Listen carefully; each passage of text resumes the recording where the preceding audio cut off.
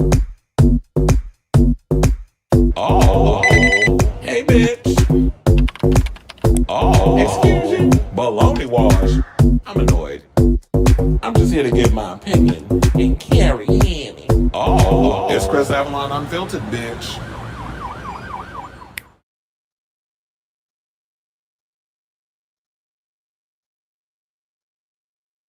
Hey, y'all, welcome and happy Wednesday. It's your boy, Chris Avalon, and welcome to a brand new episode of Chris Avalon Unfiltered, a show we basically talk about all things going on in celebrity news, pop culture, and hot topics. So if that's a show for you, definitely stick around because we have a lot of tea to spill today, including, we got a lot of topics here. Let's go through some of them. So we got to talk about the Razzie Awards because, tomorrow is going to be, they're dropping the Oscars, so we got to get into the Razzies. Chris Pratt's new movie is getting horrible reviews. We're going to break that down. Callie Reese, who, is from True Detective, is opening up of what we could expect from this upcoming Resident Evil reboot. Jensen Ackles is throwing his hat in the ring that he wants to play Batman in the Brave and the Bold. We got to talk about this drama going on with Nicola Peltz because people are coming out saying that she is not the nicest girl, and it's clear because of who her father is. We'll get into all of that. Plus, speaking of problematic, we got to get into this Taylor Swift, Blake Lively, Justin Baldoni stuff, and Ryan Reynolds sticking his nose up in this situation to the point that now word on the curb is that Hugh Jackman is trying to keep his distance away from the Blake and Ryan. So we'll get into that. Also, remember the Glambot director that we talked about yesterday that people were saying that Jennifer Lopez was being rude to him and all this other stuff? Excuse me. Well, apparently they were saying that he ain't no angel either. So we're going to get into some past emails and things that have come out about him that have come back to haunt him after that situation. So we're going to get into that. Plus, Kathy Griffin is reigniting her feud with the Andys. That'd be Andy Cohen and Andy Cooper. Britney Spears is praising Madonna for being a wise and incredibly strong. So we'll get into that. Plus, word on the curb is Madonna is kind of not feeling the whole idea of how Sean Penn been out here looking in these streets lately. So we'll get into that. Plus, word on the curb is Bethenny Frankel. There may be a reason why she said what she said about Nene. Apparently, she might be jealous because Nene is getting taken back by Bravo and she's not. So we'll get into that story, courtesy of Rob Shooter. We're going to talk about Hudson Williams is detailing the struggles he's been dealing with this sudden surge in fame because this is overnight success for him. We got to get more into this Karamo tea because apparently he unfollowed the entire majority of the Fab Five, except for one. So, and we'll talk about who that is when we come back. When we get to that topic. Yesterday, we talked about, we broke on the show because it literally happened maybe a couple of minutes, like 30 minutes before we went live. This whole thing going on with Kim Petras and her record label. Well, apparently she's got some allies in the pop music industry, and they've come out basically the team Kesha in this whole thing. And then there was something that Shy Girl had said where people were dragging her on regarding the whole Kesha situation. So we'll get into that. Plus, we got to talk about Carmen Carrera. Word on the curb is she might become the first trans Real Housewife. So we have that and a whole lot more. So before we get to those topics, if you could please do me a solid, hit that like button. If you are new to the channel, hit that subscribe button. And also be sure to smash the notification bell so that way you know when we go live with a brand new episode of Chris Avalon Unfiltered. Give me a second. I was trying to stall. That's why I wasn't looking up. Because, I always told y'all about YouTube when they make these videos. They consistently make these little video things, which is annoying. And they make copy of a copy, and I have to go in and delete it. So I was trying to delete it during the live chat, so it just leaves the two videos that's open if people want to go jump in and just come into the live, whatever the case is. Okay, hold on. Yeah, so that's what I was trying to do while I'm doing the live. It's like, you know what, yeah, you end up having to do 50 million things at once. It's the price you pay for having to be when you are a party of one. Hold on. And I got to do something over on Facebook as well, because I got to tag, which I was trying to do before. Well, I did tag a lot of people, but now I got to put the followers and all this stuff in so that way people who are in the midst of the situation that they can come in and watch the show. Give me a second.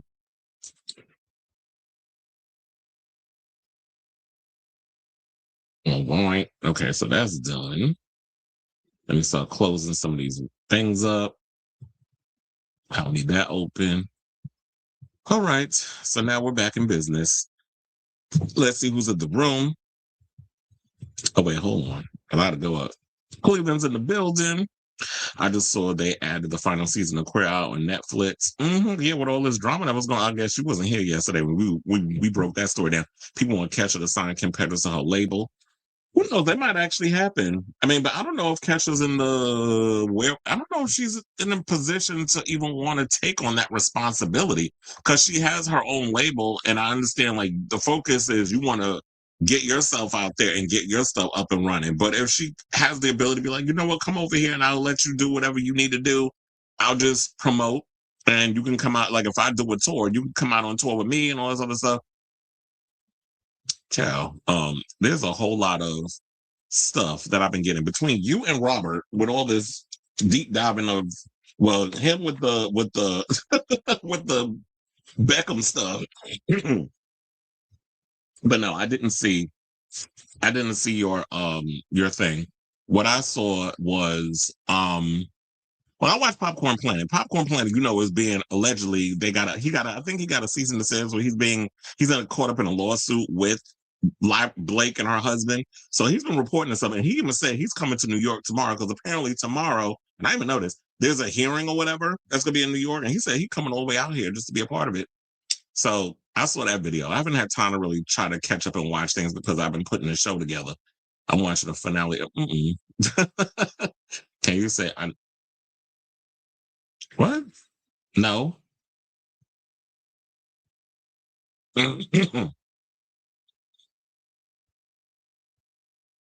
Okay, what we're not going to do is come up in here with this trolling shit.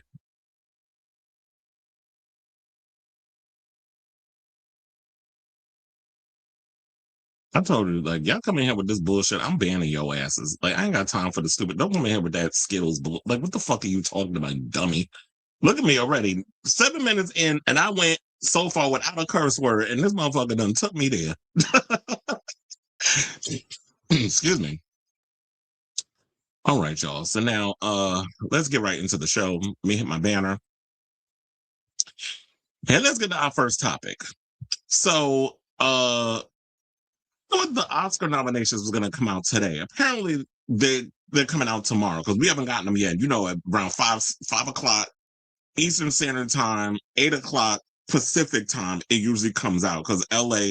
Wait, no, it's isn't it 8 o'clock our time? Because they're 3 hours behind. I always forget. So anyway, they get up at the butt crack of dawn to do the nominations. I thought by the time I woke up this morning it was going to come out, but apparently that's the Razzies. Which, in my opinion, the Razzies is way more entertaining because we could talk about the worst movies of 2025.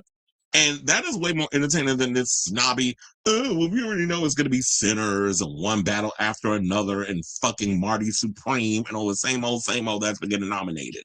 So, I always thought it'd be relatively way more entertaining if we talked about the worst films. And so it should come as no surprise that movies like Snow White, War of the Worlds with Ice Cube, and The Electric State are nominated as some of the worst films of 2025. Now, we already know why people didn't particularly like Snow White. It was they didn't like the CGI and all the other stuff, dwarfs. Then there was issues with what the hell's her name? Gal Gadot, and then people calling her a Zionist, and then Rachel Ziegler coming out with some of her controversial things that she's been saying in the press. And so there was a lot of things that was going on. Plus, the movie wasn't that good. So all of that combination, people, that was going to end up on the worst list. This film also on the right, War of the Worlds. Like I'm sitting there thinking we gonna get something cool like with aliens, and it's no, it was literally Ice Cube sitting in a damn chair looking at a bunch of damn screens, and we're getting point of views of people who's going through the. I'm like, what? No, that film was a chop. I can't believe they actually gave money. It probably cost like $2 in a paperclip to make the film, but even then. It was you gave them a budget had to be stitched together for them to make this movie. So that was on the list. Also, like I said, Electric State, anything with Chris Pratt in it, post Star-Lord is going to be shit because just like him with that stupid app that him and Gwen Stefani been out here promoting. His career is in the shitter, and rightfully so. We're gonna get into that horrible ass movie he got coming out this week that's about to be a flop. But Electric State, he did that with Millie Bobby Brown. It was an overproduced, way over budget film, and it was trash. That was on Netflix. And then we have Hurry Up Tomorrow. That's the movie where The Weeknd thought he was an actor. And Jenna Ortega was in it. Then you had Star Trek Section 31. That was the was that a movie? That was the one with Michelle Yeoh was in it. It was on Paramount. And then of course, like I said, The Electric State. So then Jared Leto also received Worst Actor for Tron Ares. Well, here's the thing. The movie was shit. It's currently on Disney Plus if you care to watch it. I was kind of disappointed in Tron because I expected that movie to kind of follow, like, be a direct sequel to Legacy, which was a much better movie. Visually, yes, it had its issues, whatever. Visually, and the music was awesome. I like Nine Inch Nails, but the music was not working for me in this movie. There were a couple of pieces that I was like, yeah. And then that Something to Believe In song is cool, but Nine Inch Nails, y'all kind of let me down with the music. It felt like y'all were trying to capture what Daft Punk did, but you were trying to get more of an edgier, dystopian, industrial vibe, which is your vibe, but it just felt like y'all weren't inspired enough. Like, it didn't give me the same thing I was needing that I got from the Daft Punk soundtrack. Jared Leto wasn't the problem in the movie. The movie was bad within itself. The script was a mess. The acting was atrocious. He did what he could do with that film. But Aries should not have been the lead. It should have been Cora and Sam Flynn. But y'all didn't even bring some of the people back to the original movie. So that kind of upset me. And it's cute. It's a cute movie to just, like, if you're gonna watch it for multiple times. Like, when I saw it in the movie. So I had to give it my undivided attention. But if you want to sit at home and actually watch, there's something to leave on in the background and glance up every now and again when you want to look at the cool visual stuff. So he got Worst Actor, but I guess because it was a bad movie, that's why he was nominated. But other people in that list, it said Natalie Portman, Nicolas Cage, Robert De Niro, Mark Webb, and Michelle Yeoh. Leto, who was an Oscar winner, is no stranger to the Razzies after winning for Morbius, House of Gucci, and a nomination for Suicide Squad. So damn, they felt like he was the worst Joker. Now, they said the Razzies don't receive as much attention as they once did, with many film lovers critical of an award show that pokes fun at movies, filmmakers, and actors in such an overtly oh, please. It's like y'all act like y'all out here curing cancer. You're sitting there on a set for 14 to 16-hour days, pretending to be somebody you're not. Like, relax. And so y'all sit up here like when you got Timothy Chalamet up here tap dancing for a damn Oscar. Oh, please give me an Oscar. I've been doing everything to get one. Now y'all want to make fun of, but oh, you can't make fun of people for a thing. The one thing I love about the Oscars, and this is the Razzies, and this is the only one I can always remember because off the top of my head, at least Halle Berry was a good sport to show up to the Razzies to get her award for Worst Actress when she played Catwoman. Now, Catwoman, I liked her in the costume. That movie was trash. But when you look at it now, it is a guilty pleasure. And I like my guilty pleasure. I like my little campy movies. But I was glad that she showed up for, as a good sport. But they said the 2026 Razzies, a $4.97 gold spray painted Worst Picture trophy, are scheduled to take place on Saturday, March 14th, the day before the Oscars are held. And so let's go through the list. So, Worst Picture, The Electric State, Hurry Up Tomorrow, Disney Snow White, Star Trek Section 31, and War of the Worlds.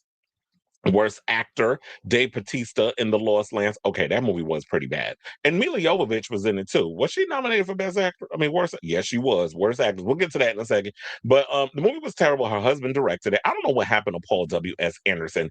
He used to make some really cool movies. Like, I loved his Mortal Kombat. I liked his Alien versus Predator. He made some pretty decent movies. I even liked the first Resident Evil.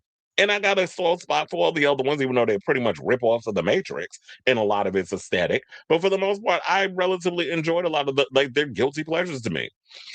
But I don't know what the hell happened to Paul W.S. Anderson. And it's just like he just sleepwalks through making them damn movies. I don't know who's become the worst director, him or Uwe Boll. So yeah, then you got Worst Actor, as we said, Dave Bautista in The Lost Worlds, Ice Cube War of the Worlds, Scott Eastwood for Alarum, Jared Leto for Tron Ares, and Abel the Weekend Teste for Hurry Up Tomorrow. Now, Worst Actress, Ariana DeBose for Love Hurt. Well, that was a terrible movie. But wait a minute, if that was worse, why was Ke Huy Quan not up in here? Because he was the actor in that film. Ariana DeBose, Love Hurts. Mila Jovovich in The Lost Lands, Natalie Portman, oh yeah, that movie was terrible. Fountain of Youth, Rebel Wilson for Brideheart, and Michelle Yeoh for Star Trek Section 31. I'm surprised they didn't say, I'm glad they didn't say she was the worst actress for Wicked. Wicked for Good. Now, worst remake / ripoff / sequel. I Know What You Did Last Summer, 2025, Five Nights at Freddy's 2. Then you have The Smurfs, Snow White, and War of the Worlds. This is going to be a hard one because all these movies on the list were bad. War of the Worlds was unwatchable. Snow White was atrocious. Smurfs, ciao bye. Five Nights at Freddy's 2, I wanted to punch the air every time I watch. Like, when I watched that movie in the theater, I'm like, what is this shit? And I'm surprised that people actually are genuine. Like, the Five Nights at Freddy's fans that would sit up there like, oh my God, this movie is good. I'm like, are we watching the same damn movie? Because the script was terrible. You didn't see nobody get killed. It was all off screen. And it was just bad acting all around. Like, literally, I love me some Josh Hutcherson. That boy could sit on my face and take away my oxygen. The problem was he was barely like aware of what was going on in that movie. It just seemed like he was sleepwalking through that damn movie too. So Five Nights at Freddy's was bad. I Know What You Did Last Summer. It is watchable, although there was some creative decisions going on in that movie. I'm like, okay, a lot of these sequences weren't really earned, but whatever. But if I was to give it to anybody, I would give it to War of the Worlds because that movie is just unwatchable. Worst supporting actress, Anna Klumsky. I don't even know if she was still around. All I remember her was from playing Veda in freaking My Girl. That's the last time I watched Anna Klumsky in something. And My Girl, too. Now, this is Emma Horvath from The Strangers, Chapter 2. Okay, those movies are just unwatchable. The first one was bad, the second was bad, and I don't give a shit about the third one. Scarlett Rose Stallone. Is that Sylvester's daughter? Well, she got about as much rain as her daddy. I can understand why she's on the worst actress list. Gunslingers, never even heard of this movie. Casey Roll from Star Trek 30, Section 31, and Isis Valverde from Alarm. I don't even know what the fucking Alarm is. I guess that's probably one of those straight to streaming movies because I don't recall that even going into the theater. Worst supporting actor, all 7 artificial dwarfs in Snow White. That's funny. Nicolas Cage from Gunslinger. Oh, that was a Nicolas Cage. So it must have went straight to DVD or streaming or Hulu or whatever the fuck they call it now. Stephen Dorff. I didn't even know Stephen Dorff was still around. The last time I watched him in something was when he played Deacon Frost in Blade. That was like 20 some odd years ago. Stephen Dorff of Brideheart, Greg Kinnear, Off the Grid, and Sylvester Stallone. Oh, he was in that movie too. That's well, I was gonna say, well, no, Alarm is a different movie than Gunslinger. Because I was like, oh, so that's how she got the part. Worst screen combo, all 7 dwarfs of Snow White, James Corden and Rihanna in Smurfs, Ice Cube and his Zoom camera, War of the Worlds, Robert De Niro as Frank and Vito in The Alto Nights, a movie no one saw, and The Weeknd and his colossal ego in Hurry Up Tomorrow. Yeah, stick to the music, yeah. As you know, TLC would say, stick to the rivers and the lakes. So now, worst director, Rich Lee, War of the Worlds, Olatunde Osunsanmi for Star Trek Section 31. Say that 10 times fast. The Russo brothers in The Electric State, the Trey Edward Schultz for Hurry Up Tomorrow, and Mark Webb for Snow White. Now, here's the thing I've noticed outside of Avengers. Do y'all notice that the Russo brothers, everything they touch is just horrible? Like the movies they produce, the movies they direct has all been bad. But it's like when it comes to MCU stuff, the movies are great. Is it because they're held on a leash with Kevin? They're doing what Kevin Feige is like, okay, this is the idea, this is the plan, this is what I want you to go with, and you have to color within the lines of that.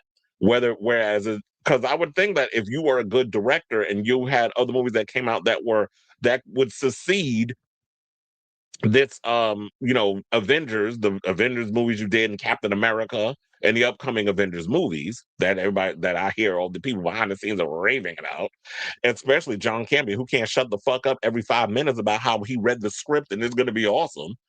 People irritate me with that. It's like, what the fucking do? You read the script, but now is the execution of the script going to actually blow our socks off when the movie comes out? So, we'll see. But it just seems like the Russos, everything they touch outside of the MCU is just crap. So yeah, so I don't know who they should give that to. Maybe just let War of the Worlds clean up, because since that movie was so bad, that and Hurry Up Tomorrow just on principle. And worst screenplay, The Electric State. They got a bunch of people that wrote that. We don't need to go into who it is because a lot of us don't know who they are, and quite frankly, I don't care. So the worst screenplay, The Electric State, sorry, Hurry Up Tomorrow, Snow White, Section 31, Star Trek World War. It's like the same damn 5 movies. And there were way worse movies sure that was probably out, but this is what they nominated so far. And yeah, so I say all this to you. What do you think of all of this regarding, the Razzie Award nominations that have come out? What movies did y'all see this year that's on that list that you think should get the award and clean up at the Razzies, or movies that weren't even mentioned on the list that you felt like, wait a minute, now they neglected to put this one up there because this movie was just as bad as those, but y'all just nominated the same damn 5 flicks. Kind of like how they do with the Oscars with, their little faves or whatever. So let me know what you guys think of this story in the comments down below.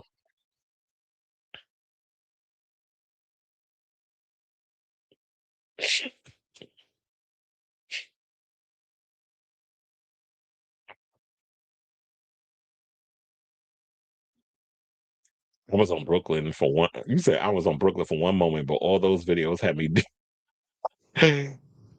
Well, so was her father. I mean, well, we'll get into the thing about her father.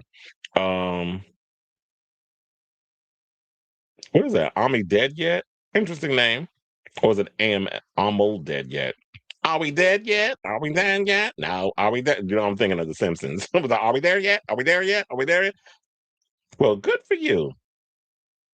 The way is trying to get people to disconnect from their families make me think of them, Jehovah Witnesses. They all do it. All them people that's in the cult. They said, why don't we need one? Because we definitely should have a Razzie version of like the Grammys or whatever the case is. But then do we really determine who had released the worst album? I think it's different because visually it's, we could put all that together versus like the music. But that would be interesting if they actually did come out with a Razzie version of music.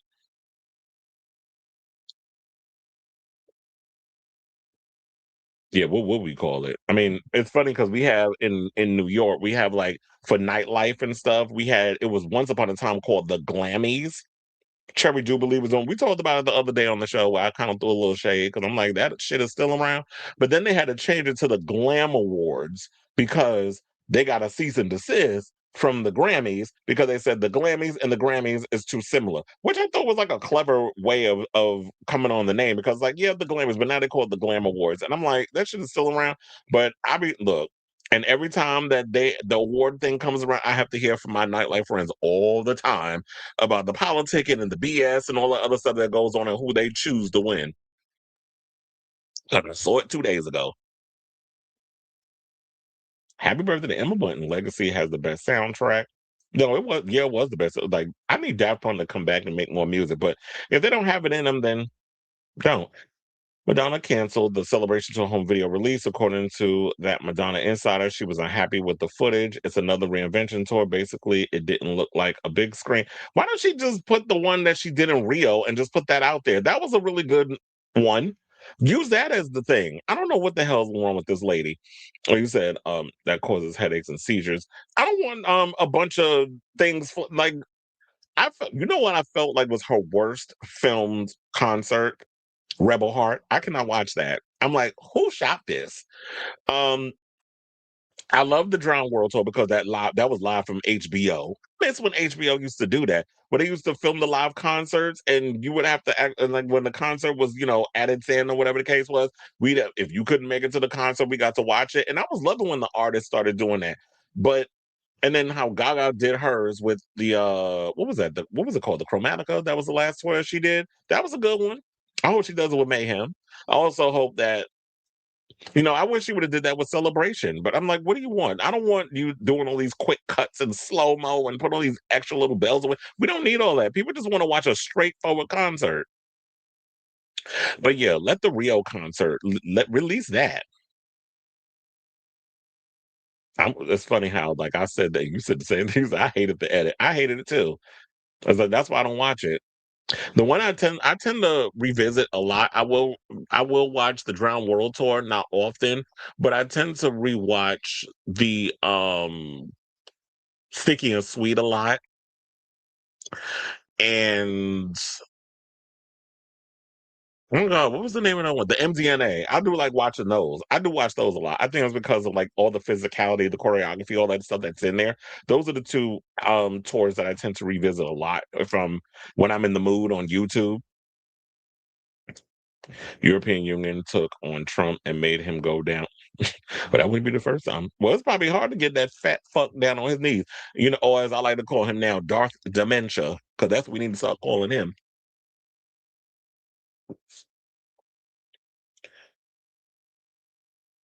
That's what we're saying. I do not know what we call the Razzie Awards, the Razzie version of the Grammys. We got to try to come up with a name for that. They would have too many nominations. Yeah, well, that is true. Is that not that they got too many nominations? Yeah, because you see, like with the Razzies, they the one thing I like about them, they kept this short and to the point. They probably got like 10 different categories, 5 nominations, and that's it.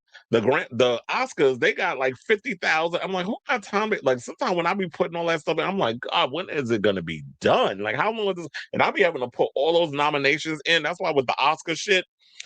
I think I'm gonna post anything. Well, I got to work tomorrow anyway, so I'm not gonna be able to do it. But by the time I get around to it, I'm like, everybody's gonna be over it. Who cares? I don't care enough to talk about it. And so when you do those long nominations, anybody got time for that?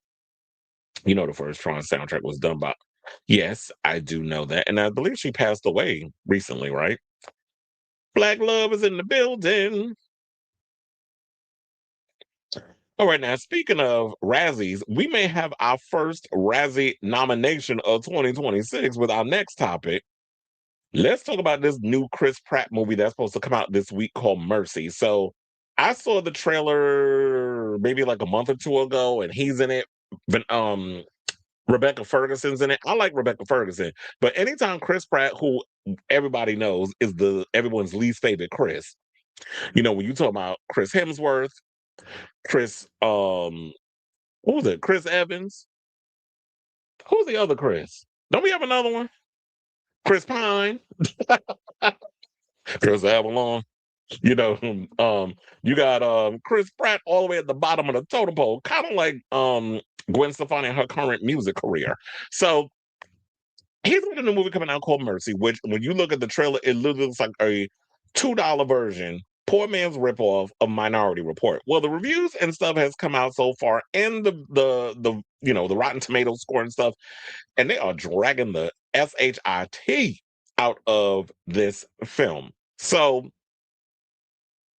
you know, Chris Pratt, this wouldn't be the first time he's done sci-fi, action, whatever, where they pretty much flopped because you know we had the Tomorrow War, which actually I don't mind that movie. There was certain parts of that film that I relatively enjoyed, but it is not a good movie.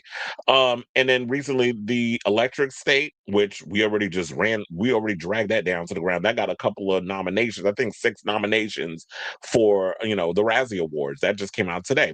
So he's got a movie coming out from this filmmaker by the name of Timur Bekmambetov, who directed such gems as the remake of Ben-Hur. And he also, you know, he's directed a couple of movies. Didn't he also do Wanted with Angelina Jolie? I'm like, I like that movie. Since then, he's made a lot of crap, but nevertheless, he's the one that directed this film that's coming out this Friday. So it says the AI crime actioner is unsurprisingly getting terrible reviews. Excuse me. The current tally is 39 on Metacritic and 33% on Rotten Tomatoes. Who thought it was a good idea to give Bekmambetov a $70 million range budget to make this film? Apparently, Amazon MGM, who's seen to burn money on the flop. Well, yeah, because we already talked about another flop they're going to have that I think is coming out this week. The Melania documentary. Like, who spends $40 million on a documentary? I swear to Christ, I believe some money laundering is going on at Amazon MGM. Because who spent $70 million on this movie where it still looks like it's on a like it was a low budget film and $40 million on a documentary? Bitch, where? So they said, yeah, he's directed such gems as I said as Ben-Hur, Abraham Lincoln Vampire Hunter, and V2 Escape from Hell. That last one, I don't even know what the hell that is. And he also produced a movie that's also renamed that was on the, you know, being nominated for multiple Razzie Awards. The War of the Worlds remake with Ice Cube. Now, the end result should surprise absolutely no one. Mercy is getting trounced by critics. Now, set in 2029, that's 3 years from now. The film has Pratt as an LAPD cop who has 90 minutes to prove his innocence to Ferguson's character, who plays an AI judge. The script was penned by Marco Van Bell, with a producing team that consists of Charles Roven, Robert Amadon, Beckman Batoff, and Majd Nassif, alongside AP's Mark Moran and Todd Williams. Now, they said it's currently projected for a 10 to 12 million opening weekend. With reviews like this, I doubt it'll hit the double digits, but I did hear some people saying that they may dethrone Avatar Fire and Ash. Y'all said the same thing about The Bone Temple. But here's the thing, The Bone Temple was actually a good movie. And I think a lot of people are kind of hesitant to go see it because they didn't like the decisions that they made in the first 28 years later. So people are a little hesitant, like, I didn't like the tone and everything that was going on in this film. So people are hesitant to go see it. Trust and believe, you will thoroughly enjoy what Nia DaCosta did with this movie more so than what you saw in that film. I actually like The Bone Temple more than I like 28 Years Later. And I grew to like 28 Years Later the second time I watched it. Because the first time I'm like, what the fuck is all of this? Like, I didn't understand like the British humor and the different tone shifts and things and Power Rangers reference and the Teletubbies and all. I'm like, what the hell is this? But I'm glad that she kind of came in and toned down the ridiculousness of the Jimmies. So it is a much better movie. They tried to say that 20 years later was going to dethrone Avatar. Didn't happen. So if that movie, which is way better, couldn't do it, you think this horrible ass movie is going to do it? I don't believe it. And if that's what the cucks like Deadline and Variety are going to say, because they're cucked to the studios, they're slaves to the studios, so they're going to sit up here and blow smoke up your ass, kind of like what they're doing, where they're trying to make that narrative that we're going to get into regarding Blake Lively and the Justin Baldoni. So their team Blake Lively on that, because if they go against Blake and all of them, what's going to happen? They won't get access to the A-list stuff. So they have to cuck themselves to certain people to present a certain narrative so they can have access to these people. So you can't believe a lot of the stuff that comes with it. Yeah, they sit and they put out the news and all the other stuff, but you can't believe a lot of they color inside the lines. It's the same thing how they decided to throw shade at sinners, but y'all was up in here propping up Timothy Chalamet like he the second coming of Jesus with that Marty Todd ass Supreme movie. So now they said that but here's the thing. I feel like the only thing that is a guarantee for Chris Pratt to have a hit at the box office, it's got to be animation, because he does Super Mario Brothers. So that's like a guarantee because of the IP. It's not necessarily because of him. Like, you're not seeing him on the screen, you're hearing his voice, which I barely want to hear that. So people don't go and see Super Mario Brothers because of the IP, not because, like I said, he's in it. So, but they said he gets paid between 10 to 12 million per movie. Well, y'all better start cutting his fee, because if you're not showing that you're worth that kind of coin, then why am I continuously trying to overpay this actor when he's not giving us a return on our investment? But I guess as long as he keeps sticking his dick up in Arnold Schwarzenegger's daughter and popping out babies, he's got to do what he got to do to support that family over there. So I say all this to say, what do you guys think of this story? Are y'all looking forward to seeing this movie, which is getting some of the basically getting ripped to shreds online and by the critics and all this other stuff? Does it look like a movie that'd be up your alley? I mean, I love sci-fi and stuff, but if you're not gonna take the initiative, and if you're gonna come in and do like really cool action and also juxtapose it with social political situations, which literally there's socio political conversations and tones and ideologies that you're injecting in this movie, but not really pushing the boundaries of that and asking the very questions that is required of this type of film. Y'all going to try to back off and back from it because you don't want to offend nobody. But if you're going to take on, like I said, social political stuff in your movie, and it's science fiction, which when you do science fiction, it's the one genre, well, that and horror, it's the one genre that allows you to really push those ideas of socio-political ideologies, which is why when we see movies like Weapons and Sinners and all these other things. The social political tone and the stuff that's in those films works along with the horror and everything that's in there. And also, even when you look at Final Destination and Companion and so many others, there's social political stuff beneath all the horror if you really pay attention. And so, in science fiction has been notorious to do that. Like Dune is a heady science fiction movie where it talks about religion and all these other things. If you're going to do these type of films and not really go there, then what's the point of doing it and getting people to want to invest because y'all don't want to offend? Movies are supposed to provoke thought. So, and if people get mad because they don't like the tone and the ideologies that you're bringing in there, but you're being fearless about it, that's on them. Who gives a shit? Everybody's not going to like what you put out there. Art is subjective. So, let me know what you guys think of this story in the comments down below.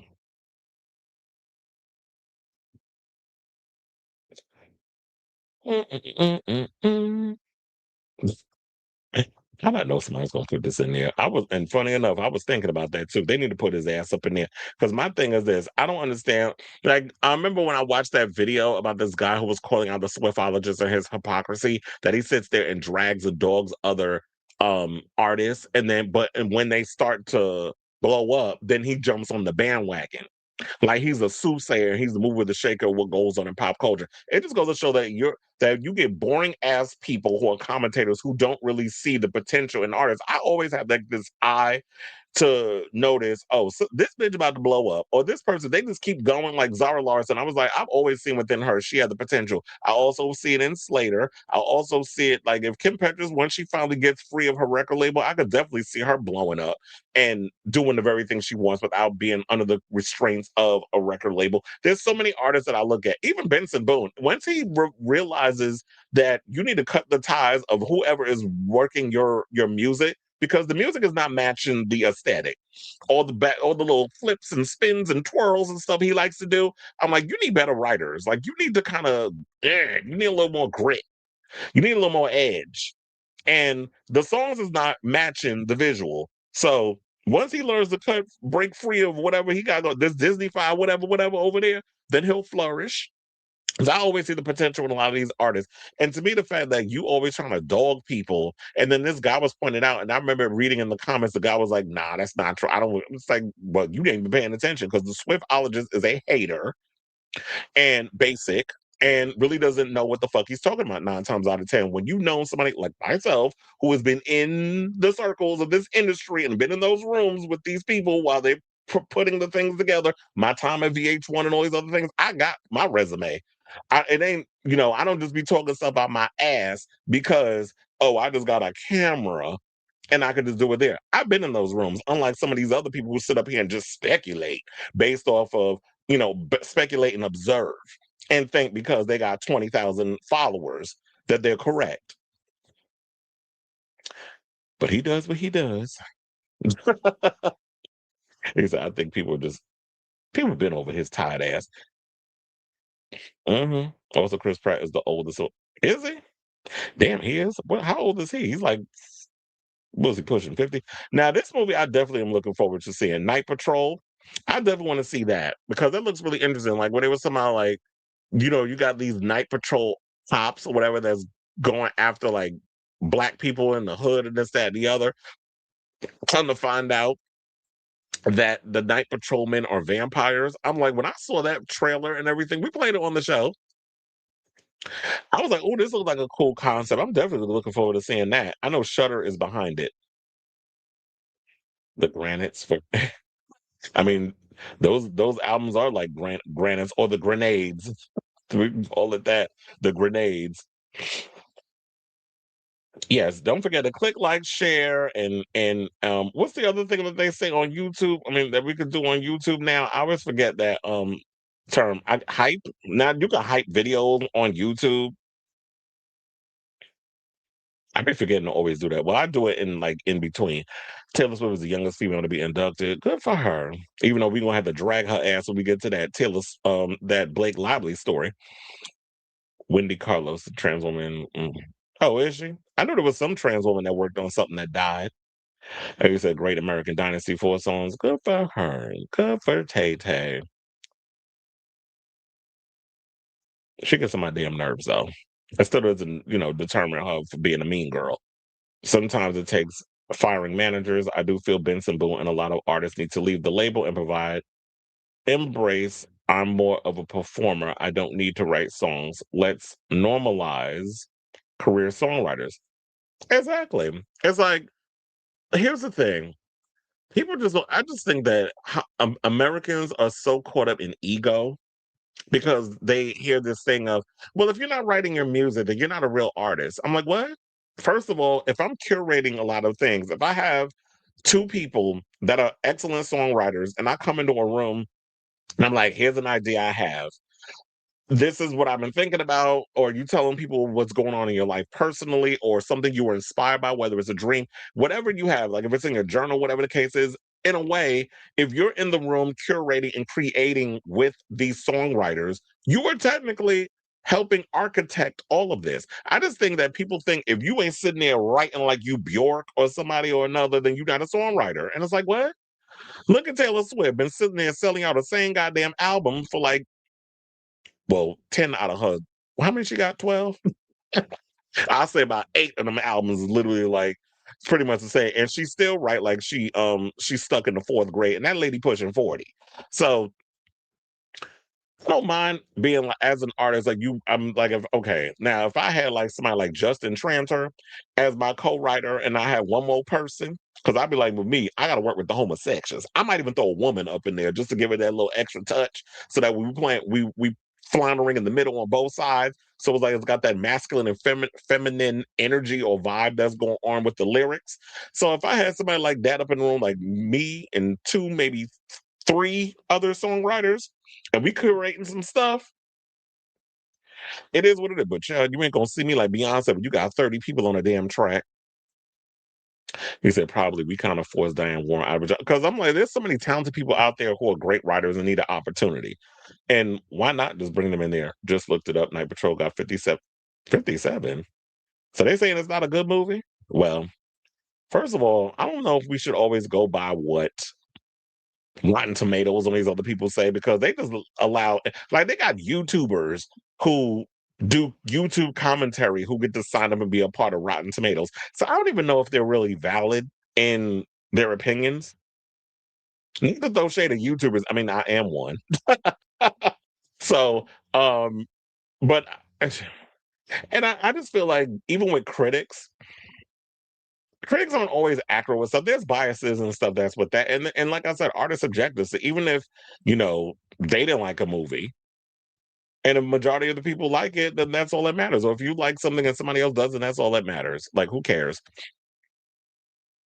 It is movies that people be like, oh, that was the worst film. But I'm like, I understand it's a bad movie, but I see the potential in there, or there's good parts about the film that you want to, bring up.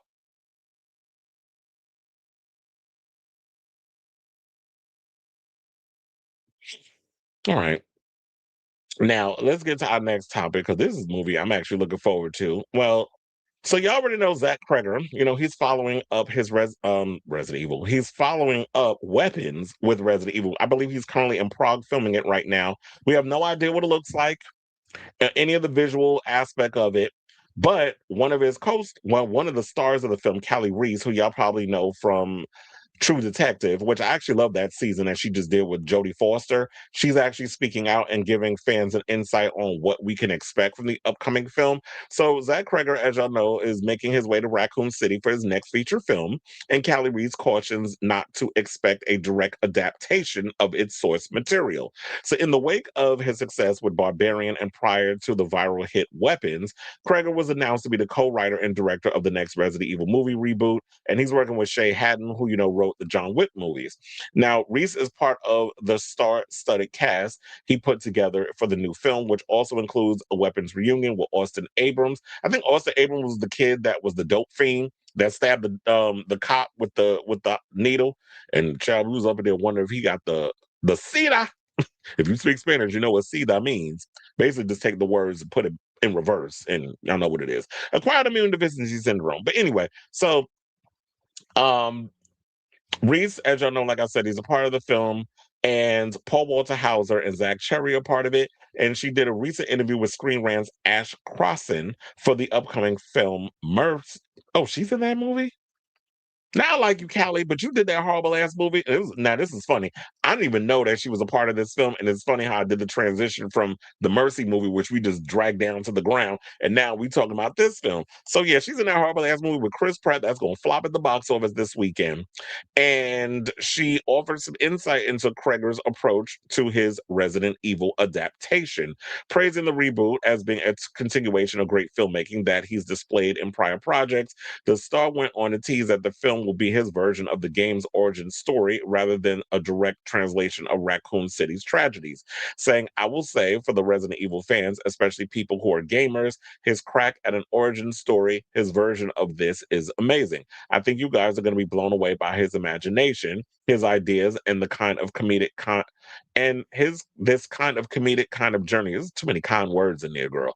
Um, Going a journey through this crazy wild time in this Resident Evil story. I think you're going to be pleasantly surprised. Now, Reese's latest tease largely lines up with Cregger's previous discussion of how he would be approaching the Resident Evil reboot, aiming for an origin story set in the world of the games rather than any of its well-known characters, having even name-dropped Leon as being one whose story already exists in various games. The writer-director is instead taking inspiration from the second through the fourth installments, saying it wouldn't be the first time, as y'all know, that the Resident Evil adaptation looked to take more of an original story approach. Because remember, when we saw the films that I told y'all, I have a soft spot for the Mila Jovovich version. When we was talking about Paul W.S. Anderson later, because he directed that horrible ass movie that his wife was in with uh Dave Bautista. I said I actually like the Resident Evil. I have a soft spot, but like the first film, I do feel like tone wise, it definitely fits within the vibe and the mood of the game, like back in the day, like how the old Resident Evil game was. And then I think the game started trying to mold itself a little bit behind the films as they progressed on. And the one that came out with Evan Joja and the other ones, the when they tried to remake it with Johannes Roberts, who I believe was the guy that did Primate. I thought that one was okay. Visually, it did pull some stuff in the games, but I don't think it was a really good movie. And some of the people in there were terribly miscast. But I like the fact, and remember in the Mila Jovovich movies, they came up with we had Leon, which was pretty much wasted him, and the guy who played him was terrible, terrible actor. Chris Redfield, which we had Wentworth Miller play him. Then we had Claire Redfield, which is about what's her name, Ari Larder. And then, and then we had Ada Wong, we had so many other characters that were brought up in there, but they mostly focused it on this character that didn't even exist in the games, named Alice, because they were trying to go for this Alice in Wonderland type of inspiration. And yeah, it didn't follow the games or whatever, but the movies were cool for what it was. And I understand that they went into this direction of like action horror thing. They spent more on the sci-fi and action than the horror aspect. And then it got ridiculous, especially that last one. The final chapter is unwatchable. First of all, the lighting was terrible. You could barely see what was going on. I didn't even know who died the majority of the movie until later. I'm like, wait, what happened to that person? Oh, they died? You couldn't really see nothing. So like the color grading was off. I don't know what the hell was going on with Paul W.S. Anderson with that movie. But nevertheless, we brought in all these other people, but I didn't like the fact that they were killing off iconic characters. Like y'all killed off Leon, you killed off Barry Burton, and then the Netflix series, which was terrible. And I love me some Lance Reddick, man. He rest in peace. But that damn Netflix series was bad too. And they went into a completely different direction with that. But they were borrowing. So Welcome to Raccoon City, even though it wasn't a good movie, it took more of a faithful approach to the games, where they basically merged some of the stories of the first two games into one. So while the approach while they remain faithful to a lot of the stuff, as far as like the finished product, a lot of people still had a problem with it. So it doesn't even matter whether or not you follow the source material or if you don't follow the source material. It seems like people aren't satisfied regardless. So I like the idea of, you know what, it is Resident Evil. It's going to take place in Raccoon City, but we're going to tell a story with different characters. We don't want to necessarily focus on some of the characters from the games, because then I feel like if you focus too much on the characters that are in the games, does it resort to plot armor that is like, oh no, you can't kill off. If we put Ada Wong in there, if we put Chris and Claire, if we put in Jill Valentine, if we put in Leon, if we put in Barry, if we put in all these characters from the games that y'all be so dying to see on the big screen used properly, do we get them plot armor? Because if we start killing people off, then y'all gonna get mad. So I like the idea of like it's Resident Evil, it's in Raccoon City, but it's entirely new characters. So that's what I think that's where we're going with that based off of what I'm hearing. So I don't know if it's 110% that we will or won't get to see some of the characters from the games. But the way she's talking is like, yeah, it's basically it's a crack at an origin story. It's his version of what he is looking at with Resident Evil. So it's like probably what it is. It's the tone. We'll take the aesthetic, the atmosphere, the mood, all the stuff. But these are entirely new characters, and I think that yeah, it's cool if you come up with something interesting and different and creative. I'm here for it. That's the one of the reasons why I liked 28 Years Later, The Bone Temple, is because well, 20 years later, it was definitely when you look at 28 days later, let's take it back there. Since we in the conversation about zombies or infected, because they weren't really zombies, the snobs, what they say, fucking zombies. Fuck out of here with all that. Like, y'all sit up here and try to do the tomato situation. People get, they turn into these little crazy rabbit, whatever, they damn zombies. So you get this thing where it's since George Romero started this whole thing with zombies and the dead coming back to life or infected, whatever you want to call it, and then it's like we pretty much see a straightforward situation. Somebody gets bit, people will run around going crazy, and you're trying to survive. But in this whole situation, it's like when you take a how many times can you tell that story? So if you come in with something new, different that we haven't seen before, then I'm open to it, which is why I was open to 28 years later more than any of the other ones. Because, like I said, 28 days later is pretty much a straightforward standard what you would get from what they would consider a zombie film. When you look at something like 28 Years Later, The Bone Temple, it's tone wise, visual wise, like so many of the different things in it was very experimental. It felt like I was on an acid trip at some times when I was watching that movie. And it just gave me something completely different than I wasn't expecting. And it was also showing something that we pretty much have seen in the likes of shows like The Walking Dead, that the human beings are way worse than the infected. So them playing more into that and then how violent and gory and everything a lot of the kill sequences were between, the Jimmies and what they were doing to people and all this other stuff, the survivors, which was way worse than you trying to survive getting infected. To me, that was more or less an interesting angle to take it and all this other stuff. So I like, everything so far that's come from Zach Cregger, I've enjoyed. I love Weapons. I can't tell you how many times I've seen that movie. We love Aunt Gladys. Fingers crossed she get nominated for an Oscar tomorrow. And what else? Oh, we love Barbarian. And so everything he's come out with so far, I've enjoyed. Quiet as it's kept, I feel like his movies is everything Oz Perkins movies wishes they were. Because everybody be out here trying to praise Oz Perkins down to the ground. I have not liked not one Oz Perkins movie as of yet. And people sit up here and praise that man like he is the second coming of Steven Spielberg. Or pick your horror director. I'll go John Carpenter, but no, never that. So I say all this to say, what do you guys think of this story? Are you looking forward to seeing what Zach Cregger is going to bring to his version of Resident Evil? Because people have pretty much a love-hate relationship. Like I told you, the Mila Jovovich, Paul W.S. Anderson films are a guilty pleasure. If I had to choose, I like the first three. I like the third one mostly because it's got the action, it's got the horror, it's got all the mixed things, and it's kind of like this Mad Max vibe, which I kind of wish they would have explored more of. And I don't mind when they went a little matrixy with it.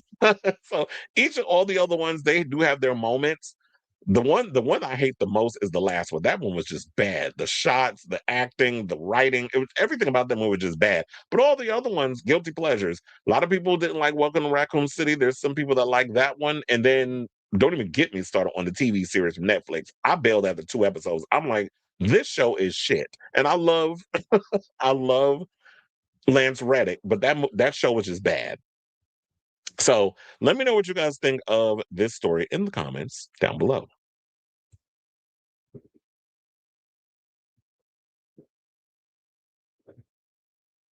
Mm-mm-mm. You said just saw Bone Temple and was pleasantly surprised. Way better. See, I told you that the Bone Temple was gonna be was better because I was like, you said good evening, everyone. Yeah, because I had to say it in that spot. Yo, honey. You said too many of these articles you read have multiple typos. I know, because sometimes I'll be like, what?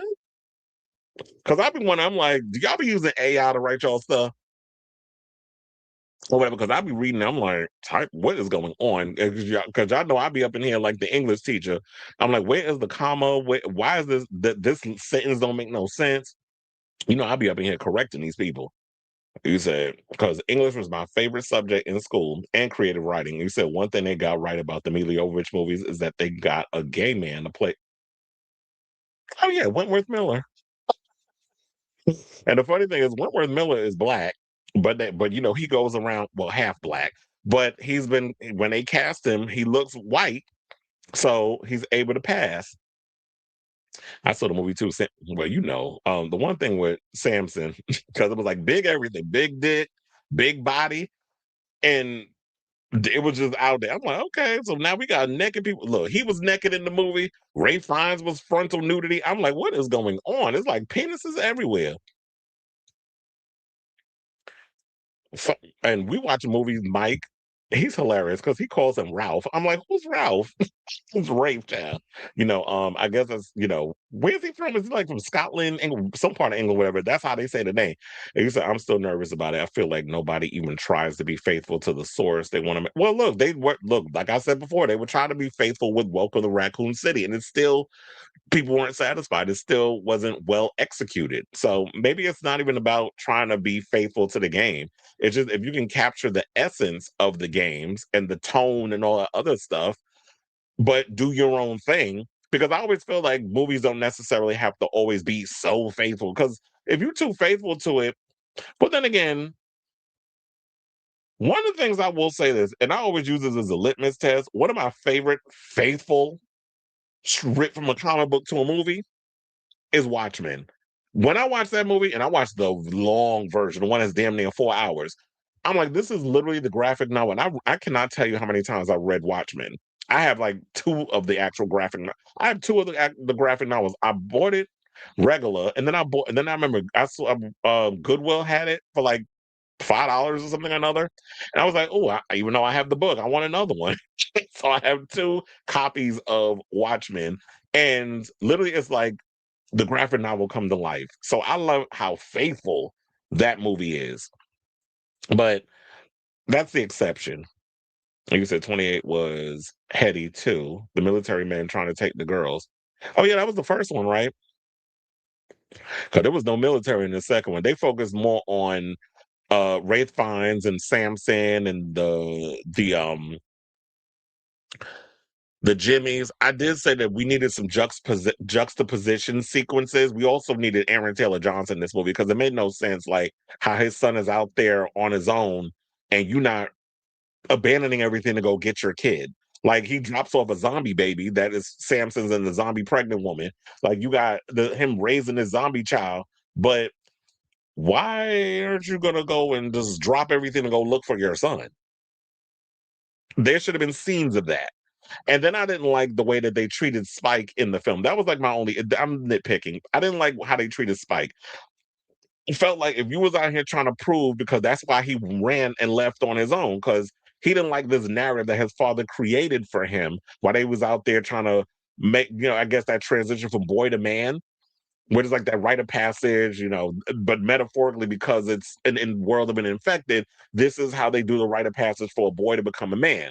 Instead of doing the whole snip snip during the bar mitzvah or whatever it is that that people do in their culture. So in this culture situation, it's you got to go out in the world with your father, and they kill fat, crawly, infected people that look like slugs on the floor.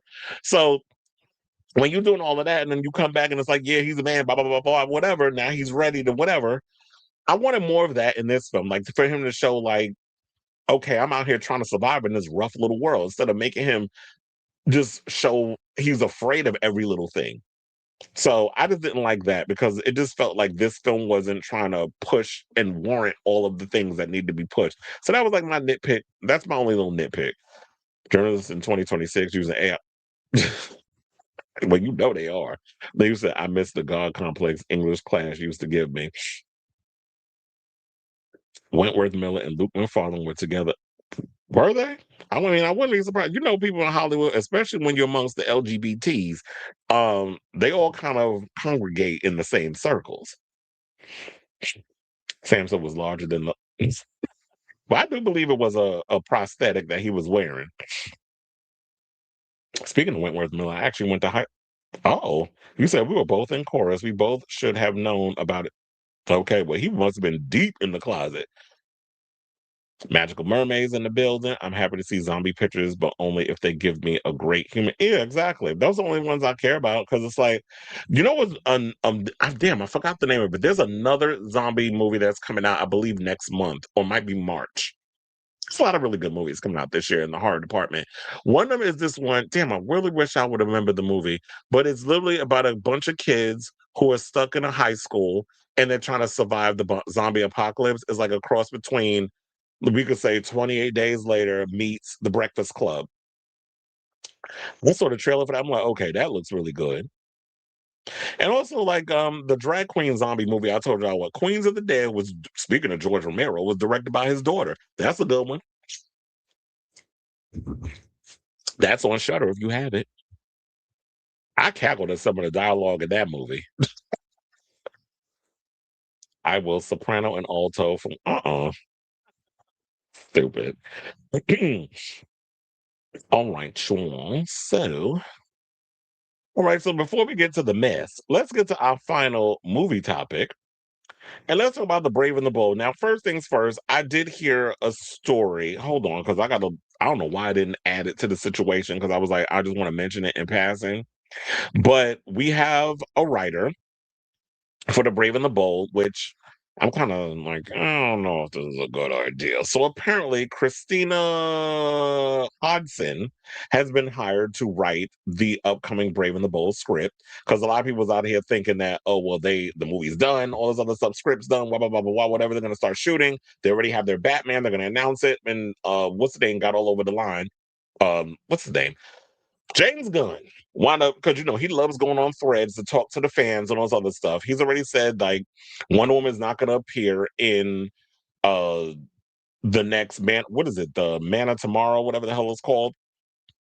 I mean, it's called Man of Tomorrow. So yeah, saying that's not Woman. They got another type of female superhero that's going to be in that. Christina Hodson has been hired to write. Now, according to Jeff Snyder, he is the one that revealed this news. Nexus Point News' APOC Horseman also confirmed that she is going to be in it. They said this is unfortunately true, which sounds like shade to me. Now, for those who are wondering why there's a little shade there, she wrote such gems such as Birds of Prey, which was not a good movie, by the way.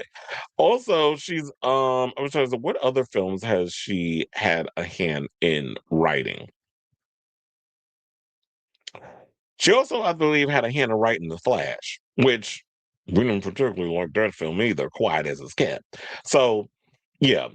So movies that she's had a hand in, a lot of people didn't pretty much like the writing in those films. And it's not even just the writing that I'm particularly care for in The Flash. The Flash had cool moments, wasn't a good movie, but it's watchable. The thing that irritated me about The Flash was that opening sequence, that how bad that CGI was. That kind of bothered me. So yeah, she's written a couple of things. And they said The Flash has a 63% score on Rotten Tomatoes and a lackluster B cinema score, making it the lowest rated DCEU movie in the latter category. Really? Because I thought what would be the worst movie that came out of the DCEU? I mean, Wonder Woman 1984 was god awful. Hello, no. And what was another one? Not like the last Aquaman. That was bad. I like the first one, not the second one. But anyway, to get back into this because now I'm just like off in la la land. Now, because I, as you already know, my big choice for who should play Batman in The Brave and the Bold has always been Brandon Sklenar. That is like always someone on my list. However, now that I don't know why I wasn't thinking this before, Jensen Ackles is somebody that I'm like, okay, I definitely need him to come in and portray Batman because he's got the voice. He's played Batman in the animated, films or whatever the case is. He's got the looks. Like he's what in his late 40s. He's got to be about 47, I believe. Still good looking. He still looks young and he's got a little edge to him. I have loved me some Jensen Ackles ever since he played Sammy Brady's twin on Days of Our Lives. That's how far back I go with Jensen Ackles.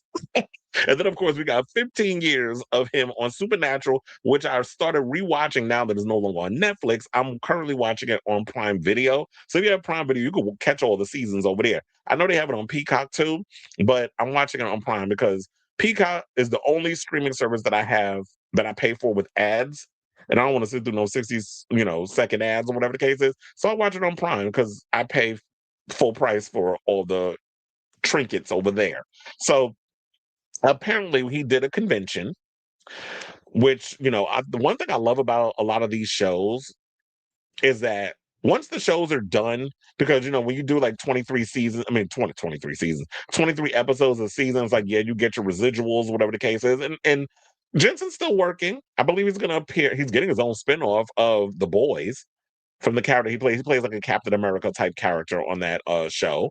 And funny enough, he actually auditioned to be Captain America. And it's funny how he's playing a Captain America-esque character. It's funny how Hollywood works on The Boys, which they're going to spin off into his own show. And I believe he's going to be on The Boys' final season, which I'm actually looking forward to. So, the one thing I say, what I'm trying to get to, is that I love that when they do the convention. So he does the convention thing for Supernatural, which is how you can still interact with the fans, which I always think is relatively cool that they have stuff like this. And so, yeah, we don't have our Batman yet. And he recently did, hold on, because I want to get the actual, wait, what was it? So he did Tomorrowverse movies like Batman The Long Halloween, Legion of Superheroes, Justice League War World, and Justice League Crisis of Infinite Earths. So those are the ones where he appeared as Batman in those animated films. If you haven't seen them and you want to check it out, I'm sure if you have HBO Max, because they have the whole DC catalog, those movies are probably, I think Prime also has a couple of those animated films, because when I be scrolling through, I be seeing them animated movies up there too. So just check. But anyway, so um and this is why I said this is clever. So the convention is called the Road So Far the Road Ahead Convention in Las Vegas, which if you ever watched Supernatural, you already know when they do the recaps instead of previously on, they always do the road, they always say the road so far and then and then they give you a recap of the thing. So it's clever how they named it that. So he said there are probably a few dream roles. Yes, somebody up here yelled Batman. Yes, that is certainly a dream role. I mean, I got a few go-tos. Batman, Wyatt Earp, Robin Hood, that kind of stuff, making his enthusiasm clear. Whether Gunn is paying attention is another matter, though fans are growing increasingly impatient with their lack of casting updates. Yeah, because one of the things I find annoying, especially about James Gunn, is that when people ask questions, they'll go, yep, not true. So I like, if this is how you're gonna answer, then get your ass off threads. Because if you're not gonna give distinct answers on casting or whatever the case is, then stop dangling the carrot in front of the fans just to give them a little, just anything you give me you'll do. It's like, then just shut the fuck up and just work on running DCU and giving us whatever you need to give us instead of just these little games that you like to play, because it gets annoying. But here's the thing: I would love to see Jensen Ackles as Batman. Shit, I'd love to see him as all the names he mentioned. Wyatt Earp, I could definitely see him in a Western. Robin Hood, that would be cool. I mean, I know we have. Isn't there a Robin Hood movie coming out? Yeah, with Hugh Jackman, where he's playing. I think it's called The Death of Robin Hood. That movie actually looks pretty interesting. And then, if we need a new iteration, I think they have a Robin Hood series on MGM Plus or something or another. I haven't seen it yet, but I've heard that they have something like that. So I like to see him and stuff. Look, at his age, he still looks relatively young. Like he's in that in between stage where he looks authoritative. He looks like he can handle a lot of the action, but he still looks relatively young, even though people, well, he's 47, he might be wet. I was like, what? So what does that got to do with anything? Just because you are the age that you are in real life, if you look younger than your actual age and you can pull off the stunts or whatever the case is, I don't care what if you could do whatever. And plus, this is why you have stunt doubles. So if there's things you got to do that might be a little complicated, throw in your stunt double to do all the things that you can't do. It's that simple. I'm not going to come out here to hurt myself just so I can prove to people how young and supple I am as an actor and if I'm doing action. So Misha Collins, who y'all know played Castiel on the show, was also on hand for the panel and shared his take on Sebastian Stan portraying Two-Face in the Batman sequel. Has it been confirmed though? I mean, we all been out here saying that's what we playing because that's what we heard. But I don't know if it's been confirmed, but let's go along with it because I do believe he's playing Harvey Dent. So the Supernatural alum previously brought Harvey Dent to life in the CW short-lived Gotham Knights. I've never seen that. When did they come out with a Gotham Knight show? Maybe it was like because it's been years since I watched the CW. Whenever I would catch them on CW stuff, I would watch it on like Netflix when they had, when they would get the shows and everything that was thrown up there. But I didn't even know they had a Gotham Knight series. Now, playing Two-Face was a dream role. Sebastian Stan just got cast as Two-Face in the next Batman movie, which I did not feel jealous about. The actor joked. I was like, grr. And if he were to meet with an accident and they needed to I'd certainly free up my schedule to make myself available. Well, I do like the idea that they have Sebastian Stan coming in to play Two-Face slash. Well, we don't know if he's going to be Two-Face or we don't know the direction on what Matt Reeves is going to do with that film. But I actually like the idea of him playing Harvey Dent, just like I like the idea of Scarlett Johansson playing Gilda Gold, aka Gilda Dent, and whatever they're planning on doing with her character. So it's going to be interesting to see two MCU alums crossing over to the dark side with it because DC got darker material with their superheroes. That's why I kind of like DC more than Marvel. Marvel is cute or whatever. It's like candy and lollipops and all this stuff with their colors and all other stuff. And they're not as edgy as DC is. So that's why I always prefer the DC stuff. So I'm looking forward to seeing what they're going to be doing with that movie. But overall, I do agree. Um, at 47 years old, I would love to see him play the part. I know some people look at it that the moment might have passed. They might want to look at a younger Bruce. But here's the thing. If you're doing the brave and the bold and you have someone who is an adult with a 10 to 12-year-old son, 47, even though he could probably play late 30s, early 40s, because, my generation, we made different. A lot of us who are in our mid to late 40s can still push for late 30s, early 40s in regards of like the acting roles. So even though Jensen don't look his age, sidebar, what the fuck does an age supposed to look like? To me, it's like he's the perfect age. You can have him, he still looks relatively young. You're gonna have someone who's a little kid play his son. Why not? I don't know if people want to see a 35-year-old or a 30-year-old with a 12-year-old kid. It's just like aesthetically, it's not going to look right that you have somebody that looks really young play that. He's got the facial hair. He looks a little rough around the edges.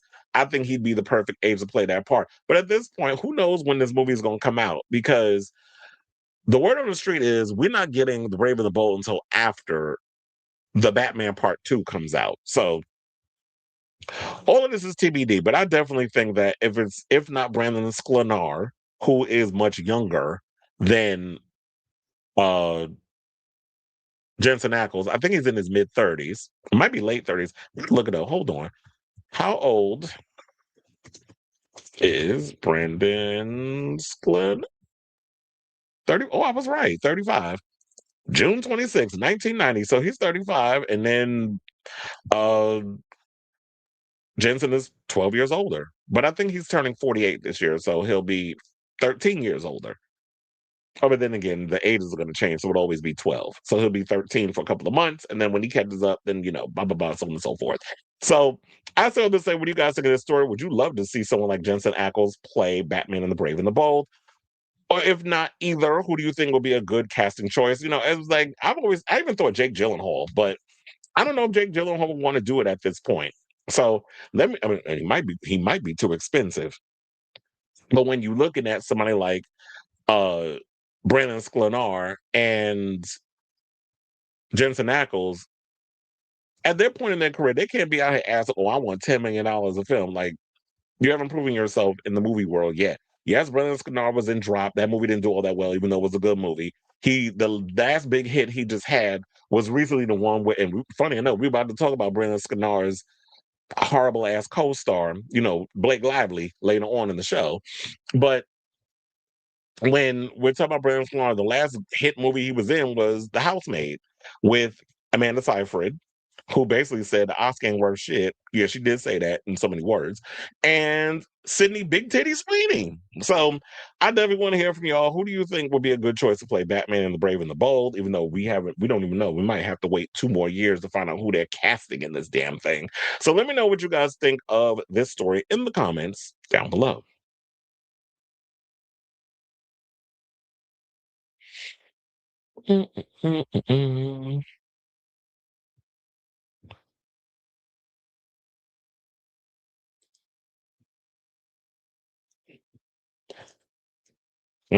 Oh yeah. I did hear that it was supposed to be coming out. I did see an advertise. I think it was on, where did I see that at? It might have been Joe Blow or Screen Rant, one of those websites I was on. I did see that they're releasing Silent Night, Deadly Night. And somebody said that they have a tradition, and I feel like I'm gonna probably follow the same thing. I'll buy it, but I won't watch it until December because I love the movie. I had a ball with Silent Night, Deadly Night remake. I thought it was great.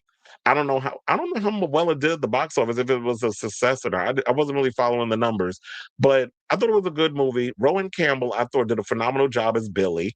I like the supernatural direction they took with the films. So if you have not seen Silent Night, Deadly Night, definitely check it out. I like that they took a different approach with it.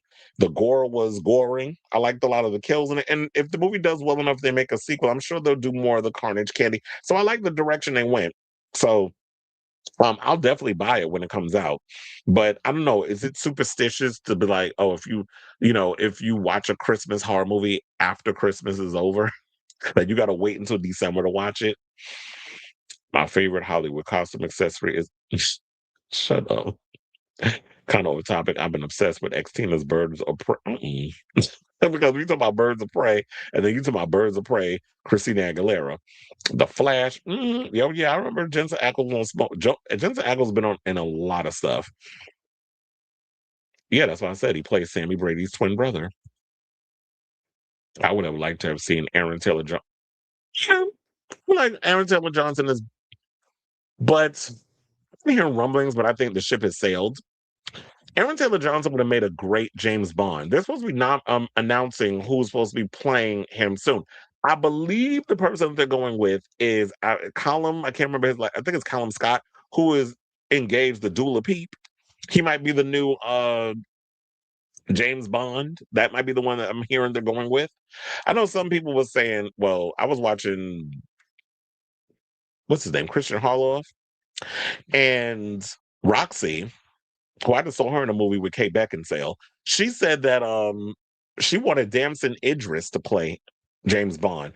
And I think, like, okay, since they went to Amazon, they're not going to try to take a risk and go black. I mean, quite as it's kept, I would have liked to have seen Idris Elba play the part, but we're about to see Idris Elba in that new Masters of the Universe movie, which I cannot wait to see that full trailer tomorrow. I'm excited for that. The teaser I saw earlier, I'm like, okay, y'all got me seated for this whole segment. And y'all know Masters of the Universe, my all-time favorite cartoon. I had the action figures. I had the Castle Grayskull, the Snake Mountain. I had all the toys. I had my Skeletor. I think I even had Evil Lynn.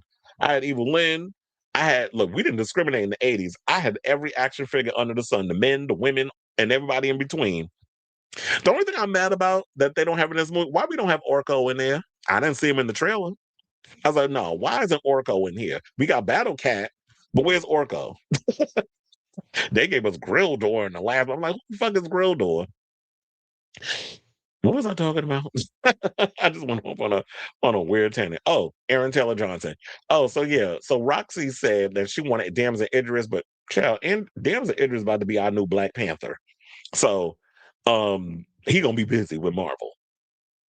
Justice League was at the time the worst DC movie. And yeah, that was a bad one. Not the one that they did the four. I want to actually enjoy that one. The one they did with Joss Whedon, I didn't like it. Wonder Woman gave me some hope, but instead they all went, yeah. And they still out here trying to defend that Snyder shit. I'm like, that universe was trash. Matthew Lillard might have been okay for the Riddler. Eh, I don't know. I mean, I actually liked what the hell's his name? Paul Dano. I like Paul Dano, unlike Quentin Tarantino, racist ass.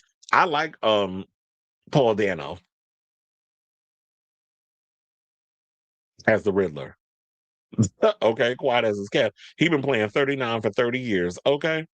And it's not until he hit 60 that all of a sudden that age caught up, because now he's starting to look every bit his age. It's like you was able to hold on to the fountain of youth for so long. And then it's like once he crossed over to the 60-year mark, it's like he just aged like that. I'm like, damn, where did all that come from? You see all the crow's feet, you see all that age up in him.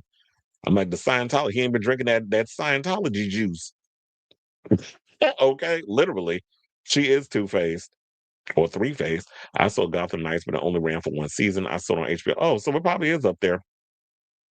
But yeah, I haven't watched it. Blake is the new problematic white woman. No, she's always been a problematic white woman. The reality is she fucked with the wrong person, and his name is Justin Baldoni, and that stuff is caught up with her. Jensen isn't really a Batman level lead to me. He was okay on The Boys, but that was enough for me. Oh, we don't have a fan. Move over, Gwyneth not Paw Patrol. Oh yeah, and you see how Marty Supreme, what's his name, Timothy Chalamet, getting all the attention, and they ain't even mentioned Gwyneth Paltrow. She in the movie. I mean, shit. Marty done hunched her in the damn film. He said after Kraken flopped, I heard Hollywood is begging him for a Kick-Ass 3 or try romantic comedies. I think you meant Craven. It's like Kraken. I was thinking Unleash the Kraken. But no, I think you said Craven. Do we want a Kick-Ass 3 though? I don't know. I feel like Kick-Ass was what it was. Kick-Ass 2, I did not like that movie at all. We don't need a Kick-Ass 3. Aaron Taylor Johnson's moved on. I feel like he's really proven himself over the years to be a good actor and doing a lot of films. He's currently, I forgot the name of the movie that he's doing, but he's currently out of the country. Oh, he's filming a movie with Tom Ford. That's what it was. They just started filming that. I can't remember the name of it, but he's out filming a movie with Tom Ford. So he's busy. Tom Ford, who Ashton Kutcher said, wait, was it Tom Ford? The Ashton Kutcher said that he lost the campaign whatever because they said he was too fat. I'm like, where? That boy was always skinny. That's why I was like, you could not be a model. Got to eat. Well, they used to make fun of me because I used to always have to do the brown rice and vegetables. It's about the power of She-Ra. Okay, now we need She-Ra in the sequel. I think I prefer Jensen in more comedic roles, but he is funny because when they had to do those scenes of Supernatural where they did where they kind of teetered into the comedy, he's pretty. His timing was always pretty funny. Like some of the facial expressions and some of the things he would say, I was like, yeah, I like when Supernatural would take risks and they would try different things with the tone of the show and be more experimental with those off the beaten path episodes, the ones that didn't follow a specific storyline when it was like one of those one-offs, like how they used to back in the day. I miss when they would do those. It's like, yeah, we all about trying to close the portal of hell, but then you have to kind of go off the beaten path and do this one particular off kilter episode. Snyder's The Flash. Snyder's The Flash had. Wait, did you put a Z in there? You trying to say he a Zionist? Has some goofy looking run. And they still try to defend it. Oh yeah, that movie was terrible. But he didn't do The Flash. That was Andy Muschietti, who I've always had my overall complaint with everything Andy Muschietti does.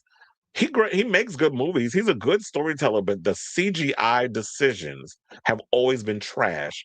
The Flash CGI was bad. The CGI in It was bad. Don't even get me started on Welcome to Derry, because some of the stuff in there, I was like, what the hell is this? And you see they're showing it. Yeah. No, they showed the teaser today. Tomorrow's the official trailer. Because we got like a 30-second thing, which I actually like how they did that trailer. It was like kind of watching the TV and you're getting like the nostalgia 80s stuff, which I'm like, oh my God, this is taking me back to my childhood. And then we get to see a bit of him with the sword and And then we get to see Tila, and we get to see Man at Arms, and we get to see Battle Cat, and they said that they showed Jared Leto with Skeletor. I'm like, they did, because I didn't see him. I may have to watch it again. You said too many coconut cakes. No, I saw it this morning. I didn't even. Here's the thing. Okay, so this morning I was up at 9 and I was doing work, and I happened to go on Twitter. Oh, because I know what it was. I was looking for the clip of the cast of Queer Eye, which we're gonna play again. That's because I was looking for that. The Queer Eye clip of the Fab Four, because the fifth one was out, to show on the show. And then I saw Masters of the Universe was trying. I'm like, wait a minute, what's going on with Masters? I said, wait, did the trailer drop? So I went and I clicked on it and they showed the teaser. That's how I found it. So I found it by accident. And then, of course, everybody's sending me it in message. So, yeah, but I saw it before y'all all sent it to me. But thank you anyway. All right, y'all. So now that we're done talking about movie news, I guess we can get into the mess of it all.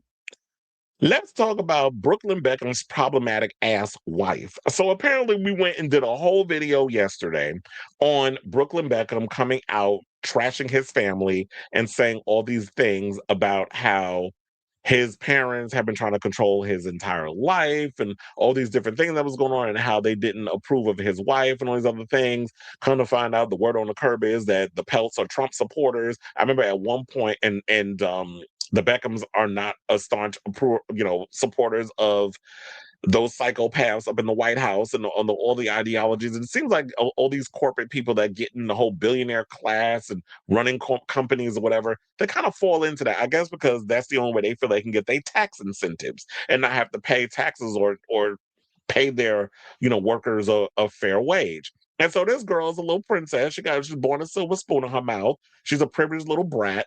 And people are coming out and saying that Brooklyn out here claiming that he's not being told what to say and how to act and all these other things from the Peltz. But according to some people, they're like, y'all not all that innocent in this situation. And neither is Nicola. They said that girl is problematic. She a little demon. And I guess when you have the father that you have, because I remember at one point, I can't remember off the top of my head, but I do remember that at one point Nicola's father was trying to buy a stake in Disney Plus. I think it was around the time, or Disney. I think it was around the time when they were trying to do that whole merger and start up the Disney Plus thing. And David, no, Bob Chapek was there. It was a whole situation. And they were like, we don't want him having a stake in this because he was a bit of an extremist. So they did not want, based off of his political ideologies and that sort of thing, of Nicola's father having any kind of peace. Let me look it up because I want to get it correct.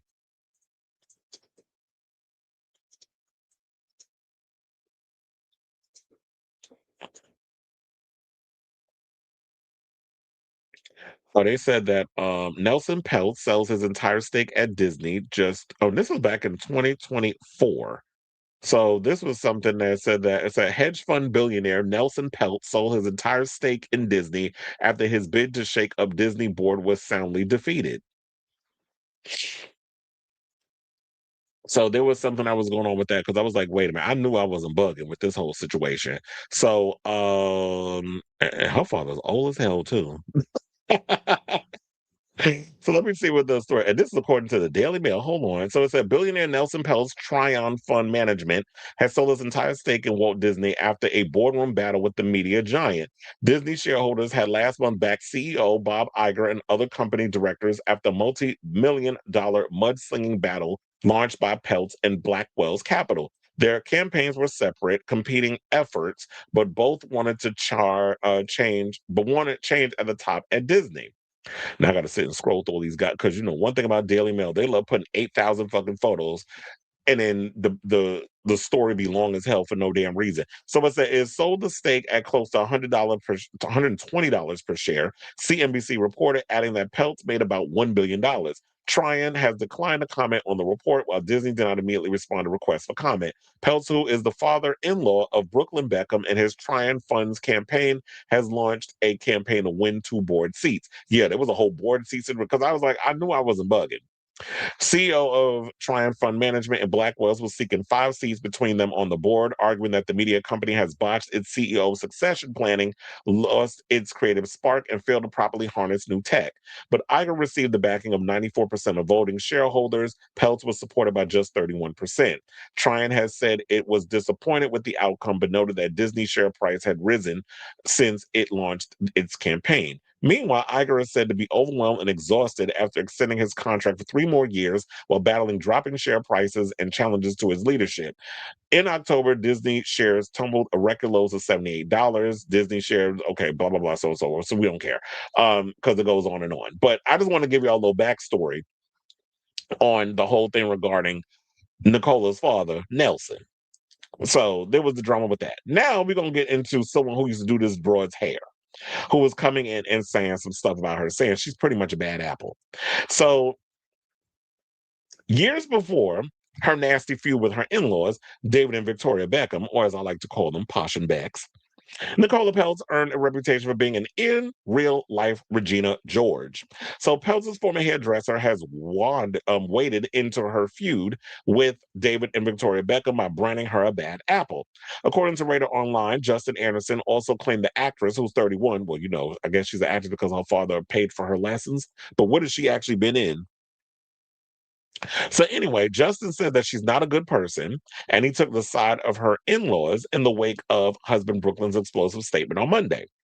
The celebrity hairstylist has always made his feelings clear about Nicola, calling her the worst of the worst in 2019 after an alleged altercation between the pair in which she claimed he burnt her hair off.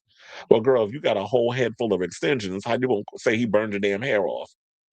Now, posting on Instagram, Justin admitted Brooklyn's public attack on his parents, David and Victoria, made him sad. As he pointed out, you can't take that back. The whole world is watching.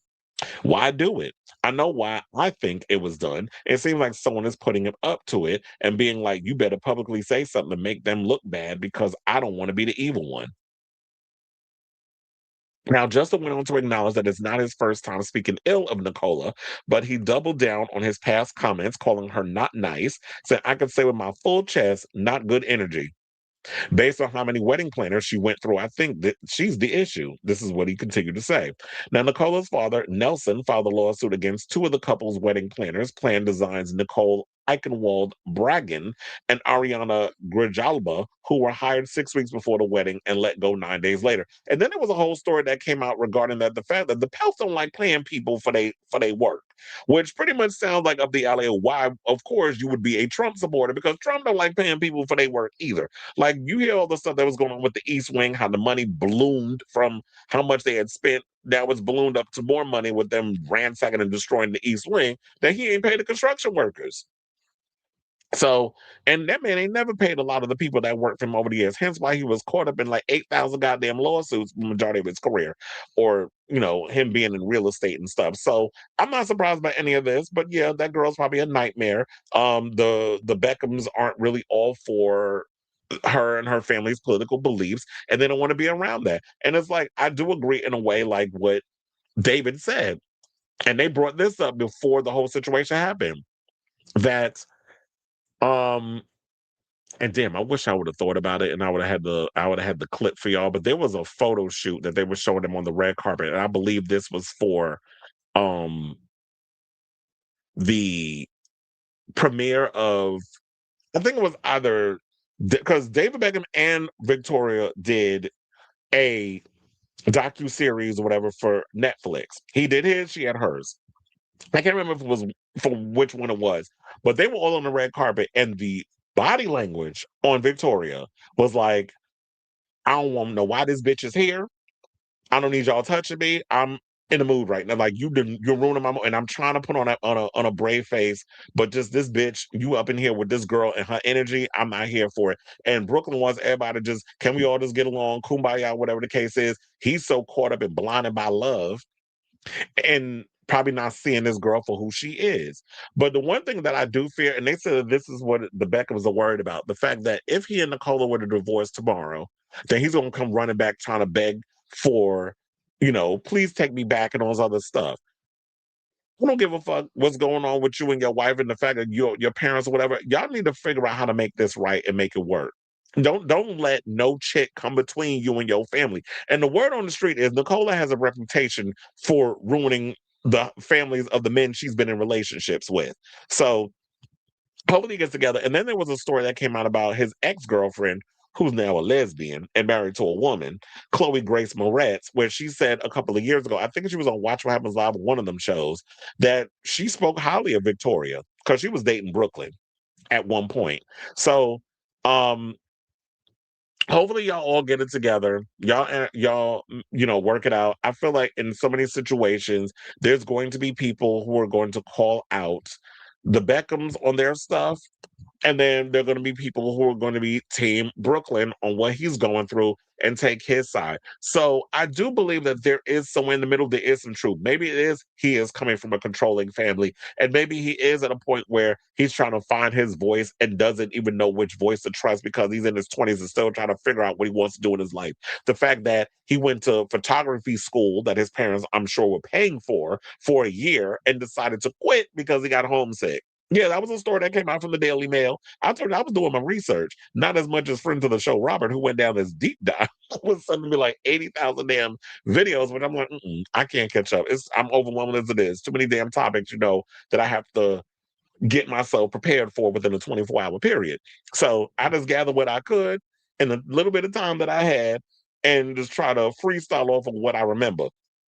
And so, yeah, there was that. And then, it's just unfortunate that this is what it is. So I just hope that y'all actually work it out. But then they also said, hairstylist Justin explained how he perked up when I saw they were getting married. I'm like, oh gosh, this is not going to be good for that family. Spooky energy. I don't feel bad saying that. When someone is not nice, it always comes out. You can't hide that. Now, speaking in 2019 about celebrities he's worked with, he couldn't resist another dig at Nicola, saying, I've lucked out that I have had amazing people to work with, but the ones that were ever bad were the ones that ended up not going anywhere. So I can talk about them. I remember this one time, the worst of the worst of the worst, there was this one little diva girl.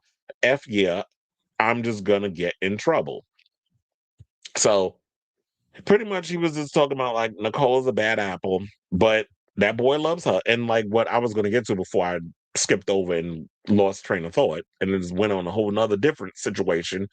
When you look at someone like Nicola, I just hope that like what I know it's tacky to say, but I do agree with David. Sometimes you got to let your kids make a mistake. If you know that this is not the right relationship for him, and he's not willing to listen, and he's so caught up in whatever he's caught up. He's blinded by love, whatever it is you want to call it. Because here's the thing: at the end of the day, it's his side, it's the Beckham side, and somewhere in the middle is the truth. We just got to pick it out for what it is. And now that you pretty much put this out there and did a 4-page, I'm sending you a 4-page letter. And I seal it with a kiss. Like, if you're going to do all of that, Aaliyah, then now we're going to be all up in your business, courtesy of them IG stories. And now the YouTuber bloggers, the bloggers in general, us pundits, we're gonna be all up in your business because you put it out there for us to be on Jump Street and get all up in your stuff. I was gonna say shit, but I'm trying to clear it up. See, I'm trying to turn a bit of a new leaf and not curse as much. But then again, I wouldn't be me if I didn't. If I ain't drop a couple of shit bombs up in here.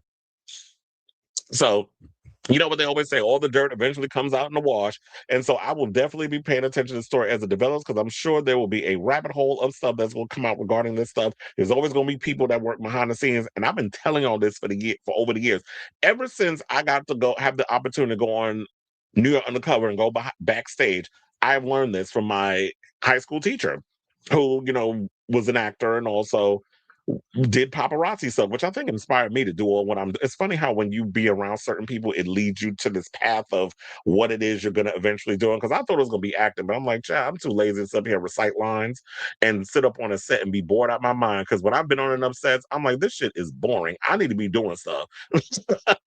Sitting around waiting to be called to set and stand here, do this, stand on this mark, recite this line, do it again, now do it again, now do it one more time. It's like, okay, I did like 15 takes. I'm bored. I need to do stuff and move on. One thing I've learned is that the people that know the business, hair and makeup, all the people that work behind the scene, wardrobe, they the ones that know where all the bodies is buried. So if you ever want to know the true tea, hair makeup people, because that's where y'all be up there while you sitting in that chair getting yourself all dolled up. That's when the time the celebrities be spilling, or you find out what's going on with them. They all know where the bodies is buried. What is why I've always been nice to the people that work behind the scenes, because it's like, if you want to know some tea, those are the people you go to. So I say all this to say I will definitely be keeping abreast of the story as it develops. It's cute or whatever that the Beckhams are taking the high road in this situation, except Romeo and Cruz, because they were the ones saying something. The daughter, Harper, she been keeping quiet, but she's young. She ain't got time to be caught up in all this mess. The other sons are old enough where they're gonna come out and, they've been throwing shade at Brooklyn. So I think that in somewhere it is both sides is kind of caught up in some mess. I just hope that they could just find a way to come together, really work out their family dynamics, and you people stop letting people that you're on relationships with come in between your relationship. I do hope that the Beckhams speak out about this, because y'all are out here looking bad right now, and I know y'all thinking that by keeping quiet and keeping it on the low that it's probably going to help you, but those days are gone. Like those days when you could just take the high road and just be, oh, well, I'm not going to answer such like how David Beckham did yesterday when that shady reporter asked him about Brooklyn and he just walked like he didn't hear him. Those days is gone, because now it's going to look like you guilty by association, and you already know it's the public versus the court of public opinion, and so the court of public opinion are going to be the ones who come out and they made their mind up. But you got to come out here and windmill and defend yourself. Don't let these people out here create this narrative if it's not true. So, because I'd be like, fuck that bitch. I'm spilling all her tea. What you gonna do? Ruin me? I got my own damn money. So, as in the Posh and Becks, they got their own billions or however money they have. So it's like, what are the Peltz gonna do? You can't ruin me. So let me know what you guys think of this story in the comments down below.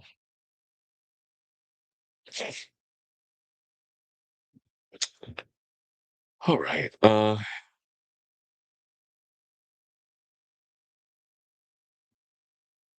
Mm-mm-mm. You said, thinking about your Bone Temple take, I think Spike's demeanor shows how humans can be more terrifying than monsters. The monsters were evil, but the cult was evil, vengeful, torturous, manipulative. Absolutely. So I like, and I just like that. I just love how deep that film was. Like that, it's so much to unpack when you watch that film. It's like once you get past the bizarre aesthetics, the visuals and stuff, and you really start to pay attention to the story. And if you watch it a multitude of times, first of all, the little the skinning scene, I was like, I could not.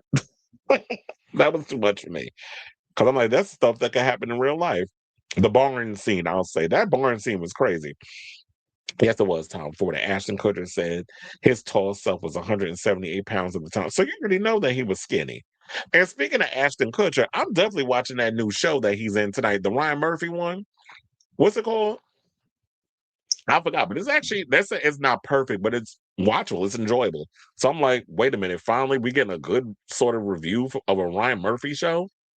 I might too, because you couldn't get me to watch that shit with Kim Kardashian. I wasn't watching that. But this new show that they got with this, I said I'll definitely check that out.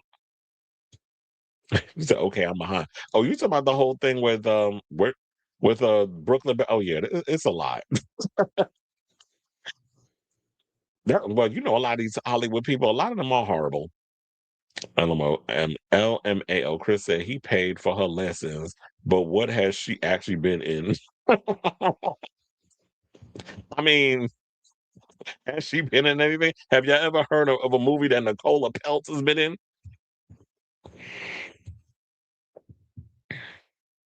I'm wondering if they're afraid she might turn him into a man. If that boy is that weak that he could be indoctrinated, then that's on him. Then he does not strong will. You want to know something?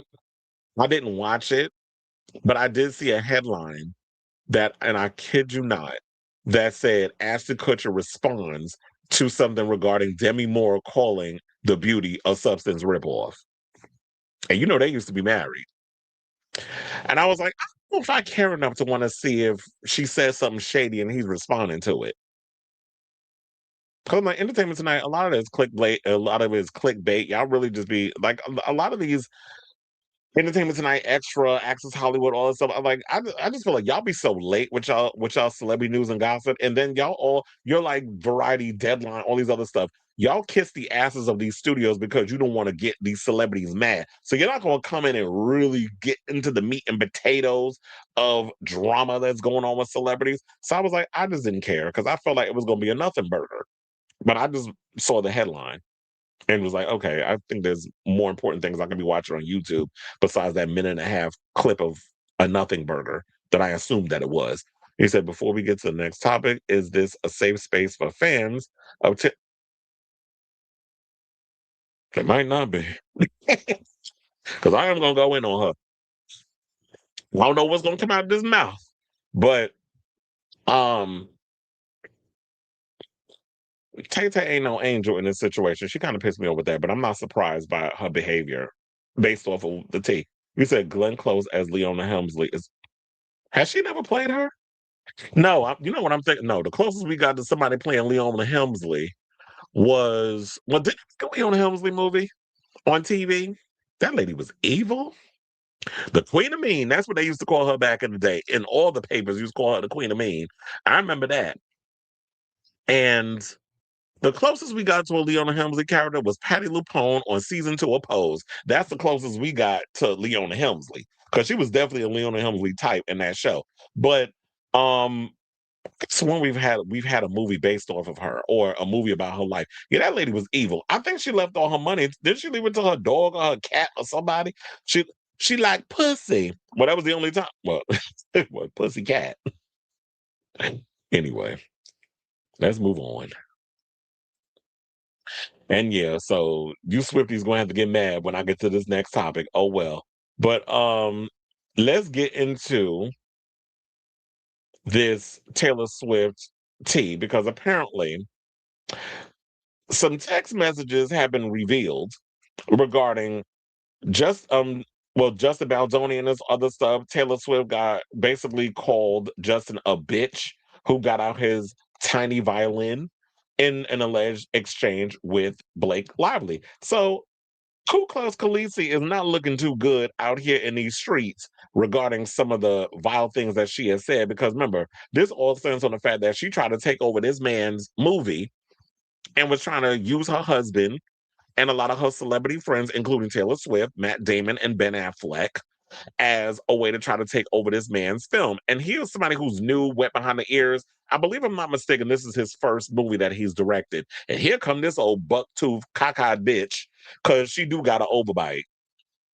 We remember when she was Serena Van der Woodsen on Gossip Girl, with them teeth was teething, and she was basically out here trying to take over this man's movie, and because he actually wasn't going to be no punk, and he fought back. Now she wouldn't be out here showing her ass. And I did hear that there was a situation where Ryan Reynolds even tried to interject at one point where he was trying to get producers to rally behind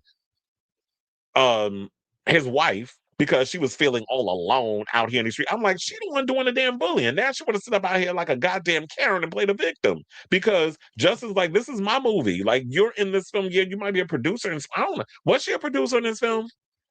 She might have been. But even if you're a producer, this is not your thing that you need to be trying to take over. I'm the director. You trying to come in and come up with your own ideas regarding the script and doing these other things and trying to take over the whole movie, even trying to incorporate some of Taylor's music to be in the film. And your husband's asserting himself, trying to get producers to ring him in. And then at one point, I believe the head of Sony, who was the people that distributed the film, was sitting there like in so many words said that if Blake wasn't out here being a total BIT or see you next Tuesday, let's use that word.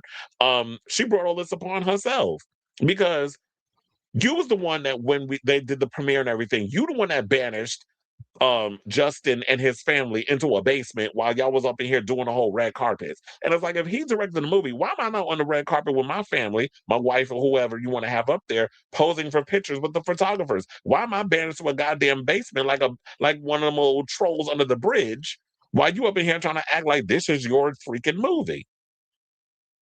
And so that's basically what I want to say about all of that before we get into the story. So, according to the Daily Mail, the pair traded unflattering remarks about Justin Baldoni, the director of and Lively's co-star in the movie, whom she is suing for sexual harassment.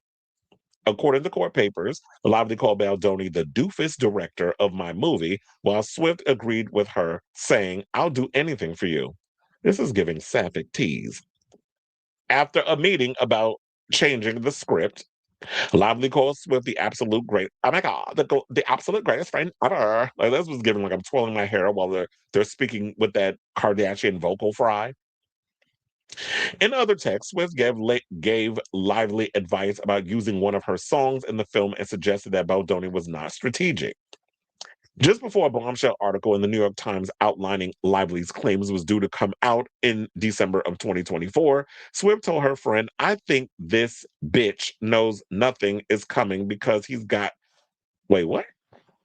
I think this bitch, Baldoni, knows something is coming because he's gotten out his tiny violin. Why does that sound like a lyric to one of her tired ass songs? Like it's good. Like you playing this on this violin. Like it's giving something like that. Like she write that as a lyric, and y'all be up in here acting like she's fucking Socrates or whoever. It's like, oh my god, this is so genius. It's poetic. I'm like, child, this is like literally a 4-year-old writing lyrics, and y'all eating it up like it's just the second coming of lyricism. It's like get off my line with that shit.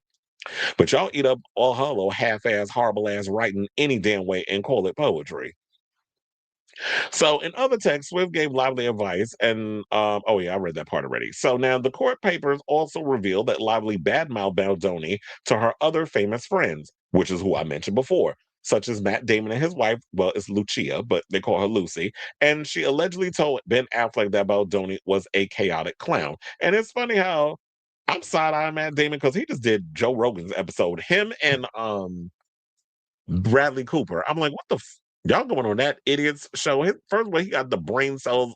His brain cells are made of oatmeal, and y'all went on there and did a show to promote his y'all movies or whatever.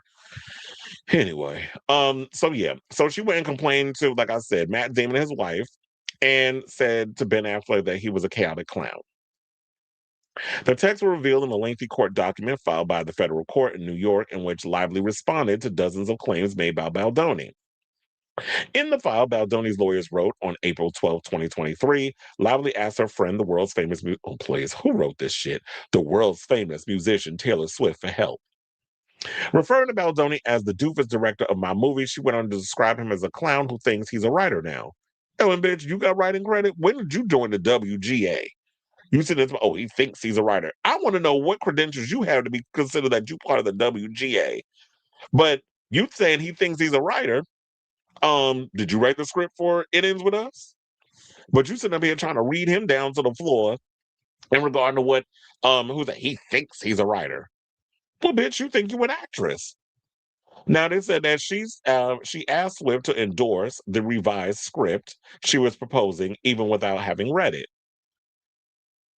One text to the singer from Lively read, you don't have to read, of course. So you just want her endorsement. But um who died and made Taylor Swift Kathleen Kennedy? You know, I had to pull out a producer. Kathleen Kennedy, who, used to run Lucasfilm. She done stepped down. Now they got Dave Filoni, which I don't think that's a good idea. They got him over there running it now. But I had to pull a producer name out as a reference. So I'm like, who died and made Taylor Swift a producer of a movie? The last time we saw it in something, it was a flop, and it was called Cats. So why are we up in here sitting there trying to act like all of a sudden Tay Yonsei Knowles Carter Swift is all of a sudden, the queen of all production and writing and film? What the hell does she know about movies? Nothing. She ain't never started one that was a box office hit. So why does she got to endorse it? You thinking her stamp of approval is supposed to do what? Get Sony all excited and move Justin Baldoni to the side so you can come in and take over his film? It didn't work. Which is why I'm glad that. So I guess then she had to move in and say, he sexually harassed me, which I don't believe he did at all. You trying to pull whatever you can because your ego is bruised. You and your husband are horrible people. Thank the Lord that ScarJo managed to get out of the clutches of that psychopath. And she went and married somebody else who is actually talented, funny, and better looking, Colin Jost. While Ryan Reynolds, Saba, I think he got a little sugar in that damn tank. Or is it just that he's Canadian? So he gives that kind of tea, allegedly. So then Lively's side disputed that she asked Swift, and don't even get me started on Taylor. I think let me not even go there because I don't even believe that relationship with her and Travis Kelce. But because Travis definitely gives heated rivalry teas, and so does she. And Lively's side disputed that she asked Swift to endorse the script without reading it, only that she hoped she would. In another part, the court document states Swift agreed to do Lively's bidding, texting Lively saying, "I'll do anything for you." Lively and Taylor Swift met with Baldoni at Lively's apartment, where Swift endorsed the revised script. Afterwards, Lively wrote to Swift, "You were so epically heroic today. I recapped every moment," to Ryan Reynolds, her who is Lively's husband, saying, "I kept remembering stuff you making ish up about me and lenses and referring to yourself as my doll, this clown," an apparent reference to Baldoni, "falling for it all, and also revisiting it. You are the world's absolute greatest friend ever." In their response, Lively's side disputed that Swift agreed to do Lively's bidding. Baldoni, so you out here being utterly manipulative. Taylor is going on to get along. And I guess they thought because Taylor Swift is one of the most powerful people in music, not film, music, stick to the rivers and the lakes that you're using. You barely good at the music. Yeah, you good at writing and accumulating songs, but girl, them vocals is a choice too. So y'all be out here reading Jennifer Lopez. But y'all be thinking that this girl out here could blow like Mariah? I don't think so. So she running around here doing all this other stuff, and y'all sitting here thinking that she is like this iconic, whatever, whatever, whatever. And I guess y'all like basic shit. So, if you want to try to prop up a basic girl who gives the bare minimum and trying to think that y'all gonna have her be the white equivalent of Beyonce, then you beige motherfuckers over there can have that, because she don't do it for me. I try to listen to her music, and I'm just like, this is what y'all be out here propping up like she the second coming of what? Basicness. So Blake Lively is also tired, through and delayed. Her husband is tired and a psychopath and extremely jealous of anybody who is far more talented, better looking than him, because he definitely gives that energy. And I'm really hoping that at the end of the day, I mean, even if there is some sides of Justin Baldoni, you just got to prove all that in court. But at this point, the way I'm looking at it is that, doesn't this mean he's vindicated in a lot of things? That, yeah, she was out here pulling puppet strings and trying to manipulate and control his movie. And because you didn't get your way, you decided to turn into a full-fledged, Karen with an overbite. And now you want to try to take over his thing. And now you want to sit up here and cry like you a damn victim. Because he was pissed that year. It was like she took over his film and rewrote entire scenes with the help of her husband. And it's like, he need to been out here focusing on Deadpool and Wolverine and all those other stuff. And we're gonna get into a situation about Hugh Jackman, because there's a story going around that with all of this going on, Hugh Jackman is distancing himself from Blake and her husband, particularly Ryan Reynolds. So they said, according to Baldoni's lawyers, Lively urged her famous friends and Colleen Hoover, who wrote the book It Ends With Us. Oh yeah, she's caught up in this too, because there was some email exchanges that was revealed, or text messages that was revealed about Colleen Hoover getting caught up in this situation too. So she ain't so innocent in this shit either. So the A-list friends included, as they said, why are they revealing this stuff again? It's like, see, this is what I hate about the Daily Mail. Y'all do this shit on purpose. I be noticing y'all repeat things. This is not the equivalent of Netflix, where, if people don't understand what I'm talking about, Matt Damon recently did an interview where, I think it was a Variety, or no, it was actually Joe Rogan. We was talking about that Netflix now has this thing, and we've noticed they've done it with Stranger Things and a bunch of other programs, where they said because people's attention spans are the size of a gnat and people be on their phone while they watching a movie, that we have to reiterate plot points multiple times throughout the movie, because people they know who are watching their films aren't paying attention. And I'm like, well, damn, if they're not paying attention, that's on them. They just got to rewind it back if they missed a part of the movie. But they want them to repeat it. So that's what I was getting at when I was talking about. Well, that's what I'm doing when I'm equating the fact that, why are y'all repeating some of the same thing in the article when you're mentioning Matt Damon and his wife Ben Affleck. You already mentioned it. But one of the other names I didn't mention that they brought that was a part of this stuff too, that she may have said some things to Bradley Cooper as well. So while Baldoni has brought the rights to the book, Sony eventually released Lively's version of the film amid the furor over the allegations about his on-set behavior. Baldoni's lawyers wrote, for instance, on April 26, 2024, messages, Lively and Swift discussed a plan to use Swift's song in the film's trailer. Swift wrote, if Justin was strategic, he would be like no Taylor Swift in the trailer because that gives you more power over the film. That's your ally, not his. So you were saying that you were trying to do it out of spite, which I don't think that's what I was like. Well, why do we need a Taylor Swift song up in here? How does this song fit within what we're trying to do as a film? But you're using it because she your friend, and then of course now if you use an artist's likeness or song in a trailer, don't they get paid? So you're getting a piece of a pie that you shouldn't even be having a piece of. So then Lively responded, "You are so right. He should have run with your music. How stupid! This is his only shot at having the appearance of an upper hand. So you thinking you just gonna manipulate him because you're saying his only shot at having the appearance of the upper hand. So it's like you think you got the upper hand, but you actually don't." And now her ass been exposed. Now, in text on December 4th and 5th of 2024, Lively and Swift discussed the forthcoming New York Times article which detailed the depth of Lively's claims against Baldoni. Now, according to the paper, she wrote, I think this bitch knows something is coming because he's gotten out his tiny violin.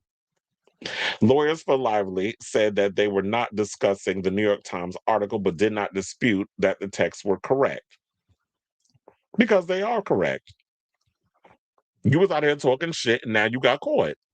Now, among other texts in the filing is one of Reynolds sent to his and Lively's celebrity friends. The court filing states on May 17, 2024, Lively and Reynolds pressed Matt and Lucy Damon to support Lively's cut of the film. Reynolds told them that Baldoni was a malignantly vain, sociopathic faux minimist. Oh, wait, fominist? Oh, this supposed to be like a fake feminist, fominist? So yeah, because I had to try to make sense of this. Is this how you Canadians talk? It's because he said that he told them that Baldoni was a malignantly vain, sociopathic, fominist with almost no sense of boundaries or shame. I cannot believe he hasn't gone to jail. Well, did he finger bang your wife? Because the way you up in here talking, you're about, I can't believe he hasn't gone to jail. There has to be something extreme that he has done on this set that is going to be in your case that your wife is filing against him for you to even articulate that. I'm surprised he hasn't gone to jail. What has he done? Did he finger bang your wife? Did he punch her in the eye? Did he come in her eye? Because it burns. You know that line from Trick. So I was like, what was done for you to even go to that extreme? Or is it just that because you Canadian, y'all like to be extremists? Because we're about to get into another messy Canadian when we get later on in the show, when we talk about that guy with the Glambot.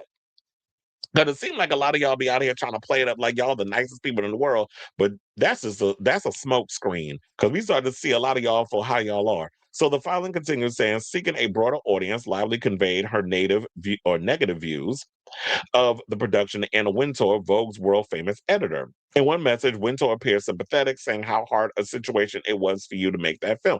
Why is she dragging all these celebrities? Like, what the fuck is Matt Damon going to do? What is Lucia, who people don't even know what the hell that broad is? What's she going to do? What's Ben Affleck going to do? What's Bradley Cooper going to do? What's Taylor Swift going to do? You bring all these celebrities in your shit. What the fuck are they going to do? Nothing. You still in a movie when you caught up in a lawsuit. So what these people going to do? All that's going to happen now is I believe that because these texts and stuff has come out and you've been exposed, maybe they'll be called to the stand and have to testify under oath. And if that's what's going to happen, then Molly, you in danger, girl. Now, speaking of that, because we had to break on that down, let's get into this tea that I had came across regarding the relationship between Hugh Jackman and Ryan Reynolds. Because according to Rob Shooter, or Shutter. I think it's how do you say it? Rob Shutter? I think is how you say name. Shutter. We'll go with Shutter. So Rob Shutter basically did an article on his Substack where he basically said that Hugh Jackman and Ryan Reynolds' friendship are showing cracks. So during he said, "Darlings, grab your popcorn. Hollywood's ultimate bromance might be hitting a speed bump."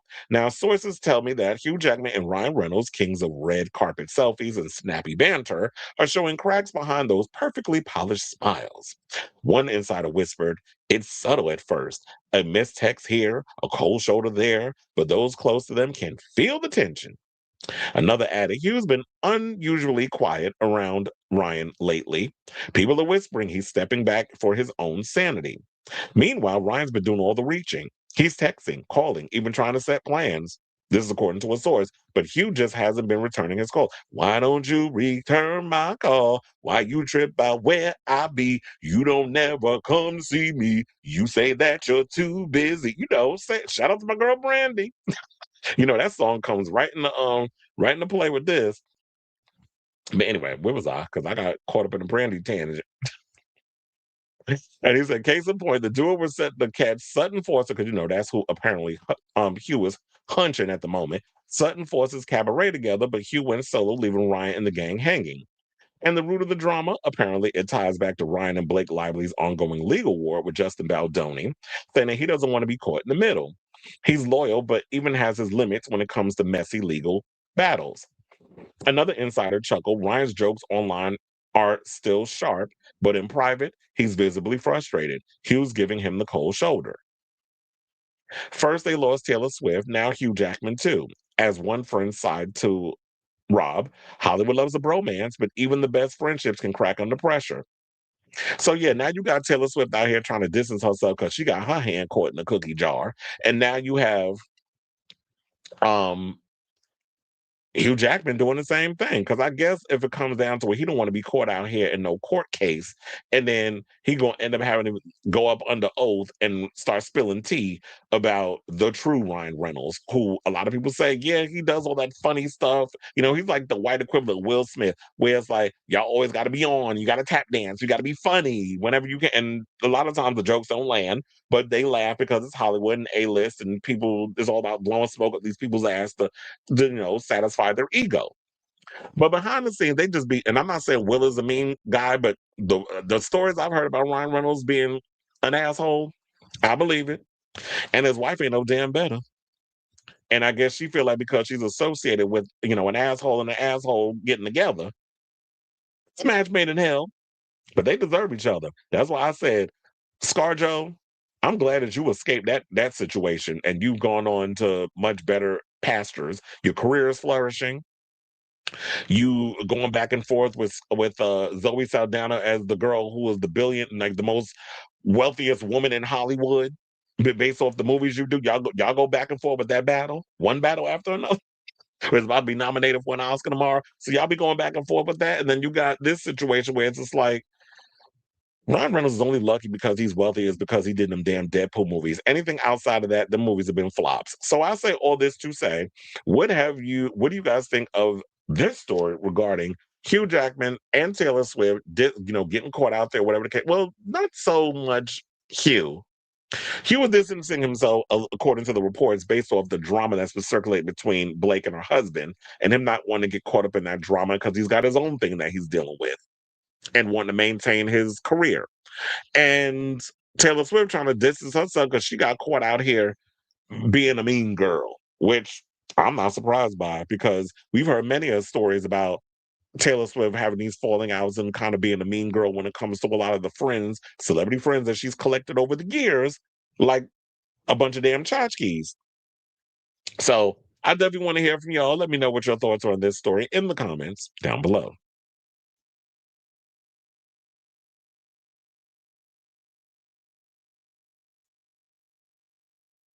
Hold on, because I gotta go up. Suzanne Plachette did a film years. Oh, did you look that up? But look, y'all found out the information. People said she violated PGA and DHA rules, taking on. Oh, well, are there going to be lawsuits caught up with that? Because it's like you violated producer rule. Because you have to realize that a lot of times there's rules in regards that you have a lot of unions that are in place with all of this. It's kind of like when they were talking about that story of Tom Cruise going on sets of the new Star Wars movie. I think it's called The Last Starfighter with Ryan Gosling. And they said he showed up because he wanted to see what they were doing. And they said he messed up his shoes a bit or whatever, because then he grabbed the camera and shot a sequence for The Last Starfighter. Sean Levy's directing it. And they were like, you're on set, you're an actor. You're not a producer director of this film. If you're picking up the camera doing something, technically you're working. You're not. that's a whole union situation. So you can't even get caught up and involved in that. I think he was there and he was probably just giving direction on the side. But like if you're saying that he grabbed something, that's a violation. So you can't be up in there doing that. And you have to realize there's unions, the people that do the construction and work in the crew, and then you got the union for the actors, you got the union for the writer, you got the union for the director. So they all have their little different unions. And you can't just be up there just grabbing things and be like, yeah, I'm in the mood to start filming things. You got to get permission for all of that. So she decided to jump in there and all of a sudden decided to take over this man's movie. You got to go through a lot of red tape in order to be able to do that. Tell them out male SA victim saying no such thing as male being SA victim. Child, she mad because nobody want to SA her. I said, let's say Taylor Swift is a misandry into male misogyny, which helped Trump win. Yeah, because I know a lot of people been dragging her for like all this stuff going on with Trump. She's been real quiet because the track canceled is about Taylor Swift. Feminist magazines and blogs praise her for being there, and true feminists are pissed saying Taylor Swift in today's please. She's about as phony as they come.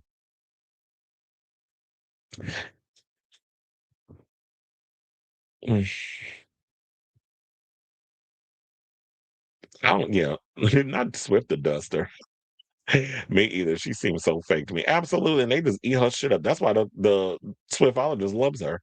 But he's about as phony and mean spirited as she is. It says song and dance. That's exactly what it is. If Hugh is distancing himself, he's probably seeing Ryan for high. He probably already knows that. I've encountered Ryan and Blake. I don't like their energy. And this was around the time when the first Deadpool came out. I worked at Premiere. And you said, well, Hugh and Ryan have been friends for almost 20 years. Well, we'll see how long that lasts. You said Hugh was in the interview promo of It Ends With Us as a guest of Blake Lively, saying, I'm here to keep the peace, looking at Justin, but if I need to go Wolverine. Well, the funny thing is, if they incorporate it in that, isn't that evidence you could use that for the film? Because that's something that's going on behind the scenes that we weren't aware of. Because if you're doing a promo, and you're saying, I'm here to keep the peace. If you're doing it, can that be used against him in court? I'm just asking out loud. I'm not an attorney. My attorney people, if you're out there watching, I definitely need to know if this is a thing. Because I'm sitting there like, if you're out here making something private public, which in so many ways, Blake did do that. By the stories coming out that y'all banished Justin and his family to a basement of a building while they were doing the premiere and the red carpets on, and she literally took over his film and came out with all these accusations that we didn't know about. I feel like there's a case there. I do feel like what's going to happen is they're going to end up settling, and Taylor Swift is. I mean, not Taylor Swift. Blake is going to turn out to be the loser in all this. I just feel like this thing has just gotten out of hand. Now, it also makes me wonder when all this is finally over, once the dust is settled, and Justin is vindicated. I don't see people out there really supporting Blake Lively as an actress and some of the stuff that she's done. I think people are going to be moving on from her, and her career is pretty much done. So, girl, you might as well just keep having Ryan's babies and benefiting off of them checks that he's getting, because I feel like her career is done. I mean, she can continue to make movies and do whatever, but I don't think people are going to be going to the movies to see her like they would Sydney Sweeney in a housemaid type film. Because I do think that at one point, people was kind of looking at Sydney. They don't want to see her in no serious stuff. They want to see her in the housemaid. They don't want to see her doing Christie. They want to see you and them door knockers that's banging up against your knees on full display. Or you playing an OnlyFans content creator like you going to be in that final season of Euphoria. Anyway, let's go from one messy Canadian to another. And let's talk about this Glambot creator, Cole Walliser. So yesterday we talked about him because it was a whole story that came out about how he does like this Glambot camera where basically it films you pretty quick. It films you at a high speed, but when you look back on it, it slows everything down. He's been doing it for years. He works the Grammys, the Oscars, Golden Globes, any big red carpet situation. He's on there with that Glambot situation. All the celebrities sit them and say, "Hey, how you doing?" We've seen Ariana Grande do it. We've seen Tiana Taylor, so many big stars, Priyanka Chopra, her husband, all the big A-list celebrities. Then Jennifer Lopez comes out while the red carpet's about to close, and people was accusing Jennifer of being shady. She wouldn't speak to him. She had her whole big ass to his back. I mean, like to him while he's talking to her, and she's like, "I'm going to give you the pose. I'm going to give you the pose. Zoolander. I'm going to give you the pose." And then, you know, people saying she was being rude. Well, now that he went up and said, "Oh, I didn't think she was giving shade or whatever the case is," it looked like Jennifer might be vindicated because now there are people coming out saying that he's not the nicest person either. So even a Drag Race queen has come out against him, and we're gonna get into that in a second. So filmmaker, director, and content creator Cole Walliser, who's 44, shot to fame in 2016 when he began capturing high-speed videos of celebrities posing on red carpets, which are then slowed down. He has directed the Glambot at the Grammys, the Golden Globes, the Emmy Awards, and the Academy Awards. Walliser is facing social media backlash for his supposed lack of professionalism after a Reddit user uploaded what appears to be a 2019 email exchange between Walliser and a potential client. While the legitimacy of the email is unclear, an email signature includes a link to Wallace's website and his social media handles. Now, in a series of messages from 2019 surfacing now, Yinka Animation reached out to book Wallace's services, apparently for a wedding, but was met with resistance from the filmmaker who suggested that hiring him and the Glambot will be expensive. Okay, well, if it's expensive, then bitch, what's your price? I didn't ask you that it was expensive. Would you out here assuming that I don't have the coins? Because of why? Because of my name or how I look or whatever? I'm like, sir, I don't know if you looked in the mirror, but you don't necessarily look Caucasian. So if we out here trying to be racist, which is what it's giving, I don't see pure white coming out of you. You are giving there's some ethnicity. You giving Asian. But then we all know that there's a lot of you Asians that like to be in close proximity to whiteness. We already talked about that with Bo and Yang. And yet you getting that straight today, sir. But because I needed somebody to use as an example. But you definitely give close proximity to whiteness teas. So just so you're aware, the Glambot is a camera system and personnel used by a network television station for one of the biggest red carpets of the year, an email allegedly from Wallace read. It is not cheap. If you feel like something like this might be within your budget range, then I am happy to discuss further.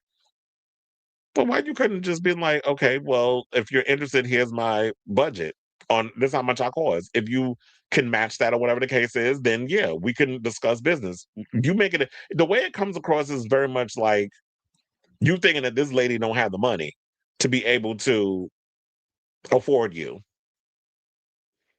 So Miss Anna Michon confirmed that the Glambot will be in her budget range, to which Wallace allegedly responded that he didn't believe her response, that he was in her budget because he had not yet quoted her a fee, and hiring him and his camera crew would cost between 10 grand and 1 million. Well, first of all, how we jump from 10 grand to 1 million? Like, you need to pick a number. Because who says that camera's worth $1 million? I mean, I understand you get millionaire celebrities to jump on that thing and do their little pose, but how we go from it's 10,000, which is like a low number, to 1 million? So depending on who it is, that you just throw a number out there and say that this is how much I'm gonna charge you in regards to the situation. So in her reply, Miss Anna Michon said that she had assumed the fee would be pricey. She then asked Walliser what the next steps would be to book his service. So where would I begin? She said, though you through you, or is there a website? Because I would think if you have a link to your stuff, like, if you go on, say, somebody, because mostly now when people do business, it's they have a link tree connected to their Instagram or whatever the case is. And when you click it open, you have your business website, you have your Instagram, you have your threads, Twitter. Like with me, I got a million different damn things attached to my link tree if you want to get in contact with me or whatever the case is, including my business email. And so if you're gonna be doing all of that, like the link tree should link you to the stuff, to the website. It has your budget, how much you charge for if you're doing weddings. I was gonna say funerals. Funerals would not be a good thing to use a Glambot at. But if you're doing weddings, bar mitzvahs, birthday parties, quinceañeras, whatever, you should have some kind of situation set up. But you up in here being shady, talking about And then he said, okay, it's $300,000 and I'll take a 10% deposit. So I go from 10,000 to 1 million, but your number is 300K. Because I would have been like, that's a good enough number. 100, I was like, depending on the situation, it's between 100 to 300,000. But you sitting at 10,000 to 1 million. Fuck out of here with that. Like, you're doing too much, ma'am. And then said, and I'll take a 10% deposit to secure the gear. And once I have the deposit, I could do a contract. I don't know how I feel about the fact that you want me to send a deposit without a full contract that we signing. Because I'm not giving you no damn money. And we don't have no I's dotted, T's crossed or whatever. Because then if I send you the money and your ass run, oh, I'm gonna track you down and I'm gonna whoop your ass. Because we're gonna have to figure out something. What you're not gonna do is expect me to just sit up there and send you a full deposit of coin and we don't have a whole contract mapped out yet. Now, noting his email, Miss Anna Michon confirmed that she will reach out by Monday. But the message purporting to be from Wallace wrote back saying, if you want to know how much it costs, you just need to ask. You don't need to pretend you were going to book it. Who the fuck talks like this in a business deal? Now, Daily Mail, which is probably why he didn't understand that Jennifer Lopez was being rude to him, because when you a rude ass bitch, I guess sometimes you don't understand when you receiving that same energy you giving. And maybe Jennifer is vindicated because Jennifer to me gives, oh, if you giving me the same, like very New York, I'm giving you the same energy you give me. And maybe that's what she was getting from him. Because, we ain't see everything that went on in that video. Now, the alleged email exchange was met with outrage from fellow Reddit users who brand Wallace are unprofessional and condescending. And that's definitely what it was giving. One person said, I don't know why he would waste time being condescending instead of sending rates or ignoring. Because I know lots of friends of mine who do business, photography, whatever the case is, and they send their rates. They don't be going back and forth with the shade and the attitude. Cole seems to be a grifting rude scammer. I mean, he got the headline to be known as the new Joanne the scammer. Now, they said a third continued, he plucked a number out of thin air, hoping it was out of her price range. Another person said he's so unprofessional and condescending, like just send the rates from the first email, weirdo. And they said if he's such a huge deal, why on earth is he answering his own emails? Can he not afford booking staff? That's what I was wondering too. You don't have an assistant? You don't have people that work for you, or you doing everything yourself? Because if you on red carpets with A-list celebrities, I would have go through my assistant. My assistant handles all my emails and all my calls and all my other stuff and booking fees and all this stuff. My manager, like those are people you got to go through. You're not going through me. I'm hiring people to do all of that. If I was working for myself, then I'd be going through all of that stuff. But I'm well, I was gonna say I'm lazy, so I need to have my people have your people call my people. That's how I be feeling in that situation. Hold on, because I just lost my place. And it said, very unprofessional on his part. Yikes, added another while a further posted, what a clown. Her emails couldn't be more direct and clear. Now, in a separate Reddit thread, another user shared a screenshot from an alleged Instagram exchange with Walliser, also from 2019. Well, 2019 clearly wasn't his year because he had a whole see you next Tuesday in a lot of these email exchanges. Can we book you for a wedding? I almost said a ponytail. But it wasn't Ariana Grande because apparently she loves him. We seen that video. A potential client asked. Walliser allegedly responded, hey, dude, I mean, you can, but there's a reason Glambot is only at the Oscars, the Grammys, and the Golden Globes. So this bitch act like she too good for any other situation. And that, oh yeah, there's a reason why I only do the Oscars, the Grammys, and the Golden Globes. And then he concluded the message with 5 money bag emojis. So people also came because I can't only just give y'all the negative. There were some people who came to his defense, said, how is this rude? Well, I guess because you don't know when somebody's being condescending and a dick to you. First of all, that is something that we learn real quick. Tone, energy, all the other stuff, especially if you from the concrete jungle that is New York, which is why people call us rude. I'm like, no, we're not rude. We just directing to the point. And we ain't got time for the bullshit like how they do out in LA. That's why I had to leave. Because LA, they sit up there with all these promises, and condescendingness and oh yeah, we'll do lunch and we'll do this and we'll do that and then nothing transpires. So yeah, this kind of was like, well, there's a reason why we only do the Oscars, the Grammys, and the Golden Globes. Money. Stop always assuming that people are broke, especially if they hitting you up. The resurfaced interactions came after Wallace, as y'all know, was shut down, claims that Jennifer Lopez was rude to him during the. Okay, we already know all that tea. We don't need to go into that.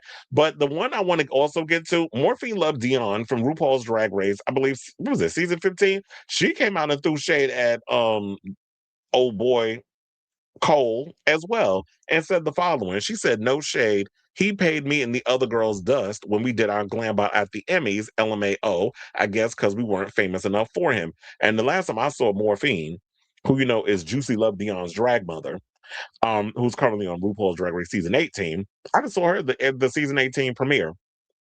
So um to me it just seems like he kind of looks down on people that he feels in his mind aren't big enough stars. You like the Ariana Grandes and the Tiana Taylors and the Jennifer Lopez's and all that other stuff, and you're gonna come to Jennifer's defense, alleged. And I said this yesterday, so I'm gonna still stand 10 toes down on it.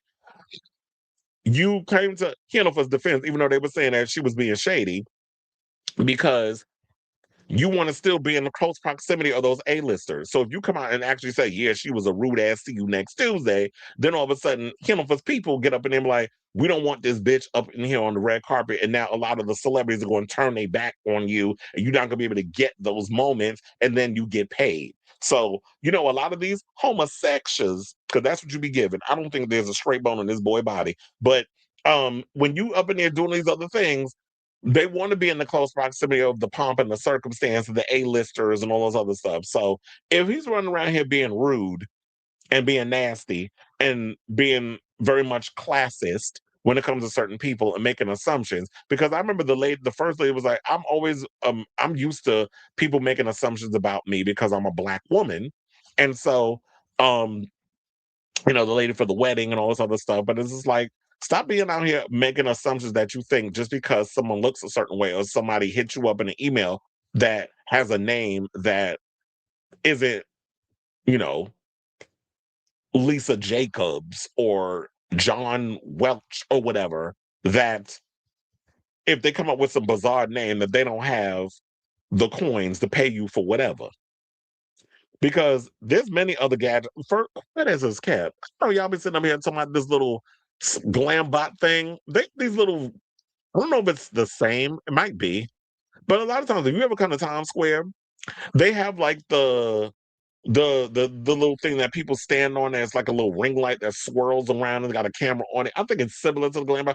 You could get one of those things for probably like $50 to $100 and rent it out at your party and call it a day. You don't need a Cole Wallace or whatever this thing is he got going on. You can get something a quarter of the price that you can get to show up at your event and have it work the way. Because I've been to enough events where I've seen it on the streets of New York City and Times Square where they have a lot of those things where people stand on it and the little ring light with the camera attached to it swirls around and it takes a full photo. I think it's the same thing because I be seeing it. So if you're gonna come out here acting like that his shit don't sting and his stuff is way better, there's people out here who got the same type of device and may not be able to do all the trickery or whatever that his does, but it probably still gets the same job done.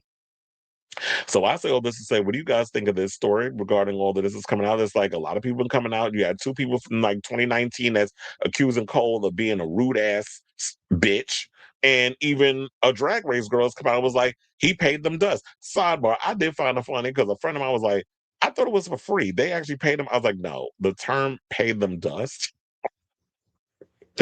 basically means that he ignored them, that he didn't treat them nice when they came into the whole Glambot thing, probably because, you know, they're not, as I said, this big A-list star. When you're getting these drag race girls, it's similar to like whenever you see the VMAs back in the day, when there was a new season of The Real World or whatever, the cast of that season got to go to the VMAs, that sort of thing, like Jersey Shore and all other stuff. Same thing with the Emmys. Every year that that RuPaul's Drag Race gets an Emmy nomination, the cast gets to go to the Emmys and go on the red carpet and take the photos and all that other stuff. So you have the Drag Race girls from that season that got to be there because they were up for a Emmy nomination. I wonder if they won or was that the season of the Traitors? I can't remember. I think they did win that season. Season 16, I believe, was the Traders one. But yeah. So when they're going in, they're just like, this is my once in a lifetime opportunity. I'm getting to go to the Emmys. I'm getting to be around all these A-list celebrities, and here this queen go being shady on the red carpet. When you on the red carpet, we all got a job to do. Trust and believe, I've done enough of them, so I understand what is required when you on the other side of that carpet and you dealing with the celebrities as they coming down it to be interviewed or get their pictures taken or whatever the case is. So he should know better. So let me know what you guys think at the end of the day for the regarding the story in the comments down below.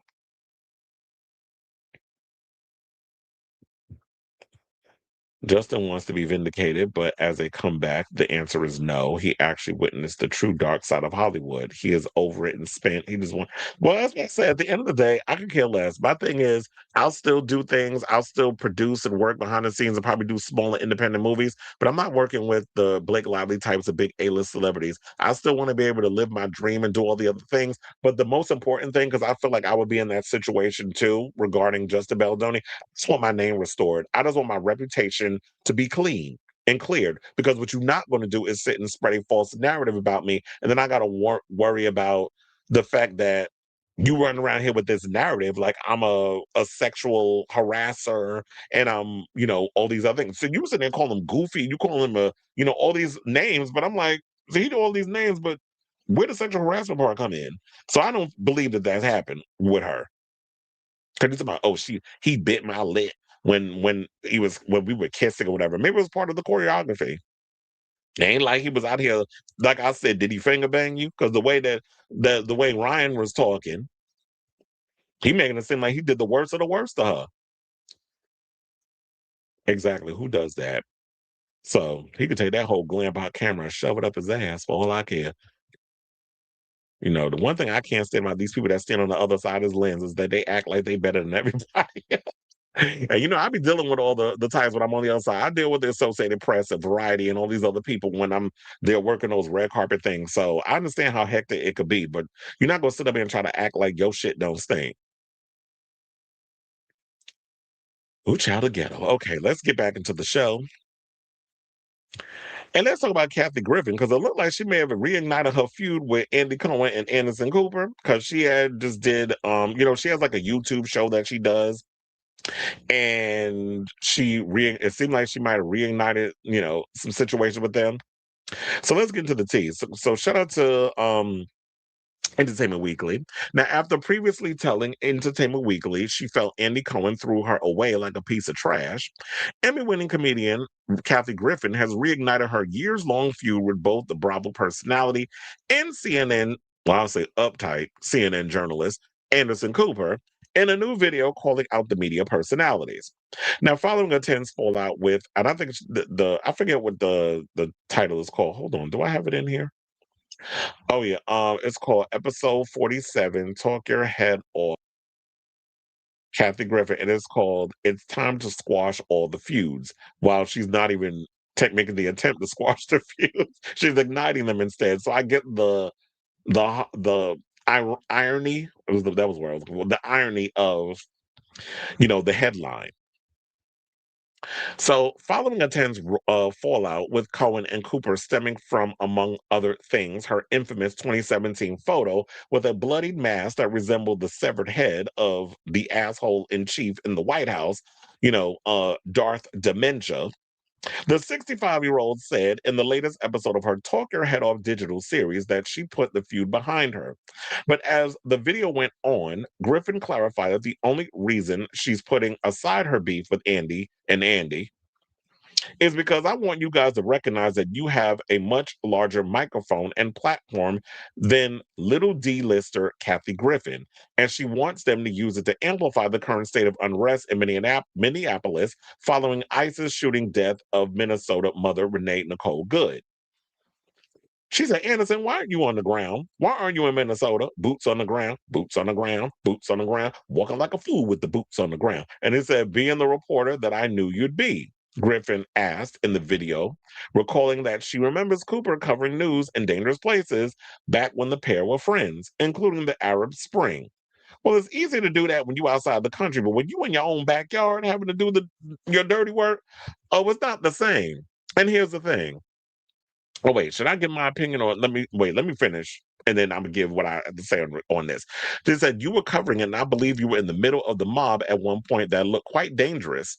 And I know that as an out homosexual man, if your identity were to be revealed in certain cultures, there's a way they would have unalived you, because now I gotta change certain words, that's different than the way they would have killed a heterosexual. That's the Anderson I knew. I just have to call out you and all the other anchors that are sitting in the studio safe and sound when you guys should be on the ground and in parts of Minnesota. Griffin said that we need a bigger microphone to amplify voices of people like areas of Minnesota. She said, Anderson, I'm imploring you, please go there. If you go there, people will watch and people won't feel like this is only happening in Minnesota. It's not easy to take a stance, and that if you're not standing up for something, you're just sitting down. Then she went in on Andy Cohen. She said, Andy Cohen, you have a platform. Pointing out the Bravo powerhouse's prominent position as the head of the nightly talk show Watch What Happens Live. I'm imploring you to devote 1 minute of every episode Watch What Happens Live to show what's really happening with the government occupation of a U.S. state. Well, he likes to say that for his little social media whenever they say something about gay people. That's all he can care about. But here's the thing. You really expect somebody like Andy Cohen, who's about as deep as a damn pond, to come in and say something about what's going on in the world? He's more or less interested in finding out if Francois, I almost said Sagat, Francois, damn, what the hell is that boy name? I almost said Francois Truffaut. I'm talking about the director and the porn star. Can't remember that boy last name. Whatever, Francois, y'all know who I'm talking about. Him, they want to find out him and Conor Story are fucking. That's what he's more interested in. He don't care about what's going on in the world. He got to maintain his position at NBC. Otherwise, he might lose his job. Same thing with Anderson Cooper. Anderson Cooper is attached to CNN. We already know what corporate news media conglomerates give in this situation, which side of the aisle they want to stand on. They want to stand on the safe side. They're not willing to stretch and take a risk or whatever the case is. They busy out here letting that smug ass moron Scott Jennings say up there and say all the dumb shit he says and kind of get dragged down to the floor every time he opens his mouth. That's what they're more interested in. So instead of you worried about, and I understand what you're doing, and I'm here for the shade that you throwing towards Andy and Andy. But look, the only way that you're going to see Anderson Cooper ever go out there and stand boots on the ground out there on, CNN for Minnesota, what's going on, is if he decides to leave CNN and go independent, like Don Lemon. Because Don Lemon is somebody who no longer works at, what's he at? Yeah, CNN. He's no longer at CNN. He got his 25 million payout because they fired him and he still had mileage on that contract and he was supposed to get his 25. He ended up getting it. He don't need to be out here with boots on the ground, out here doing a journalistic thing. He could just sit on his money for the rest of his life and live lovely and be in his little bubble and pretend like the world isn't burning around us in real time. He could do all of that. But he chooses to fight. He chooses to go down to Minnesota, put his boots on the ground, and interview the people out there who are fighting the good fight, going against that priest that is out here, a secret ICE agent that was just exposed and helping, ICE capture people and them out there protesting with that. And all this neo-Nazism that's currently going on. So if you expect that Anderson Cooper, who was a part of a corporation, to go against the establishment when he is a part of the establishment and financially benefits from the establishment, oh, that's not going to happen. And like I said, you ain't getting Andy Cohen about as deep as a pond. You expect him to have any kind of substance? That's not going to happen. So she also went on to say, Andy, I know in your email to me, you described that Trump's head photo as the Trump fiasco, but I respectfully disagree. I think that photo is something I now stand by and very proud of because I was out there up front before any celebrity. I'm just a D-list celebrity. I'm not saying I'm the biggest star in the world. You're not going to see me at the Golden Globes. I understand, but you guys have a real platform and you can make a real change. Griffin told her former friends that your voice is important specifically because of their status as out homosexual men in media. Well, like I said, the only time they come out and say something is if it affects their bottom line. If you say something against the gays and you put the gays in danger, then you won't even see Anderson get up there and say nothing, but you'll see Andy do it because you wouldn't even know based off of situations that Anderson Cooper's a homosexual. We're aware of it, but he's never been out here like I'm saying, like, I mean, I don't want to use this term, but he's not flaunting it. So they said, as a gay man, well, I like using the other word, as a homosexual man, both of you guys are next. That's what the Nazis did. Okay, they went for the LGBT or Levitical community. That's not what they were called at the time, but they weren't. They went for gay folks, and I don't think you guys should be feeling so safe in your white male privilege. And you already know at the end of the day, a lot of these men, they're white before they're a homosexual. That's why I was saying about Matt Rogers, who 9 times out of 10, most people, unless you watch that Las Culturistas podcast, nobody don't know who the hell he is. But when he said what he said about Jasmine Crockett, it was easy for him to fall behind his white male privilege before the gay. And that's what a lot of these white homosexual men, they white first, they're male first. Well, they're white, they're male, then they're gay. Or they're gay down the line. But for the most part, they're white and male before anything else. And they get to, and that's how you get those blind spots because they fallen in that first. So she said, you say, yeah, I said it. I'm accusing you of using your white male privilege because I don't think you guys identify with Renee Good as much as women did. Well, here's the thing. If you ever think about it too, and this has been an accusation that's been going on in the gay community, that a lot of gay men are very misogynistic and very anti-female. That's always been a big conversation. Not only anti-woman, but anti-black woman. They love all the isms, but when it comes down to women, they ain't really out here fighting for them. But guess what? Back in the days of the AIDS Holocaust, who was up in there wiping y'all asses and feeding you when the nurses wouldn't do the job? The lesbians. They was the ones that was up in there wiping your ass and putting that food in your mouth, that applesauce because that was the only thing you could swallow. I was about to make a cum joke, but I'm gonna just leave it alone.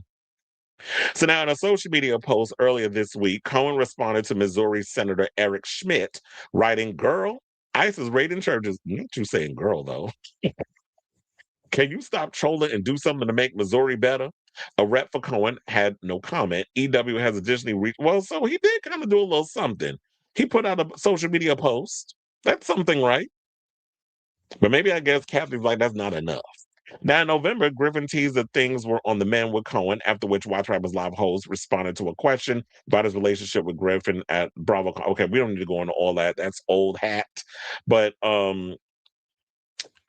here's the thing that I love about people is like, even if we are trying to make amends, and if you're my friend, I like when if you have friends that call you out on your stuff or say, yeah, you need to use your platform to speak up. Because that's what a real friend does. And hold your feet to the fire when they're wrong about something. Why not? So I'm with you when you right. And I do feel like the time is now because we are in a fascist regime. People think we're entering. No, we are here. We've been in it for over a year already. So people need to wake up and smell the coffee and realize that yes, we are currently in a fascist regime right now. And he's coming after everybody who he considers his political enemies and going after every marginalized group that isn't white, male, and wealthy. So they're coming after all of us. And the sooner a lot of these people realize this, that are perched up in their little bubble or whatever the case is, the better. So kudos on you, Kathy, for speaking out. We'll see how Anderson and Andy respond. I don't think they will, but I'll definitely keep my ears to the streets to see if anything percolates in this whole situation. So I say all this to say, what do you guys think of this story? Are you here for what Kathy Griffin had to say in regards of holding Anderson Cooper and Andy Cohen to the fire in regards of, yeah, they're saying like, yeah, if y'all thinking y'all safe from being a political target, you are sadly mistaken. And this is the time where people who have a large platform should be using their platform to speak out against the very establishment. But the thing is, as long as you're making a coin from the establishment, these people aren't going to be free to speak out. They're not unplugged from the matrix. So they're going to feed the Matrix. They're going to feed Agent Smith and all his symbiotes and all those other people. Well, symbiotes is from is from oh my god, why did I forget the damn movie? You know the movie with Tom Hardy. Anyway, let me know what you guys think of this story in the comments down below. Mm-mm-mm. Okay. You said, wait, hold on. Let me go up a little bit. I hate when it doesn't allow me to do that. I saw a clip of Kathy saying, "Why is Anderson avoiding going to Minnesota?" Yeah, I just did a whole segment on it. It's like they were friends for like 10 years. I lost all respect for Anderson. Child. This goes to show these. You know what? It also goes to show that when people are when your back is up against the wall and real shit happens and stuff, people start to show their true colors at that point. And I always said when people show you who they are, believe them the first time. So when you ever in a situation where your back is up against the wall or negative things happen, that's when you realize who your friends truly are. If something happens to you and they not on the line trying to call to see like how you doing or whatever the case is. Mm. I was like, is she? I said, she hates Andy though. Well, he's not the easiest person to deal with. He is annoying. He said, if brain rot was a person, okay. And he said, I love how Kathy is bringing attention to truly important issues. Absolutely, because she has nothing to lose at this point. I just feel like, well, yeah, she's always spoken out when it's been unpopular. And I always like people that are like that. It's like, I don't care. I'm willing to risk my career because I'm a hustler. And that's one of the things about Kathy, why I feel like she's always been outspoken. Because at the end of the day, she's like, I'm a hustler. I understand how this business is and how they treat women, especially women of a certain age. And so I can always go out and find ways to work. I don't necessarily need to rely on Hollywood. There's people that they feel like that's all they have to offer. So they don't rock the boat or try not to have an opinion. I remember her on show My Life on the D List. She went to Afghanistan and performed for troops and even performed at a prison. Oh, yeah, I remember those. I used to love My Life on the D List. That show definitely kept Bravo afloat. Two rich gay white dudes now lifting a finger. I am shocked. Hmm. Yes, she has. All right, y'all. So let's get into our next topic.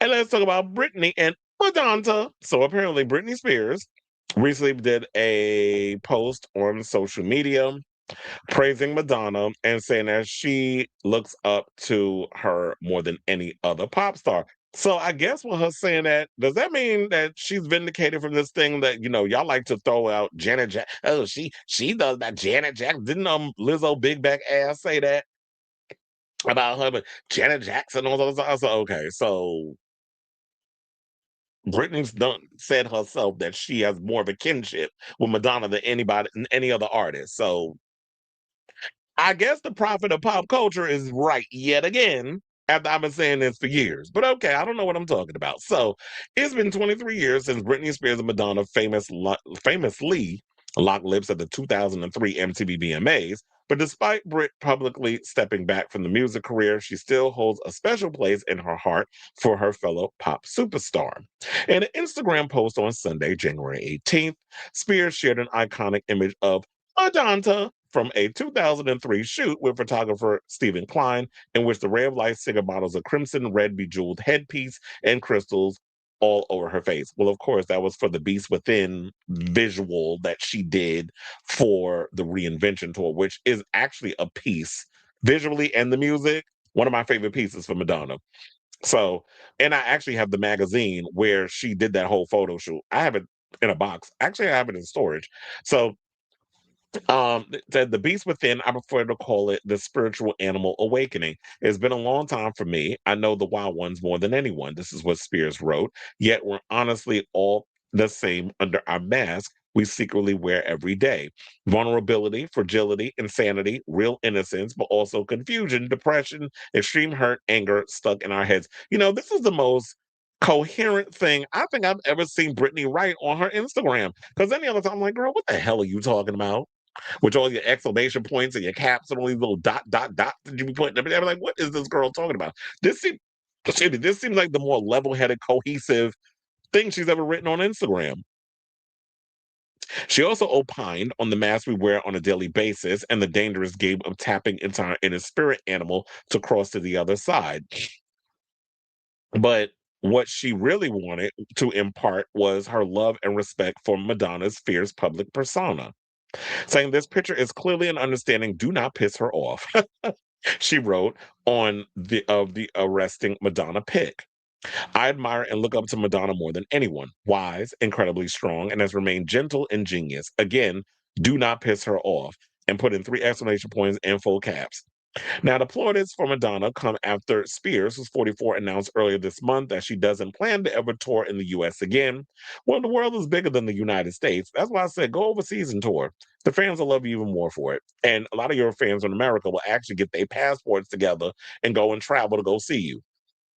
More than 7 years after wrapping her Global Piece of Me tour, Spears shit posted a throwback snap from her pop juggernaut days in which she's seated on the bench of a white grand piano where she was basically praising her younger son, Jaden James Federline, because it's like he plays instruments and stuff. And she basically said she was sending her son that white piano and said why she never plans on touring the US because of extremely sensitive reasons. She did say that one day she hopes to sit next to her son on a stool with a red rose in her hair in a bun performing with him. And then we did a whole story regarding that where I think Rob Shutter was saying that Jada's been kind of egging his mother on. There's really no plans to do a show, whatever the case is. She's got this. I'm like, I'm sure she's well aware that, yeah, I mean, if the time comes or whatever, and my son is out there and decides to go out there and with all the things he learned playing the piano, whatever the case is, that he'll get out there and actually perform, and she'll be all for it, and get up there and perform with him. And so I think that that's what that is. But they always got to over dramatize things.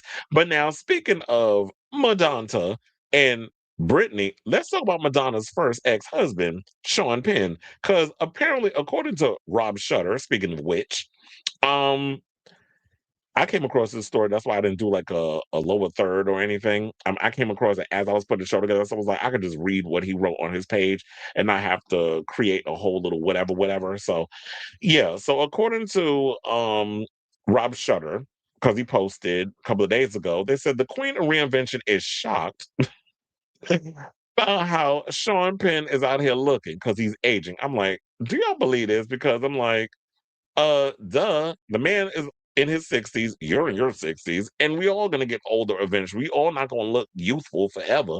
Now, there's things that you could use to help with your skin regimen or whatever the case is. But at this point, Sean Penn don't care. Sean Penn look older than Methuselah because he smoked damn cigarettes all day. And so, including most recently, he was at the Golden Globes smoking indoors, and they had to tell him put that shit out. So, according to the article, let's get into it. So it said Madonna has built an empire on shock, controversy, and constant reinvention. But sources tell me there is one thing she simply cannot stomach: Sean Penn aging naturally. And because I guess because she's not allowed to age naturally. And y'all be saying, why you can't age naturally? Because when these women do age naturally, y'all read them. Oh, you look a mess. Oh, you was old as hell, or this, that, and the other. Y'all would come with so much misogynistic ageist comments when it comes to women. Women in pop are not allowed to age gracefully. Women in film are not allowed to age gracefully. So it's like, yeah, while they women of a certain age, they still got to go and do all kinds of regimens to their skin or whatever, or use crazy ass filters. Because I seen that recent one with Candy Spelling. That lady, 80 some years old. What filter is she using? Because I was sitting there like, ma'am, ain't no way in hell your octogenarian looking ass look like you 30. Out here literally got the Megan Trainor filter on her face on that cover of that magazine. So now, insiders say the pop icon was genuinely appalled when she recently saw her ex-husband sporting gray hair and the unmistakable signs of father time. Not father time. And they said this is not Sean as she remembers him. She couldn't believe it. Natural aging, gray hair is just not her Sean. Well, girl, that man ain't been your Sean in over 4 decades. If this story is to be true. Now, they said Madonna and Penn, who famously dated and married during the wild 80s and early 90s, have stayed loosely in touch over the years. But this latest sighting, sources say, hit a nerve, forcing Madonna to confront a reality she prefers to keep tightly controlled. She's used to controlling every look, every image, the insider says. Seeing Sean age naturally without filters, fillers, or Hollywood tricks was a shock to her system. She's not used to that reality. Well, because when you surround yourself with yes people who are on the payroll to kiss your ass, and that's no shade, I'm just saying, because this is just a natural general thing that goes on in the situation. What do you expect? They're gonna, like I said before, women are not allowed to age naturally. It's unfortunate that it's hypocritical, but yes, men are allowed to age gracefully. He can walk around with gray hair and be older and nobody says anything. And I see them in one battle after. Let me tell you something. When I saw Sean Penn in one battle, I was like, okay, could totally. I see why Tiana Taylor was all up in that movie. Sean Penn got a nasty sex appeal about him. Even though he got his issue, whatever the case is, some people find him problematic, whatever the case is. There's a sex appeal to this man. So that it's that bad boy energy. And so, yes, unfortunately, there is biases against men versus women. Men are allowed to age gracefully. Men can have gray hair. Men can have wrinkles. They can get older and still get parts in Hollywood. Women are not allowed, which I don't understand why. We should be allowed to see women in film who are older to play different parts and not just the grandma. So they said for a star who spends decades rewriting the rules of beauty and defying time itself, Penn's gray hair felt less like a hairstyle and more like a betrayal of memory. And insiders say completely unacceptable in Madonna's world. So I guess with them saying that, they'll be like, well, that's why Madonna prefers dating men under the age of 30, because she doesn't want to be reminded of her mortality. I mean, she's been through a lot. I mean, damn, she almost met her maker during, around the era of the Celebration tour when she had the infection, had to go into the coma. So I could totally understand that. And yeah, the older you get, you are reminded of your mortality. I'm not even in my 60s, and there'll be situations that go around where every now and again I'm reminded of my mortality. I don't want to be thinking about it, but because when you're young, you want to think like you're invincible and nothing crazy is going to happen. We could all go at any time. I don't want to be thinking about that, but sometimes we do get those reminders. But Madonna should know that industry that she's in, they're always going to make comments and remind her about father time and her age and all this other stuff, because y'all do it now. Y'all don't want her at 67 exuding sexuality, because you think when women hit a certain age, they're not out here getting it in, getting that back blown out. Why not? First of all, we've heard the stories about older people in the old folks' homes who be getting it in, and how the STI rates be high up in there. So I don't know why y'all shocked that Madonna, of all people out here, still trying to relinquish her youth and got herself a younger boyfriend or whatever the case is. And look, um, Sean Penn got him a pretty young thing too. I told her his girlfriend, who's like 30 years old, tall, looked like Ethel Kane. So yeah, they both out here hunching people, um, I was gonna say on the Mason Dixon line, just young, younger, half their age and younger.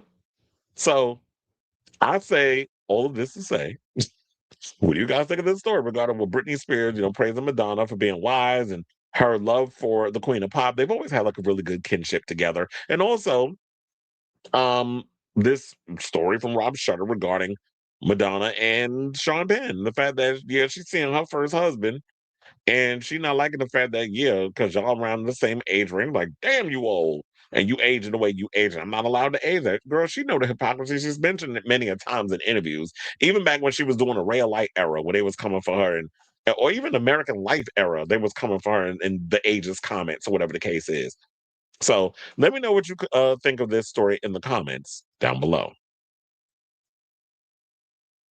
All right, let me close some of this stuff before we get to our next topic. And let's see what the people are saying. Madonna says she felt like a maternal connection to Britney. She regularly checks up on her and they talk, and I'm sure Madonna gives her advice and is someone Britney vents to.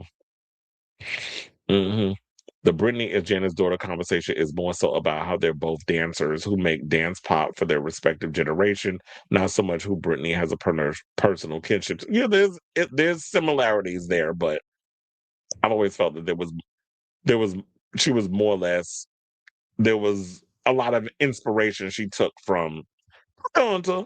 I'm sure there's some Janet in there too, especially when you look at "Oops, I Did It Again." That's some Janet isms in that. Madonna also helped Britney find her lawyer to get her out of the conservatorship. Yeah, I remember that story. Said Madonna is a year older than she. That was they all in the same age range, so that's why what it is. She exactly, women are not allowed to age.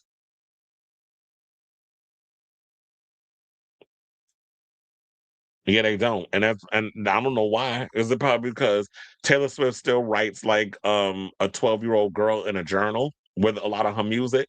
So mentally people still haven't computed to the fact that yeah, technically she is in her mid-30s. Where's that same energy? Or does it come from a place of misogyny where it's like y'all only go after the girls who play up the sex appeal? So those are the ones when y'all start going after them. Taylor Swift don't really do that. I mean, she tried doing it a little bit with this Life of a Showgirl album, but that was just the Fate of Ophelia music video. People Weekly review on In the Zone, no longer a little girl, not she's not a girl, not yet a woman. From what I've observed, I think people generally forget Taylor is close to 40 than she is 30. Absolutely. That's why I said she in her mid-30s because she is so close to her younger peers, and the digital age only helps further whatever narrative she wants. Yeah, and that's why people haven't really gone in on her yet because it's like they haven't caught up with the fact that, yes, if you really look at her and her age, she is pushing close to 40, but because of still the type of music she's putting out there, she still teeters towards the younger generation. So therefore, she gets a pass. Taylor Swift hasn't rocked the boat. Yeah, that's what I'm saying. Anybody who plays up the sex or rocks the boat or can be controversial, those are the ones that's where all the misogyny, I feel like, and the biases comes in a lot from the media, which is predominantly male. So they'll go in and they'll make these comments and try to cloak it in this whole ageist thing, but we know where it all stems from. It's misogyny. I see more her and Janet having a compatible relationship. They seem like similar girls. And Taylor does indeed still write, like, say, writing in a diary about a crush. So high school, who's afraid of little old me? And but daddy, I love him. Even though Madonna was doing the same thing, but she said, I'm keeping my baby. Papa don't preach. That's the only time you said, like, but daddy, I love him. That was her daddy, I love him era. Papa don't preach. But at least it was dealing with adults, like stuff that, even though it was like based on a youthful situation, it was kids was dealing with that. Young pregnancies and things of that nature. I can relate, child. When I was in high school, I knew all the girls that was up in there being teenage mothers. And you said like people were shocked when Britney was 26 when she issued Circus, and it seemed she was a veteran. Well, she was putting out music since she was 17. When I was 17, I did what people told me. Why did I all of a sudden break out into control? I'll tell you, I will see like a line up in here. Or I'll say something all of a sudden. It'll just remind me of a song. Anyway, okay, let's move on and let's get into this story. So let's talk about Bethenny Frankel. So apparently it looks like that maybe there's some jealousy there. I know a lot of people was feeling like it might have been jealousy. I don't think that's probably what it was. I didn't mind that she was giving her genuine opinion on Nene Leakes coming on as a pretty much a cameo for Real Housewives Ultimate Girls Trip or Ultimate Road Trip. I don't know. I'm so used to Ultimate Girls Trip that was the name, but I think because of the controversy that happened with that, they're pretty much done with that. So they got to come up and find a way to reinvent it. So they're doing Ultimate Road Trip, and Nene Leakes is apparently going to be a part of it, but she's not even coming on full time or whatever the case is. She's doing basically a damn cameo, I guess, when they stop in Atlanta because Portia is a part of the show. So I guess Portia helped get her on it because she did thank her and Phaedra. So Nene, I mean, well, between with Nene with that news, Bethenny came on and was like, I congratulations on everything, but I don't understand why she want to go back to a house where she said they treated her dirty, they did all these things to her, they blackballed her, and now you gonna run it back begging for your job back. She said, where they do that at? That's how look, I always tell you when Hollywood is not show friends, it's show business. So people will hate you today and then love you again tomorrow. Time heals all wounds. They go back in, and then everybody's kumbaya. After the dust done settle, everybody's all they let all the shade or whatever it is subside. The only thing I don't ever see happening is Willem going back to Drag Race. Like I just think that ship doesn't sail. That bridge has been burnt to a crisp. So I don't think we'll ever see something like that happen because the gays are worse. Um, I guess black folks are over on a network that's completely different than the gays doing a drag show. So, um, since then, now it's saying like there may be a reason why Bethenny said what she said. Now, I didn't mind what she said because I'm like, yeah, I totally agree. Call out the thing. It's like, I'm happy that you go back to Bravo. You should have been using your status as Nene Leakes to parlay into other things, so you're not necessarily relying on those Bravo checks to be able to be successful. You should have been parlaying, using your personality to be able to parlay it into other things because you do have a larger than life personality. So you should have been using that as a way to, if people aren't going to give you your talk, your Wendy Williams-esque talk show on a network, you should have been like, oh, let's do a YouTube talk show. I know celebrities. I can get Ryan Murphy to come on. I can get Sarah Paulson to come on. I can get some of the housewives to come on, and I can kiki with them, and the numbers will go up. And we have a little conversation, whatever. You should have been parlaying that into all other stuff. But you thought you was just too damn big to be out here hustling like Bethenny was with the skinny girl and all that other stuff. And she's still out here hustling. But the word on the curb is, by the curb meaning Rob Shutter, he said that the reason why she may have been coming out saying all the things that she's been saying is because Bethenny want to give her behind.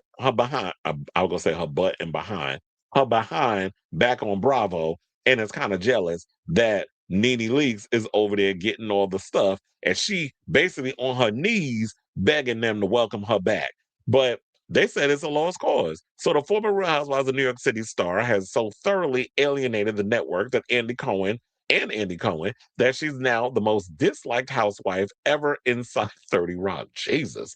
Now, Bethenny keeps calling and emailing, trying to make amends, but it's never going to happen, a network insider revealed. Andy won't even say her name anymore. She's just Margarita Lady to him. Now, that's funny. Now, friends say Frankel's desperation has only intensified since Nene Leakes' return to Bravo for Real Housewives' Ultimate Road Trip. Quote, she's begging them to give her a second chance, claiming she had the original idea for the road trip show. She did say that in the video. She was like, oh, I pitched it to the producer or whatever the case was, but she said it was just for her and Nene to do a road trip show, which she thought would be a cool idea. Them two on a road trip together and them traveling, doing things. Because remember, I was like, oh, they could do it like, I was gonna say like Real World Road Rules Challenge. Remember that back in there where they used to travel in an RV and they used to have to do challenges or whatever? I was like, that would be a cool idea, but Nene lazy. I can't see her doing no physical activity. The only physical activity I could do is see her running her mouth on an episode of The Apprentice, or which she did, or The Traders. Now I would love to see her on that. But I feel more like Paris and Nicole if they did like that. Remember when they went on a road trip in an RV? I was like, they could do something like that. But then again, Paris and Nicole did physical labor, and it was funny. But Nene's lazy, so I can't see her doing that. She thinks she's too good to lift a finger. But you had no problems wrapping your thighs around a pole for a check or some tips. But you can't do no physical labor. Just saying. Look, she was a stripper at one point. I'm not reading her in a situation. We just talking. So, where was I? Oh, so this a friend said that her desperation only intensified after, the road trip thing. She's begging them to give her a second chance, claiming she had the original idea for the show, but everyone knows the pitch was turned down for a reason. She's toxic and impossible to work with. Now, another insider points to her social media antics, saying she keeps posting these shade videos and tagging Bravo. It's embarrassing. Fans are begging her to just move on, and frankly, so is everyone at the network. Now, even a friend defending her admits the bridge may be burnt. One saying that Bethenny is passionate and wants to work again. She really does love the business and just wants another shot, but the bridge has been burned beyond repair. And here's the thing.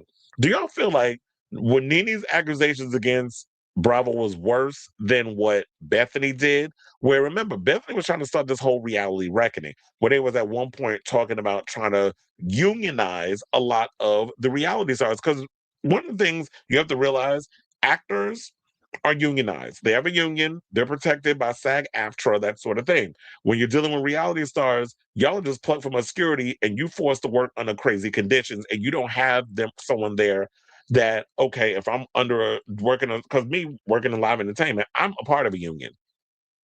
So when you have this situation and you're going off and something happens on a set, who are you complaining to? because you don't have your union rep that could come down and fight for you. And I remember many a times when I would be on movie sets doing commercials, whatever the case was. Oh, I already knew dealing with people who were unionized and they were on the phone. Any little thing that was going on, the food was what it was. I'm not up to par with the actors that was working on certain situations. Because I remember I did a Priceline.com commercial, and there was actors that were on the set that would be on the phone nonstop with a damn union reps talking about the conditions of the food and the conditions of this and the conditions of that. There was always something. I didn't have to get on the phone because y'all was busy doing it. So, um, so I totally get all of that. And Bethany was up in here rocking the boat. And that was pissing a lot of people that worked off behind the scenes because she's like, well, we need to kind of start up trying to get people up there unionized. Now, do I think reality stars should be unionized like actors? Yes, because they need representation and protection too. God forbid something crazy happens on a set physically, like a physical injury, whatever the case is. Like, who can I run to when I've been hurt? Who can I run to? I had to remix the Escape song. So they can't run to nobody. So you have that. So I do feel like, damn, it's unfortunate that Bethenny has, no matter how hard she tries to apologize, she's burned a lot of bridges in the industry and nobody wants to fuck with her. And it's sad that, what, because that TV money is good. I ain't gonna hold you. That TV money is good. And it's like, if you don't want to be rocking the boat on a situation, you gotta know how to play the game. And she tried to play the game and realized that, it was a Samson and Goliath, and was it, yeah, David and Goliath. I said Samson and Goliath. David and Goliath type of situation. And she couldn't fight Goliath. That'd be NBC Universal. And now it's like they can, I guess that they can, it's easier to work with Nene than it is Bethenny, if this story is to believe to be true. So it's unfortunate, but girl, they don't want to mess with you in Hollywood. So just keep doing your testing product stuff on TikTok, because that seems to be the way that you're just gonna keep getting what you're getting and only kind of attention you're gonna be getting, or talking about whatever's going on in reality, because it seems like they don't want to fuck with you. So I say all this to say, what do you guys think of this story in regards to Bethenny Frankel apparently begging Bravo to take her back, but they don't want nothing to do with Margarita Lady? So let me know what you guys think of this story in the comments down below.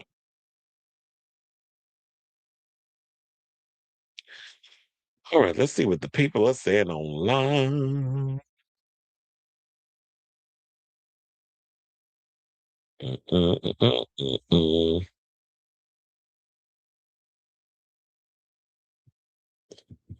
Britney also called herself the Queen of Pop on Kate. Oh yeah, was that her that called herself the Queen of Pop, or was that Danger?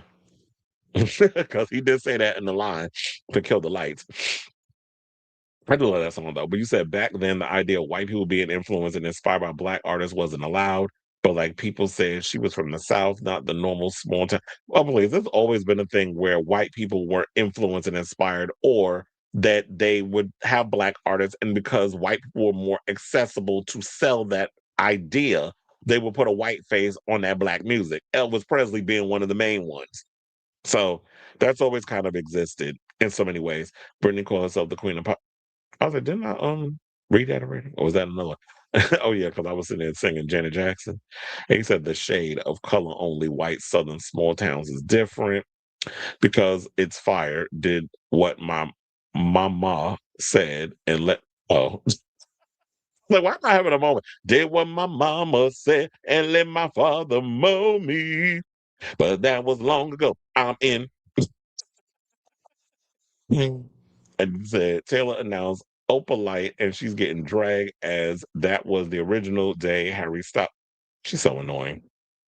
So now you try to interfere with your ex. Yeah, she need to be dragged, because here's the thing. She could try with these other artists, but Harry Styles, let me tell you something, is on a whole nother plane. These little girls, the fact that they love that band down to the ground, I just don't understand. Now, I'm not saying I don't understand the appeal, because I like Harry Styles. I like his music. He's cute. He definitely got that Mick Jagger thing going. But these girls, it's like, bitch, stay in your lane. It's like you try with all these other pop acts. And she been trying her little manipulation situation. Because I call her the Nicki Minaj of pop music. Whenever your contemporaries come out, you always want to try to interfere with their shit. And so they're like, Because if Harry Styles is coming out with his stuff, you already did enough with that album. But here you go trying to interfere with people's stuff. So now she playing. And now they trying to drag her. So now you want to release a single on the same day that Harry Styles supposed to release his single. I wouldn't have bumped it, but I would have dragged her online and tell them basic ass Swifties to try it. But you know them Harry Styles fans, they just as brutal. I was listening to Circus last week, and that album is such a good follow-up to Blackout. The latter always gets the acclaim, but Circus is so girly and edgy. Britney will always be top 3 for me. She did come out with some good albums, even though there was some criticisms with Glory and all the stuff saying that she wasn't really singing on a lot of them songs. There was a whole YouTube video I saw on that. They said Taylor's favorite day. I even said we have 3 Jason Voorhees days: February, March, and November. And why haven't we gotten a Friday the 13th movie? It's been over 15 years. We are supposed to be getting the Crystal Lake show, so they need to hurry up and bring that about. All right, y'all. So now we are down to our final 4 topics. So before we get to our final 4 of the day, if you could please do me a solid, hit that like button. If you are new to the channel, hit that subscribe button, and also be sure to smash the notification bell so that you know when we go live with a brand new episode of Chris Avalon Unfiltered. Please and thank you. Now, without further ado, let's get into some homosexual news and let's talk about heated rivalry. So, heated rivalry star Hudson Williams, you know, since the success of this show, Hudson and Connor's stories, careers have blown up beyond anything we could have ever imagined. And yeah, it's literally overnight success because in the past, well, it's been how long since the show ended? Like 2 weeks? I'll say in the past 8 weeks, his career and life has changed. He's been asked to perform on during Fashion Week. He's taken pictures in hotel rooms with Ricky Martin. You know, he's been at the Golden Globes. He got to do interviews on a lot of the late night talk show circuit, and he's getting offers here, there, and everywhere. So he recently also did an interview where he opened up about how overwhelming it's become for him and trying to, while it takes a lot of people years to get all this together or figure out how to deal with sudden fame, he's had to figure it out in the past couple of weeks. Well, I would say in the last 30 days, I guess we could say. So Hudson Williams and Connor Story's meteoric rise to fame shows no sign of slowing down. Since Heated Rivalry premiered, the co-stars have gone from relative unknowns to Golden Globe presenters and Milan Fashion Week attendees. Chris Brown was also there. I saw him in this outfit that I think he was wearing Louis Vuitton or whatever. He looked, first of all, I ain't like them pants. The pants looked like he had childbearing hips. Then he was trying to wear the Louis Vuitton purse over his, like one over, crossway, whatever, how you call it. It just didn't look, the outfit looked like it was wearing him more than he was wearing it. And I understand you was up in there getting free stuff from Pharrell, but it's just you were trying to make it look like fashion, and it just looked like it was giving Sheen. That's what it was giving. So now it said before the Golden Globes, Williams sat down with Evan Ross Katz for part one of a revealing interview on the Shut Up Evan podcast. Story appeared on the podcast earlier this month. The conversation, which will conclude January 27th, offered a glimpse into the whirlwind experience of sudden stardom. When asked about the overwhelming public reaction to his newfound fame, Williams admitted the experience has been disorienting, saying, quote, I was just talking with one of my agents, I was like, well, he said one of my agents yesterday, and she said, Connor and I have to learn what a lot of actors get in 5 years, in like 30 days, he explained. The rapid ascent was meant navigating complex career decisions, choosing between prestigious projects, learning to manage an overflowing inbox of scripts, and determining which opportunities to pursue, all while maintaining a grueling press schedule. Describing the challenge of sifting through opportunities, he said, do I read 10 pages? Do I just read the log line? What do we say no to before really giving it the full time of day? Because I simply do not have the time if I just sat and read everything to finish all these scripts in time to give an answer to these people. The actor also opened up about the darker side of fame, particularly the loss of privacy, or as the Brits say, privacy, and constant scrutiny. Reflecting on unsolicited paparazzi photos, he said that person didn't necessarily want that photo taken. It is maybe not nefarious, but it's not sweet and it's not fully welcome. It doesn't make us feel safe or really like we can disarm. He described experiencing social anxiety for the first time since ninth grade while simply trying to buy lighter fluid, not lighter fluid, at his Vancouver SkyTrain station, admitting he found himself planning my exit to avoid crowds while dressed casually. Comparing his experience to that of BTS, some people, if you of a certain age, will say Beatlemania, but BTS sounds more appropriate because K-pop. Williams noted that he couldn't fully empathize with their situation until experiencing himself. There's an element of that's not another human, that's a celebrity, he reflected, discussing how the distinction has altered his daily life. We feel very always on defense. And that's what you got to worry about because you never know what these people's intentions are when they're coming at you. If you're someone like, I couldn't imagine that, oh yeah, I go from obscurity, people don't know who I am, to it's like all of a sudden I'm a huge star overnight and I can't walk down the street. I can't go to my favorite store anymore. I can't go to a bar. I can't do this, that, and the other without people heckling you, people bothering you. Can I get a photo? Or the worst part, I could just be shoving a damn phone. Excuse you, like boundaries, respect. How about you ask? Like the other day, I got irritated and I did get defensive. An attitude came out.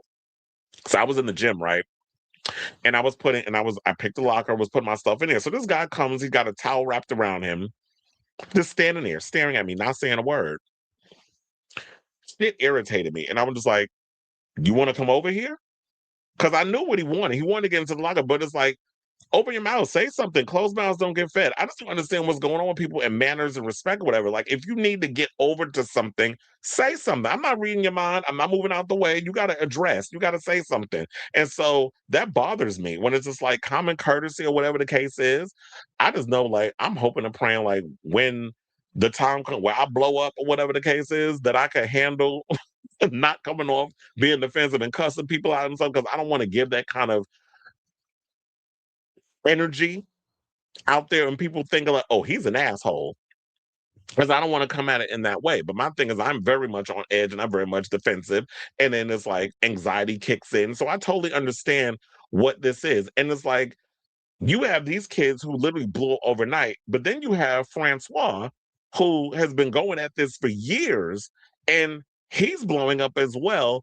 But he's been doing this for a long time and is still trying to ride the wave and navigate and handle it. So even if whether you've been doing this when it's overnight success or it's taking you 10, 15, or 20 years of a career to have this overnight success, it seems like the pendulum swings both ways. So I don't envy these kids at all. I hope they're able to ride the wave. I hope that they have people who are out here respecting their energy and protecting them and not trying to take advantage of it, because it's like they're human beings at the end of the day and they're still trying to just make sense of it all. So don't put them in a position where it's like now they got to be prisoners in their own home or their own mind, and they can't have a life and they can't hang out with friends or date or do whatever, because we're already going through it when you got these psychopaths online that are mad that allegedly Francois and Connor might be hunching, where they want Hudson and Connor to be hunching. And it's like, we're actors on a show and we're friends.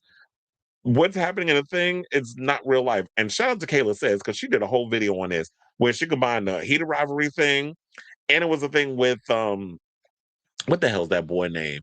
Finn Wolfhard, where he recently did SNL and people started coming up with these creative, crazy narratives. Oh, you're making fun of Will coming out of the club. First of all, that whole scene was a joke. And y'all was sitting there criticizing that before SNL even jumped on the bandwagon and did a whole thing on it. And then they was upset because they said that the thing of the Demogorgons opening mouth looked like a vagina, which it actually does. I make jokes about that. Whereas like the Venus flytrap or whatever, it kind of gives vagina tease. So it's like you make little things and yeah, it might be low hanging fruit with the jokes, but people getting all sensitive about stuff. It's like, grow the fuck up.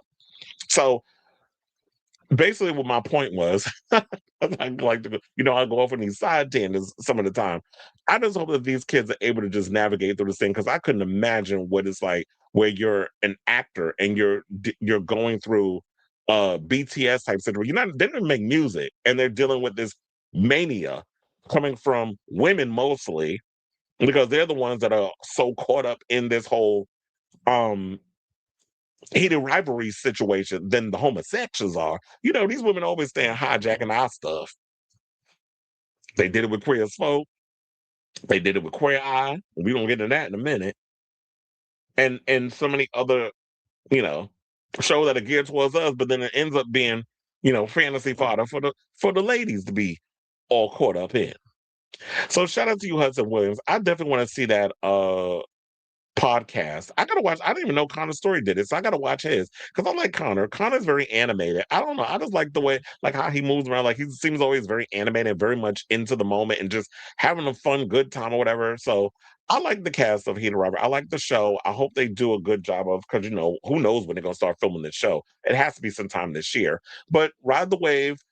Choose your parts carefully because you don't want it to be like y'all don't want to be one hit wonders. Like look at other scripts, do movies, shows, whatever the case is, jumping things, guest starring part, whatever opportunities you're getting. Hopefully, it's not just oh well, this we're gonna give you this sports thing, but it's got a gay angle. Like they could do other things besides the heat of rivalry angle. So hopefully you choose wisely. But the acting, I'm definitely shut up, Evan. I'm definitely gonna check out that Shut Up Evan podcast. The first episode, and they said the second episode comes out next week, which is the 27th, and I'm gonna check out the Connor one as well. So I want to hear from you guys. What do you guys think of this story? Do you have a little empathy for the fact that this overnight success, a lot of it is it's not all that it's cracked up to be, and a lot of people think they can handle it, and so far it shows like they are handling it, but I actually feel for people when it's like you got to deal with all that stress and the pandemonium, the fact that people don't respect boundaries. So let me know what you guys think of this story in the comments down below.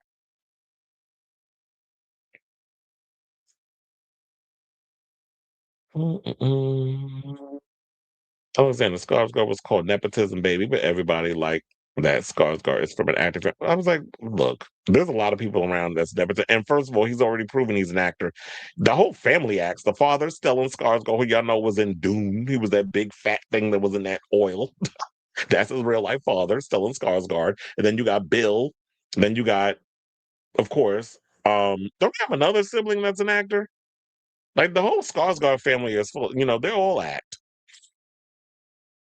I told you before my Stan Twitter account started as Harry Styles' page. Oh, before you did Nikki? And he said converted into a barb and joined the Matrix. Thankfully, I escaped 3 years ago. I keep telling y'all the same, you know, there's the Matrix and there's the real world. And I'm starting to notice a lot of people are starting to use that terminology because I was seeing a couple of YouTubers, they're like, yeah, there's people out here who really think that they're saying like, yeah, people getting caught up in this internet shit is not real. It's like, yeah, it's not. I'll tell you, like, The Matrix is one of my all-time the first one is, like, one of my all-time favorite movies, so I use a lot of the isms of that because I do feel like it's a reflection of our world today. And she announced CD singles, vinyl sales, and cassettes. Harry only has digital and streaming only. Well, who know? Well, I think he did come out with a vinyl for the new album or whatever the case is. If I'm not mistaken, he'll be coming out with vinyl versions. Someone called the Asian one a modern Princess Diana, and a viral tweet said, y'all have until next month to wrap this up. And I low key agree. Wait, who is about someone called the Asian one? Are we talking about Hudson? And wrap what up? Are you talking about heated rivalry? That ain't going nowhere. Not the hockey sticks. That's what that is, right? And you said Out Magazine spilled, said Boots was way more successful than any other. Of course it was. And here's the thing. I just heard that one of the look, I'm sure they're not those kids are not all that upset about whatever. Because I just heard that one of the actors, I can't remember his name, but I did see an article in passing. One of the actors from Boots just secured another job. He's about to star in the God of War TV series. So he's good. The report came from Netflix, so right, of course it wasn't. That's why I said it's bull. It's a bunch of BS. Netflix be getting on my nerves with all of that. But I'm still here for the merger with Warner Brothers, only to piss off Paramount. And I genuinely believe that they want to invoke change and have a studio. All right, y'all. So let's get into our next topic. But let's talk about Karamo Brown. So yesterday we gave, I talked a bit about, the fact that the promos the promotional tour for Queer Eye has officially begun. And what may have sparked some drama was the fact that Karamo was surprisingly missing from the promo tours. He did send in an Instagram video on why he wasn't showing up and all this other stuff.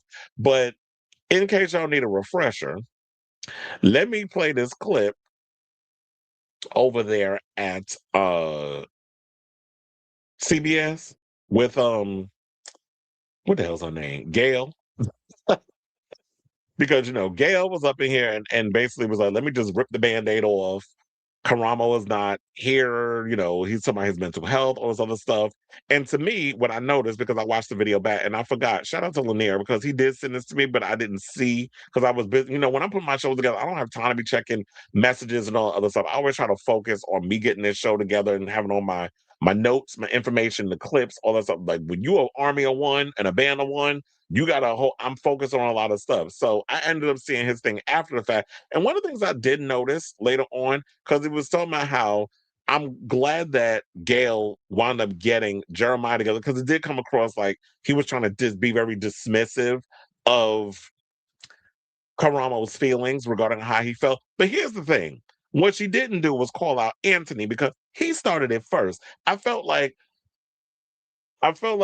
Jeremiah was piggybacking a bit off of what Anthony said. But the way Anthony came across was like he kind of was like very, very dismissive at first. But I guess because Jeremiah spoke last, he got the stray. But then again, we're going to get into the next part, which is Karamo started unfollowing some of these hoes. And I'm going to tell you which one he's still following. But let's play the clip. And then, in case y'all didn't see it, and we'll come back and talk. Please hold. Call it Fab Five, but one of the Fab Five is not here. We received word just in less than an hour ago that Karamo Brown is not going to be joining us today. He said in part, because I want to rip the Band-Aid off and just get it out of the way so we can really talk about the show. He sent a statement. He apologized for not attending this interview. He thanked the audience. He said in part, I hope everyone remembers to focus on and to protect their mental health, peace from people or a world who seek to destroy it, which is why I can't be there today. His assistant also says that he's worried about being bullied. So let's just address it and get it off the top. I was very sorry to hear this, that he apparently feels this way. What do any of you have to say? You're as surprised as we are, I assume, that he wasn't here. I think, yeah, surprise is a fair understatement. I will say our Queer Eye family, we've been doing this for almost a decade, which is pretty wild to believe. I'll be free. And families are complicated. Yes. And we're definitely not excluded from that. But I think two things can exist at the same time. And while that is definitely true, we're also here to showcase these incredible heroes that we have and really honor the legacy of this past decade of our lives and all these wonderful heroes that we've had the blessing of getting to meet and to have conversations with. Can I just say one quick thing? Jeremiah. Obviously, I'm the new gal. Yes. You're the new gal. I am the new gal. Welcome. Thank you. I just want to say I'm not going to get choked up. My experience in this group has been transformative. To see the way that they move through the world, the way that they have the way that they have taught me so much about life and friendship and love. I have felt safe and supported by the people up here. I have loved every second of this thing, and I am so excited that we get to do this and share this next season, because the show really is just about highlighting the best of humanity. Yes, and that's really what it is, and nobody needs that more than this country. Right? That's the constant theme in the show, but I don't think we can negate how Karamo feels. No. Does anybody have anything to say to him specifically? Because I do want to get to the show in the 10 seasons, because I watched all the last season. I would say one thing that I've been so honored to learn from Karamo in my time is it's just like he said in that package, we have to meet people where they're at. Yes. And he has taught people to center what they need. And I'm actually really proud of him. Center what you need, do the things you need to do to take care of you. I'd be lying if I didn't feel like that sometimes. Yes. And so I think it's really beautiful. And I think we do need to center what's best for us sometimes. And my hat off to him for doing that today. All right. Well, it looks like to me that Jonathan Van Ness was or we like to call him Gay Jesus. He was the one that seemed like he was the more diplomatic one that said all the right things in regards to that. Well, guess what? So according to the latest report,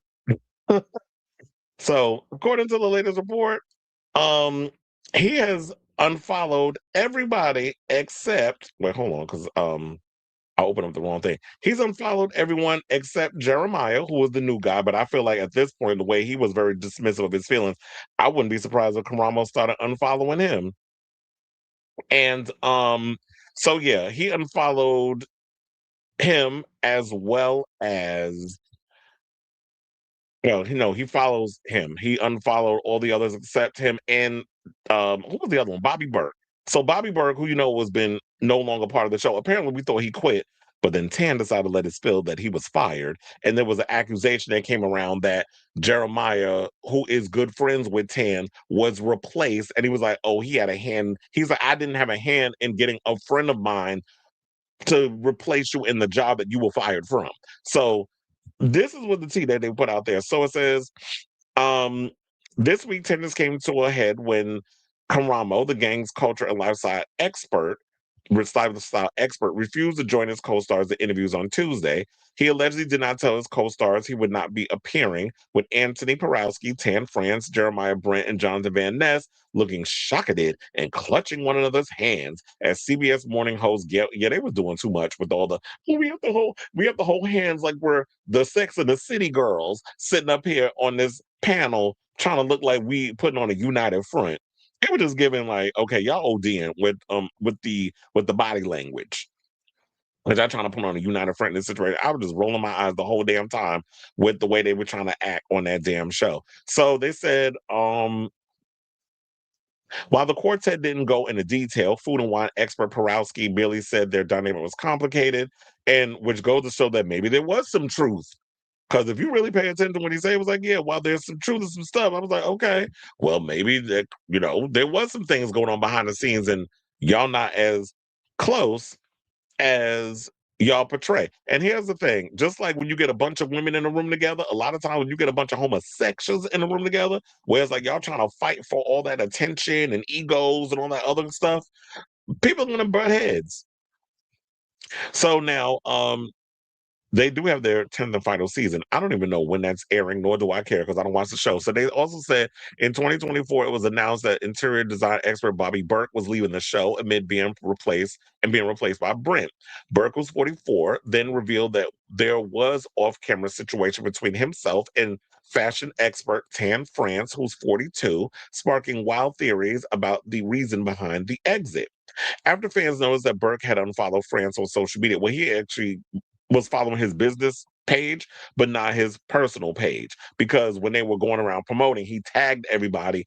And with Tan France, he tagged his business page that he barely uses, which got the sleuthing. And they realized that, oh, so there's trouble in the mist. And then that's when all this thing came out. So he said, yeah, it was something personal that had been brewing and nothing romantic. Just to clarify that, because apparently everybody thinks that when gays get together, that we can't just be platonic friends and we ain't all fucking each other. So then he said, should I have unfollowed Tan? No, maybe I should have just put him on mute. But that day I was angry, and that's the end of it. We became like siblings, and siblings are always going to fight. However, let's also not forget this. So they said a Rolling Stone article revealed that France and Porowski conspired to get Burke kicked off the show and replaced by the British star's friend Brent. Fran, I combine both names. France has strongly denied the allegations. I don't believe it. If Rolling Stone went, and Rolling Stone be doing these shady exposes. I don't like when y'all do y'all music reviews or whatever the case is, but for the most part, when they be doing these deep dives and they be digging into stuff that be going on behind the scenes with some of these celebrities, oh, it'd be juicy, and I'll be believing it. So they said that Burke was blindsided by the way his departure played out, noting that he had also been butting heads with France and Van Ness on set. While Burke claimed to have chosen to leave the show, France suggested that wasn't the case as he responded to claims he was involved in the decision. Addressing a report on IG, he said, my former colleague getting fired had nothing to do with me trying to get my friend hired. Well, if Bobby went in and did the whole, I wasn't fired, I quit. And you coming out here being purposely messy and revealing that, no, him getting fired had nothing to do with me. I ain't had nothing to do with that. That's you being shady. That's you trying to take control of the situation and ripping the Band-Aid off the wound and saying, well, what he's saying over there is not what happened. This is what happened. So you being a messy queen. That's probably why that damn fashion show that he was doing over there on Netflix ain't been renewed. So he said, am I so happy that they have a job? I really am. I think they're going to be incredible in the show, but I didn't get them hired by getting rid of somebody else. I ain't buying it. Now, also, Rolling Stone also did an expose on Van Ness. If y'all don't remember, um, this is where it gets confusing because you say you non-binary, but then mostly we always thought that by non-binary people use they them pronouns, but you call them he, him, she, her, they, them, and all the other acronyms. This is how people get confused because it's like, but non-binary meant they them. But no, you can call me he, you can call me she, you can call me Regis and Kathy Lee. Remember that line? As long as you call me.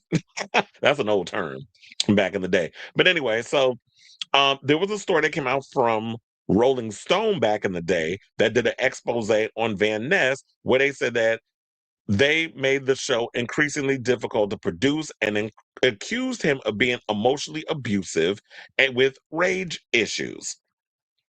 Then he went and responded to the claims on a podcast called Table Manners with Jesse and Lenny. Wait, Jesse Ware, the singer, has a damn podcast? Speaking of which, I think she has new music coming out because I saw a trailer for it earlier today. They said where they claimed that the accusations were not based in reality. So Van Ness said, or as we like to call Gay Jesus said, I think a lot of people were like looking for a reason to hate me or like looking for a girl. If you say like one more goddamn time in a sentence, like looking for a reason to be like, see, I always knew they were a fake. See you next Tuesday. And this is the proof. Van Ness added the cast first learned of the expose 3 months before it was published and claimed that a lot of the information they had been gathered was taken out of context in order to make them look as bad as possible. They branded the article as completely untrue and alleged that it was done in bad faith, but did admit that there were times when they snapped at people and could have done better. So if Rolling Stone is exposing all this and said, well, it was taken out of context, and you're making me look bad. But yeah, there's moments of I would have a moment and I would snap at people and I could have had a better approach in my attitude. So it was an exaggeration for, you know, pomp and circumstance because you like to add a little extra seasoning in the gumbo every now and again to give it a little more flavor. But the foundation, the base of it all is still there. That's not so it's like you're making it sound, oh, they was making up the whole thing, but you openly admitting that yeah, you would have little outbursts every now and again. So you're trying to call Rolling Stone a liar, but then admitting it in so many ways. The bombshell report claimed there was a real emotion of fear around them, meaning Van Ness, when they got angry. It's almost like a cartoon when it oozes out, where it oozes out of them. It's intense and scary, they added, further claiming that Van Ness was a yeller who would explode once a week. Maybe she bipolar.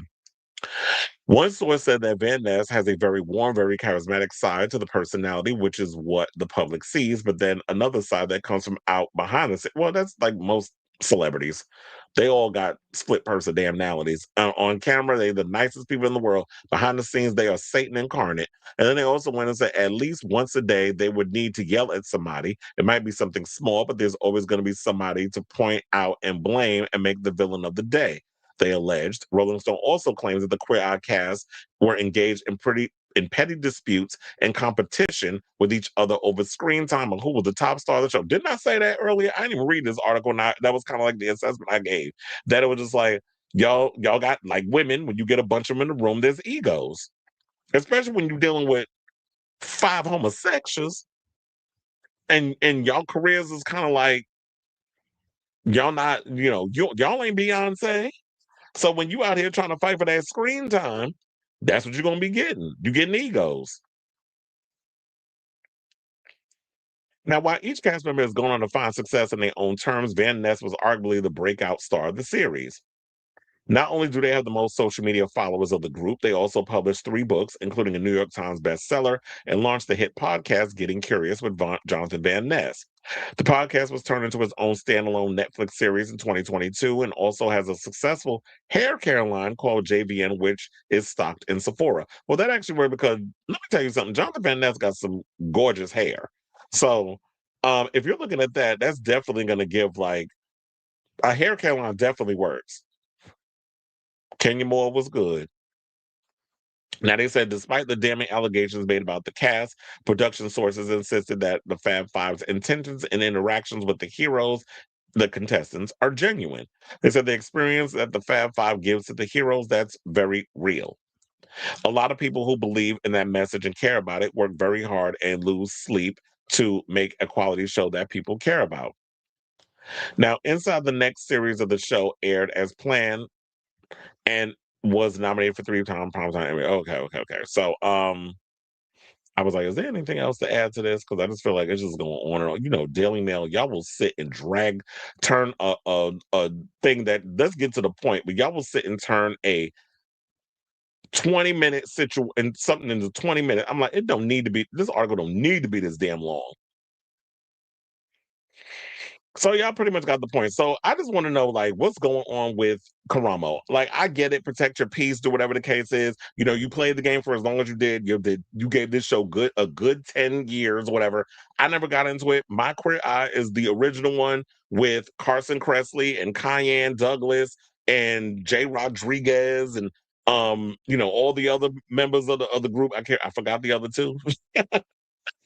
But that's my Queer. And remember that song, All Good Things Getting Together. However that song went. I think Pepper Mache did the song. Let me tell you, those were the days. We had a good theme song. It was giving circuit party tease with the theme song. And then we had like the real Fab Five. And it was a fun, happy show. And everybody went on and did their own thing. You already know Carson Kressley did 12 seasons of Drag Race. I just discovered that when he was on the Roscoe's with Naysha Lopez and them. He was on there, and what's her name? The one that was the queen that was just eliminated. First of all, I hated that episode. That episode was boring as hell. And the only reason why I was boring is because Fenton Bailey ass was in that damn audience. So when you got the co-CEO and owner of WOW in the audience, you can't really go in and let have, because the way that they did, oh my God, I forget her damn name. The girl that was just eliminated. When you did her, y'all did her dirty. And I'm gonna watch that preview that they just released of Drag Race, because I heard it was good and it was juicy. Shout out to Be a Star. She's everything. That is such a pretty ass man. And a pretty queen. So because Mia went in the clips when I was reading the comments. I didn't get to watch it, but this episode this week, it looked like they're about to rip the band-aid off and the girls are going in, because they were like, Briar Blush should have went home. But we know why they kept her. We know why production kept her.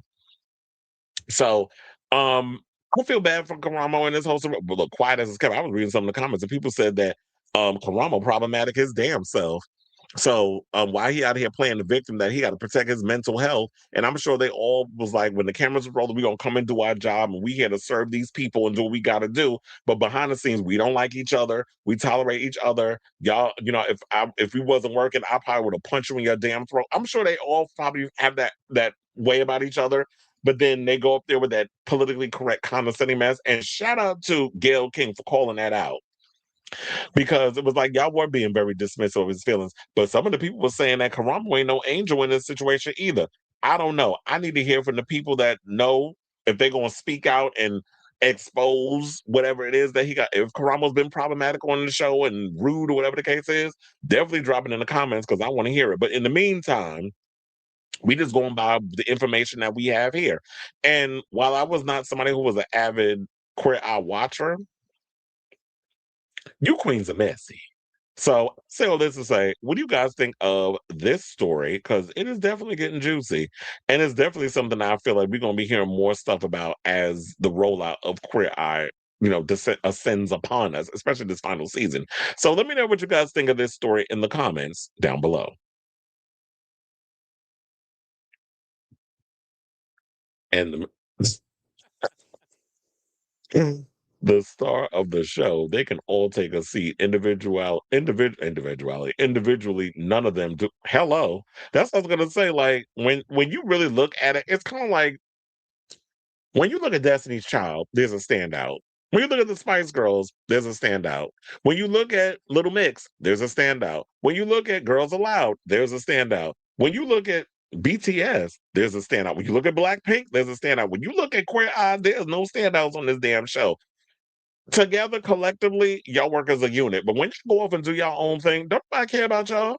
And I think the only reason why people care about JVN is because he hits all the stereotypes. He like going around with all that hair on them legs and them titties, wearing a damn dress, confusing every damn body, and then with the long hair and the beard and all this stuff. So he likes playing with his gender, and that's cute or whatever. But he's the only one because he has that larger-than-life personality and plays into all the gay stereotypes, the flamboyantness of it all. People gonna eat that up. But the rest of them girls on that show, dry as a prune. Which is why it's like when you looked at the original Queer Eye, always been a fan of Carson Kressley. I've always been a fan of Jay Rodriguez, who still look good in his 40s. So, and Kyan, I used to have a crush on Kyan back in the I was like, oh, you're a cutie. And then who was the other one that was on that was the chef? And you said I remember the incident where he sided with the black girl and dismissed the health concerns of pink. What the hell's pink sauce?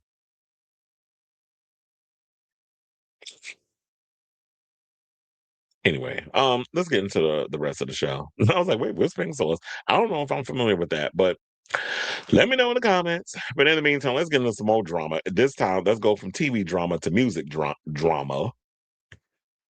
And let's talk about Kim Petras. So yesterday we did break the story because it literally happened 30 minutes before I was going to go live. I didn't do pictures back and like, all this other stuff. Now that I have a fatter story to the situation, we could add all the bells and whistles. But so apparently yesterday, in case you didn't catch it, I did do it like a little flyaway in the beginning, breaking news situation that Kim Petras went on a whole Twitter tirade, basically wanting out of her Republic Records contract because she said her album's been done for 6 months and the label's not doing what they need to be done. They haven't paid the producers on the new album, which is called Detour, and she wants out because she said, I will self-fund and do whatever I need to do. I want to be independent but y'all are sitting out here ruining what I got going on, and I'm over it. So with all that being said, Kim Petras basically has some allies because she had a couple of singers, performers, fellow pop peers, I should say, who pretty much came out and they came to her defense in all of this.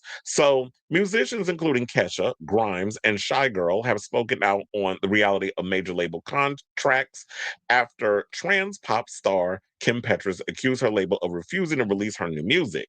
Now, in a series of posts on Twitter on Tuesday, January 20th, 33-year-old broken singer Kim Petras stated that she had, or y'all should have said unholy, that she had officially asked to be dropped by her label, Republic Records, a brand owned by, of course, Universal Music, because Universal owns every damn thing. Now she said, I'm tired of having no control over my life or career. I just want to continue to self-fund and self-curate my own music.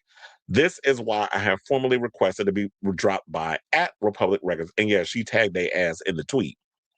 Now, the singer, who became the first trans artist to win a Grammy Award in a major category with her Sam Smith collaboration Unholy, claimed that her new album has been complete for 6 months, but Republic Records is refusing to offer a release date for it.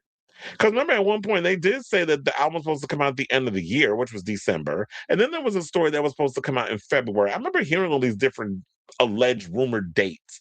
But yeah, we never got a real official release. And I did like those singles she released.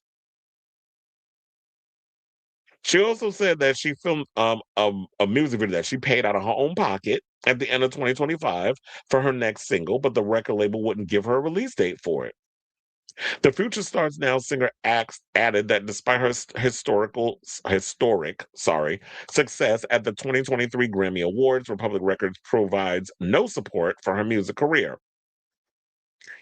And it's funny how she was saying that because there was somebody in the comments that was like, wait a minute, you have a Grammy. You mean that they're doing all this? I was like, why y'all even think that because you have a Grammy, that means that you've officially arrived, that means that the door is just kicked open and the world is your oyster? There are so many people that have awards that's careers have like gone downhill from there, whether it's an Oscar or a Grammy or whatever. These awards are like, that's peak. You've arrived, you hit your peak, but you got to be able to evolve beyond that. So I don't understand why people put so much emphasis on awards. Like, to me, if that's your goal, I mean, it's great if you win one, but that shouldn't be your end-all be-all goal. This is why I also say, don't sign your life away to these major labels. If you're going to sign, do it independently. Build your brand. Start slowly. Find out who you are as an artist through that. Like continually building and diversifying your portfolio. You know who did that? Zara Larsson. She's been out here making music for over a decade, and now people starting to recognize her and really starting to pay. I don't feel like she's fully arrived yet. Maybe with that next album she will, but for the most part, I feel like Zara Larsson is on her way to breaking that glass ceiling finally, and she's independent. A lot of people didn't know that. She bought herself out of her contract, and she's been out here independently doing her music. And look where she's at. She just did Jingle Ball, tore it up. She was the best performance out of that whole night. If I was them, they should have had Kylie Minogue close that show instead of boring ass Ed Sheeran. But I'm not in control of what they do over there at iHeart, so that's who they chose. But Zara Larsson, when she came out, she performed down. I was living for the whole moment. That was the only artist up there I was really paying attention to. And then that and K-pop Demon Hunters. But so yeah, so she's moved out there, and I always said like go independent. If you go on a smaller label, even Robin, who once upon a time was doing her own thing on Konnichiwa, she signed to a label, Young Records, which is a smaller label, and you see like there seemed to be a little extra budget there, like the costumes and the dancers and the shows and stuff you've been putting together. So if you do like a co-distribution deal, whatever the case is, those are a lot smarter. This is why I say as artists, the days of I just want to sing. I'm fixing to sing, and feeling very color purple today. I'm fixing to sing. And you're just gonna get up there and the label's gonna do all the work and give you the $2 million advance. Those days are over. Like if you're gonna come in here and do the music thing, you gotta put in the work to actually build your portfolio and diversify it. Meaning you gotta go out there and do the social media stuff. You get on a smaller label and their budget may not be as big, but if you can't come up with a way to be creative and let your talent speak for yourself, and even if you don't have the most fiercest look, if you look back in the day at them clothes that Destiny Child was wearing before they got where they at, them clothes was a chop. And that's because they had the House of Diarrhea making it. Yeah, because they had their mother making it, and them clothes was closing because them fashions was a choice. They made it work. But we ain't no better back in the day. We just went on what we were seeing. So yeah, at the end of the day, the Grammys ain't worth the price of tea in China, but yet and still people put so much emphasis on it. So she went on to also say, if it's not a TikTok trend or 80s revival queer baiting shit, these labels have no interest in supporting. Oh, don't even get me started on the queer baiting that they be doing. So, she went on to promise that she would soon be releasing her new album because after all that, she said, I was like, girl, just Universal and just drop the album, release the record, release the video, and if they try to come for you and file lawsuits, oh well, take my ass to court because what y'all doing is y'all playing in my face. And if you're not going to support the release, I'm gonna release my music because this is my music. I'm passionate about it, and if I need to find a way to buy myself out of this, let's make the deal. Let's meet up. Let's negotiate. Let's do what we got to do because y'all playing in my face.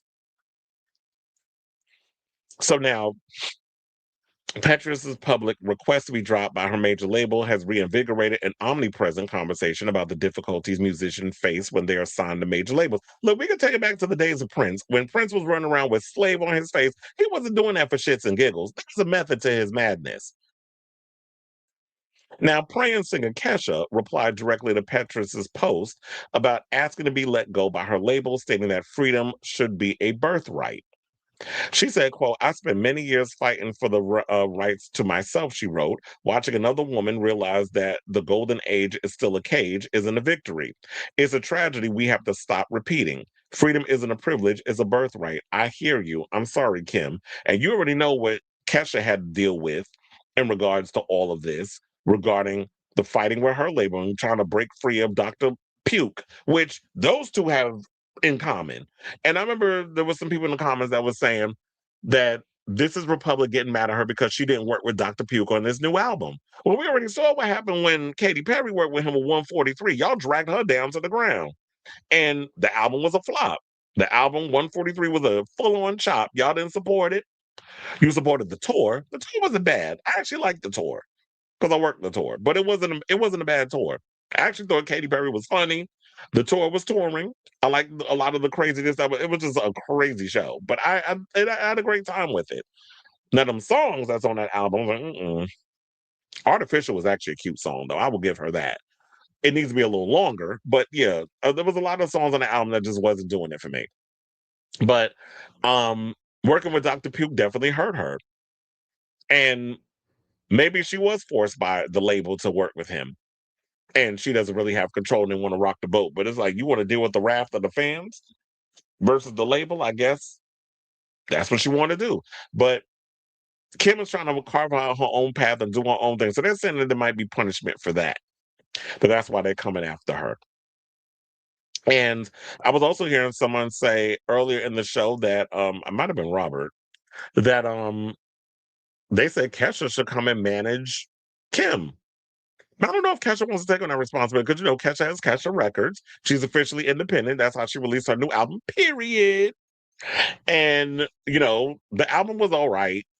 It didn't give me what I need, like from the Animal Cannibal era. But the songs, it felt like there was a bit of that old Kesha in there, but I needed a little more grit. I needed a little more edge. I needed her to kind of go like the direction, like No Shade. I feel like Slater's upcoming era is giving me Kesha 2.0. Like she's got a bit of that vibe going on with the music, sonically, lyrically, visually. I kind of need Kesha to go back to that. I need her to get a little more dirty, like Peaches, who has a new album also coming out next month. Slater's in March. Peaches in February. So it's going to be a very much a electro pop sleaze era with the girls that's coming out, and I'm here for it. I think my male pop stars get like that too, but y'all are boring. We gotta depend on the pop girls that actually give us like the good songs and the provocateurness. Now, as y'all know, they said that in 2023, Kesha reached a settlement in the decade-long legal battle with music producer Dr. Puke.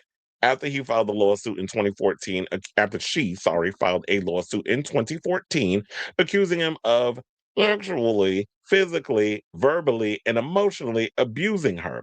Dr. Puke, whose real name is Lucas Godwald, countersued Kesha for defamation, claiming that she had fabricated the accusations to be freed from her record contract. Dr. Puke continued to deny Kesha's claims in a statement outlining her settlement, or their settlement, and both parties said that they had agreed to a resolution.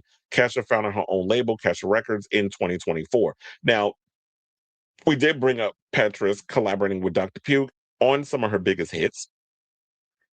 Had previously said that she had a positive experience with the producer, but did not want to dismiss other people's alleged experiences. And with her saying that, they still ate her up over those comments. Now, but I guess you have to realize when you're stuck in a rock and a hard place and you're a part of a major label, you gotta toe the line. And then, as one of her songs says, you gotta feed the beast.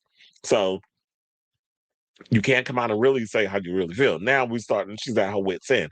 So now, in a series of lengthy posts on Twitter, musician and Elon Musk's former partner, who's fighting with him over, her children or whatever the case is, because she's been dealing with him in the kids situation. Grimes said that every artist she's ever met was in some point in a terrible label situation, saying, quote, very little effort is put into taking care of artists.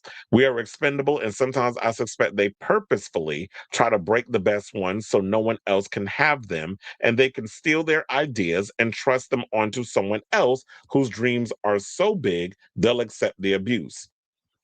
Well, isn't that what they said about how to basically, Jennifer Lopez was one of those girls that you'll accept the abuse, but because you got big dreams, you want big dreams, you want fame. Well, fame costs it right here. You got to start paying and sweat. Shout out to Debbie Allen. That was her line from the movie, and they use it in the show too. Now on IG, who is like one of my favorite artists at the moment, queer DJ and producer Shy Girl helped praise the independent labels for their treatment of artists, saying, I particularly love being with an independent label because when the new music takes time, it's just because I'm living life and making music in the time I want. People love to complain, and the cons of being with the major label, you can't have the pros and pretend the cons are a surprise. You know what you're getting into by now. So, of course, with her saying that, people got upset because they felt like she was throwing shade at Kim. But she was like, that wasn't shade necessarily towards her. What I'm doing is I am pointing out that this is a tale as old as time. There's been many, like Kim is not the first, nor will she be the last artist that's been done dirty by major labels. They do it to everybody. And what the question should be is, we need to direct that energy to why people sign in the first place when there are loads of independent labels that support artists better. But I think because people think that if you sign yourself to a major label, that means I've arrived and it's all about pomp and circumstance. And people can't say no, I get to do the arenas and I get to do the festivals. I'm like, you can do all that shit as an independent artist. I could do an arena show. I could be an opening act for an arena artist on an independent label. I mean, I'm trying to think. I've seen this happen before. Wait a minute. Zara Larson, who I said is independent, she's been an opening act for girls in arena shows. She's done festivals. A lot of the art, they all do that. I mean, look, Kesha is an independent artist, did Madison Square Garden and a couple of other arenas. So for you to sit there and think that if you sign to a major label, that means that it's all about the bragging rights. Is it worth it when you're being treated like shit? Where you're binded in a contract for however long they want you in that contract, and you're not even able to recoup any of the money that they've spent on you. So I would rather be independent and figure out how to make lemons. That's the good thing about being a creative homosexual. If you are that type of person and you have a good team of people who know how to, and look, it's so much cheaper now to be able to do things, especially if you're a part of a major label. The social media thing that you got going on, that's free press. You can use your internet or the TikToks, whatever the case is, although those algorithms do be working my nerve because they all try to play these little games and who gets to flourish and who doesn't. So there's a lot of stuff that goes in there. But Kim has been around long enough where she's curated enough of a fan base that she doesn't need a major label behind her in order to be successful. So let my people go. Let Kim Petras go. Let her be independent. Let her put her music out there. And what you do is you build your foundation. You do the festival circuits and build your audience. You be an opening act for certain artists. But also, when you're done with that and you schmoozing all these people and trying to build yourself a new fan base who didn't discover your music before, then you go and do smaller venues like Brooklyn, what is the Brooklyn Paramount? Or Radio City, or maybe you're in the theater at Madison Square. Like, do the small thing, like really build your foundation. And when you get to that point where you've proven that you've got a loyal fan base, focus on that. Also accumulate and bring those new fans in, like I said, for the festivals, and then eventually build to that arena. So if you want to do it, you're not going to be out here, and if you're really passionate about it, you got to find a way to be creative. So I know this is a lot, but I love when I start talking about, music and business and all that other stuff because a lot of these kids out here, it's like, child, y'all want to continue to be taken advantage of by these damn, shitty ass major labels. So I say all this to say, what do you guys think of this story? Kim Petras going through it, and now she's got allies and a couple of celebrities. Grimes will come out to throw their support behind her. Kesha's come out and giving her support. And even though some people felt like Shy Girl was being shady, no, she was giving you the truth. She was being honest, and she ripped the Band-Aid off. I'm not going to sit here and kowtow you. It's like, this is the reality of this situation. Independent is way better. Do a distribution. Look at Kylie Minogue. She's independent and did the best situation going on with her career right now because she went independent and was out here doing, for the first time, arena shows in the United States as an independent artist, and sold out both nights at Madison Square Garden, which people felt like that wasn't even a possible thing.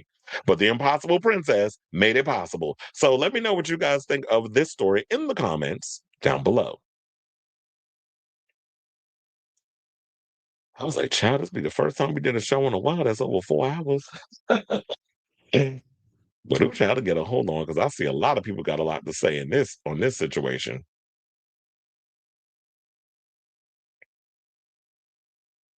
Mm-mm-mm-mm. Just remember the incident where he sided with we talked about that earlier. Hold on. Wait. I went down too far.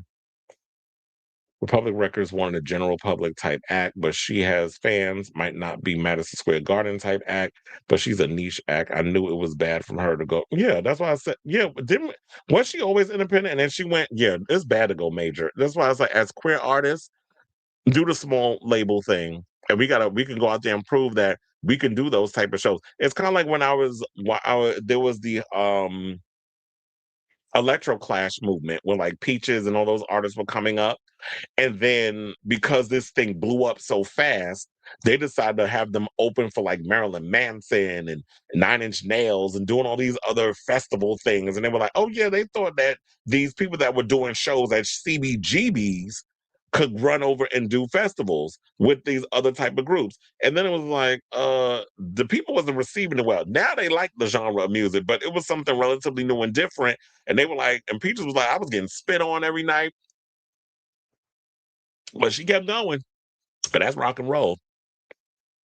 She does have a song called Rock and Roll, but that's all she says as the lyrics.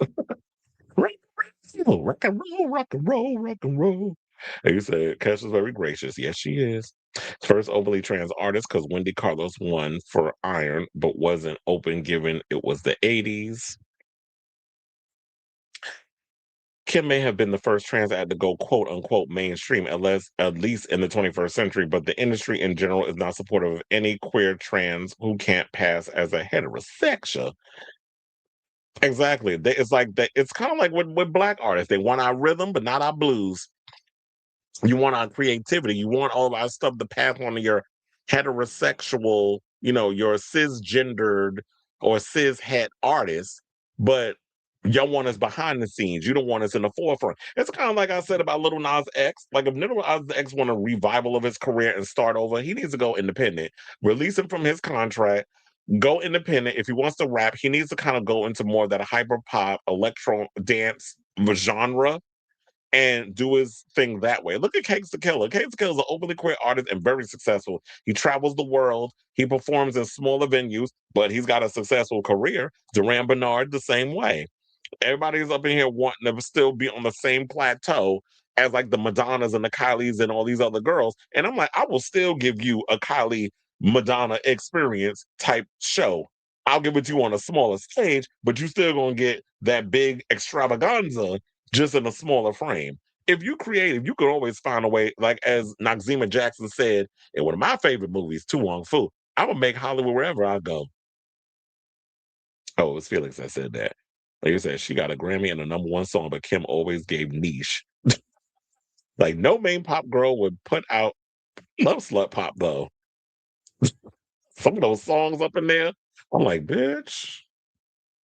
Now this would be a song I would perform once. Because honey, I lived through a lot of the stuff she's singing about on them songs during my backsliding days. And you said I've been listening to Zara Larsson, so I love her. That's like one of my favorite artists. I've been living for Zara Larsson for years. Now all of a sudden, I'm glad everybody's catching up. It's like I like Ava Max too, and people be hating on her, but I feel like she's a diamond in the rough too. I like all the underdogs. BB Rex and Rita Ora, no, they're a chop because they not giving me what I need. But the other girls, yes. And I know Rita's supposed to be coming out with a new album. She's talking about she's doing a dance record. I'm like, what? Are you gonna go more what's her name? Demi Lovato with it? Because Demi Lovato finally put out a good damn record in the dance pop realm, and y'all paid the dust. But she about to do Madison Square Garden too. Yeah, that's why some people's careers don't last because they are only in it for the money and accolades. It's like, if you love what you do, I don't care. I'll perform wherever I'm at. I don't give a good goddamn. Give me a smaller stage. Because I remember at one point, her last tour that she did, she was trying to do these big venues and they weren't selling out. If she did something like what Jade's doing, what she's doing Brooklyn Paramount, like if you do smaller venues like that, you'll be Gucci.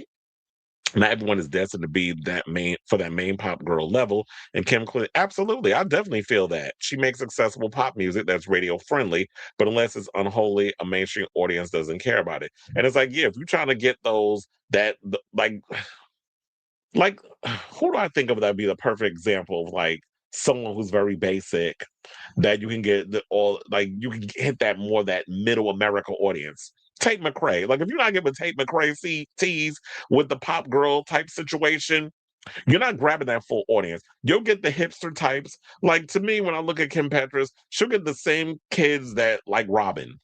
Because that's kind of like she gives niche. Although I feel like Robin is not niche. Robin is very much like very cool kid, very hipster. That sort of thing. That's why she's always performing in Brooklyn. Because she's more or less my speed. That's someone who was born in Brooklyn. He said, speaking of The Color Purple, they just had Taraji on the map. She was singing? Damn, Taraji, that's where your career went? You got your TV son out here doing porn, getting his asshole ripped wide by Yardy. And then now you got Taraji on The Masked Singer. My had the mighty have fallen. And you say it's no shade, but to the general public, Kim is a one. Is she? So what? Would Unholy be considered her one hit? Because yeah, she definitely got a niche audience. So yeah, that's why I said, girl, you might as well just go independent and start small because you're not gonna sell like Taylor and them. Like you're not on that level. I don't want to minimize somebody's career, but it's just given very, like y'all said, niche. I was supposed to see Kim and Troy back in 2019. First of all, yeah. Wait, was that 2019? Because didn't they? Oh no, I know what I'm thinking. I'm thinking Troy and Charlie. That's what I'm thinking. I was like, Kim and Troy in 2019. That's what I was thinking. I was thinking Charlie X, the Sweat Tour. That's what I was thinking about. And the show got canceled because I think people were afraid of some kind of violence. Because it's like, yeah, people have a problem with gays and trans artists. And I'm like, yeah, y'all may not be able to do the countries that outlaw homosexuals, but you can perform in Paris, you can perform in Spain, you can perform in Brazil, like all the queer friendly spots. And there's spots in the United States you can perform. Yeah, unfortunately, you can't be safe enough to travel, to Kazakhstan or Saudi Arabia. Why the fuck would I want to perform there? I like life. Peaches has a few new videos. Yeah, I've been watching it and I've been liking what she's been dropping so far. I'm looking forward to the new album. I already have it saved in my Apple Music. You said so many artists being inspired by Kesha, emphasis on the dollar sign. But Kesha herself fixed nostalgia act. Slater's recent era and Kim's I Like Your Look are all straight out of the absolutely. Because when I was listening to her new song, well, when you hear Beat Up Chanel's and those other songs, you definitely get the Kesha vibe. Also, the latest song, Dance, it's kind of got that Kesha vibe, but it's got more or less, it reminds me of Justice in the production. I love Justice. And how simple they keep their visual with the cross. He said, I think, well, I'm a house head, so I know all the production. Like when I hear certain productions, who it reminds me of and stuff, immediately. He said, I think Kesha is afraid because so I'm like, girl, if anything, I need you to be like WWMD. What will Madonna do? So when you get to be a certain age, fuck the age thing. If you have the creativity and the artistry within you, push the boundaries creatively, musically, whatever the case you want to do.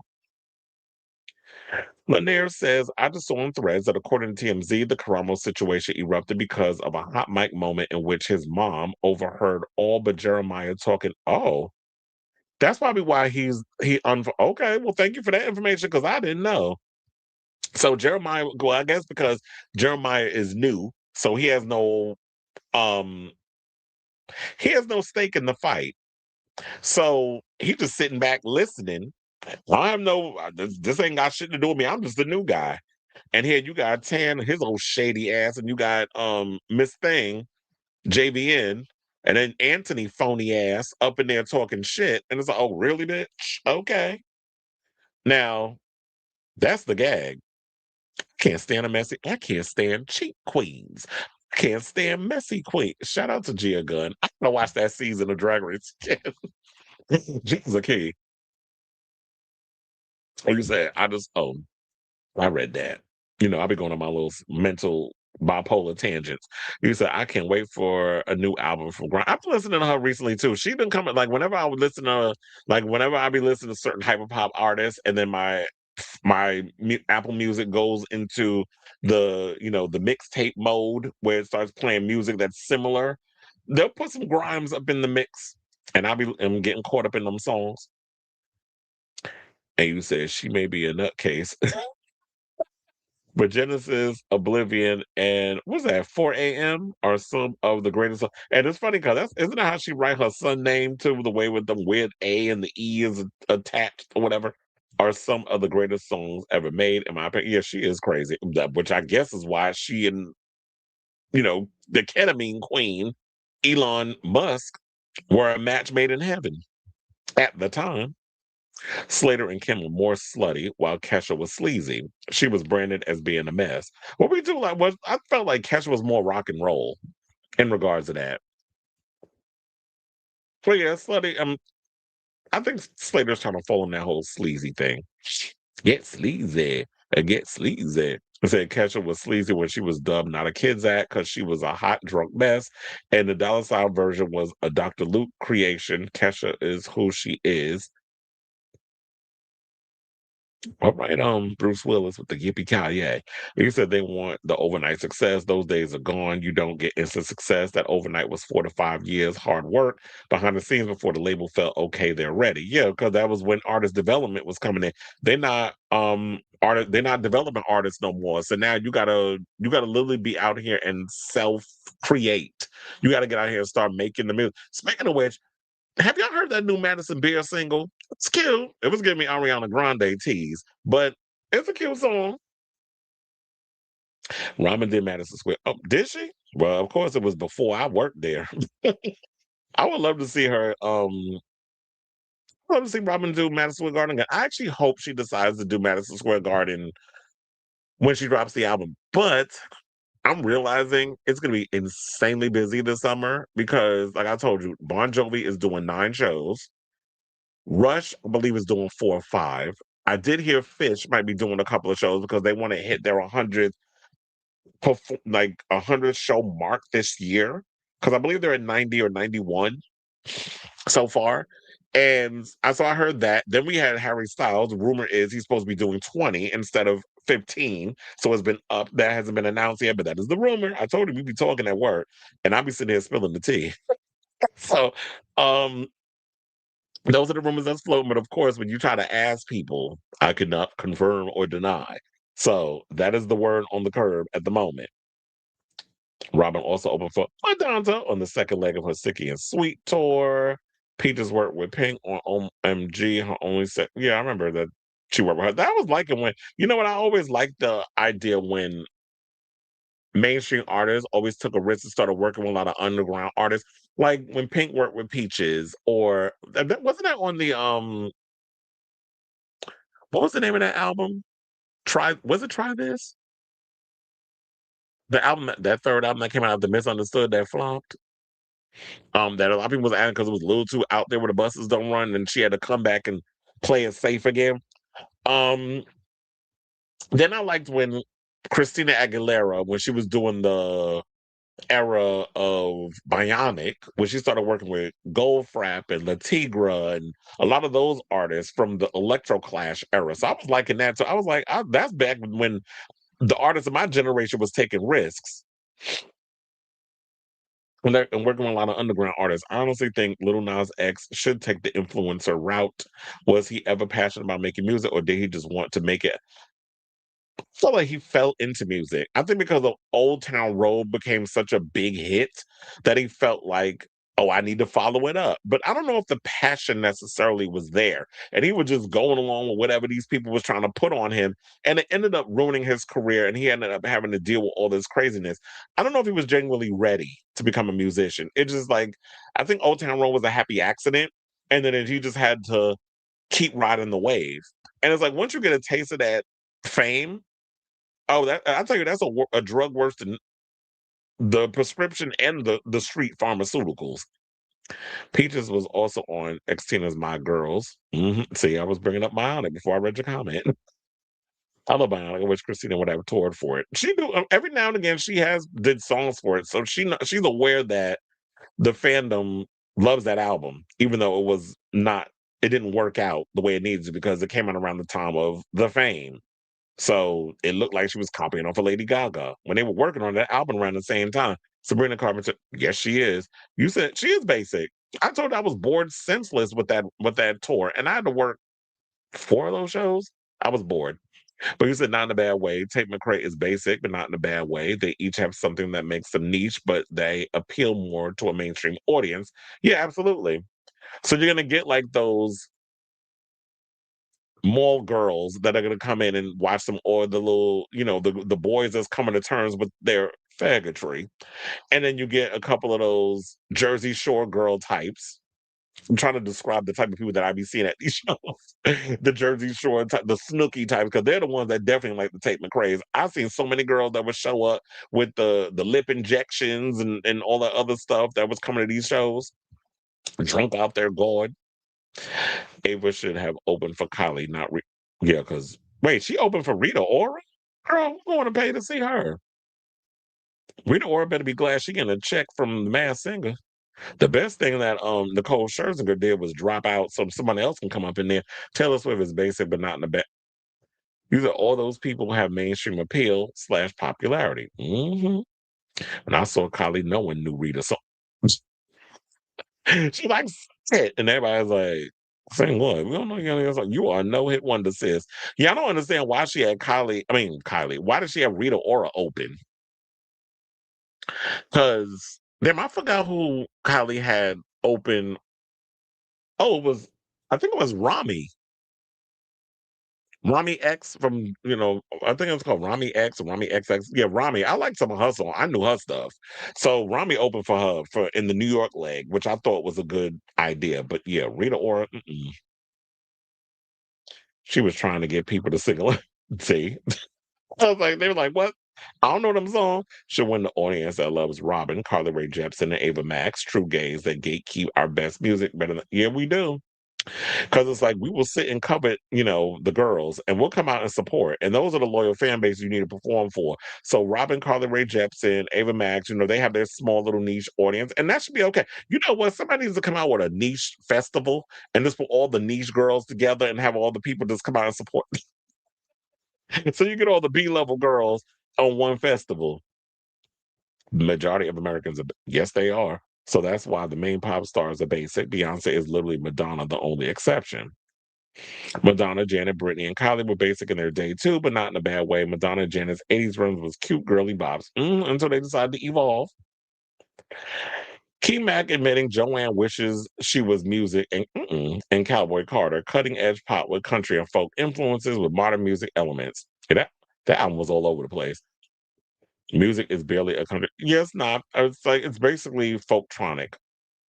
Music is barely country inspired. I just feel like the aesthetic is country, but it was not giving country. Like the idea was there, but people like Kylie Minogue and people like Beyonce, they took the concept further and really explored those sounds. Because I'd have been like, yeah, if I was to ever do a country album, what I would do is I got to put all those electronic flourishes and stuff over there. So it's like, yes, the basis of it is got that folk vibe, the country vibe, the guitars and all this stuff. But we're going to experiment with all these other bizarre, weird sounds. And I kind of wish that Madonna would have went there with that record, but she really didn't. Gone leans more folk than country. Yeah, that's what. And anyway, if you really think about country, the foundation of it is folk music and blues.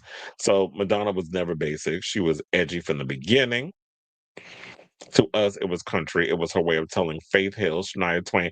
Well, it was kind of like, it was like her version of that type of country pop back in the day. Because remember, there was with Shania Twain and Faith Hill and all those girls, they were in even what was it? LeAnn Rimes. They were all kind of doing that whole, yeah, we're country, but we also want to give more of a catchier pop sensibility. And trustably, I was not really in the country, but I was living for what Shania Twain was putting out. But that was because she was working with Mutt Lange, who was a no good son of a bitch that went and cheated with her on his wife with her best friend.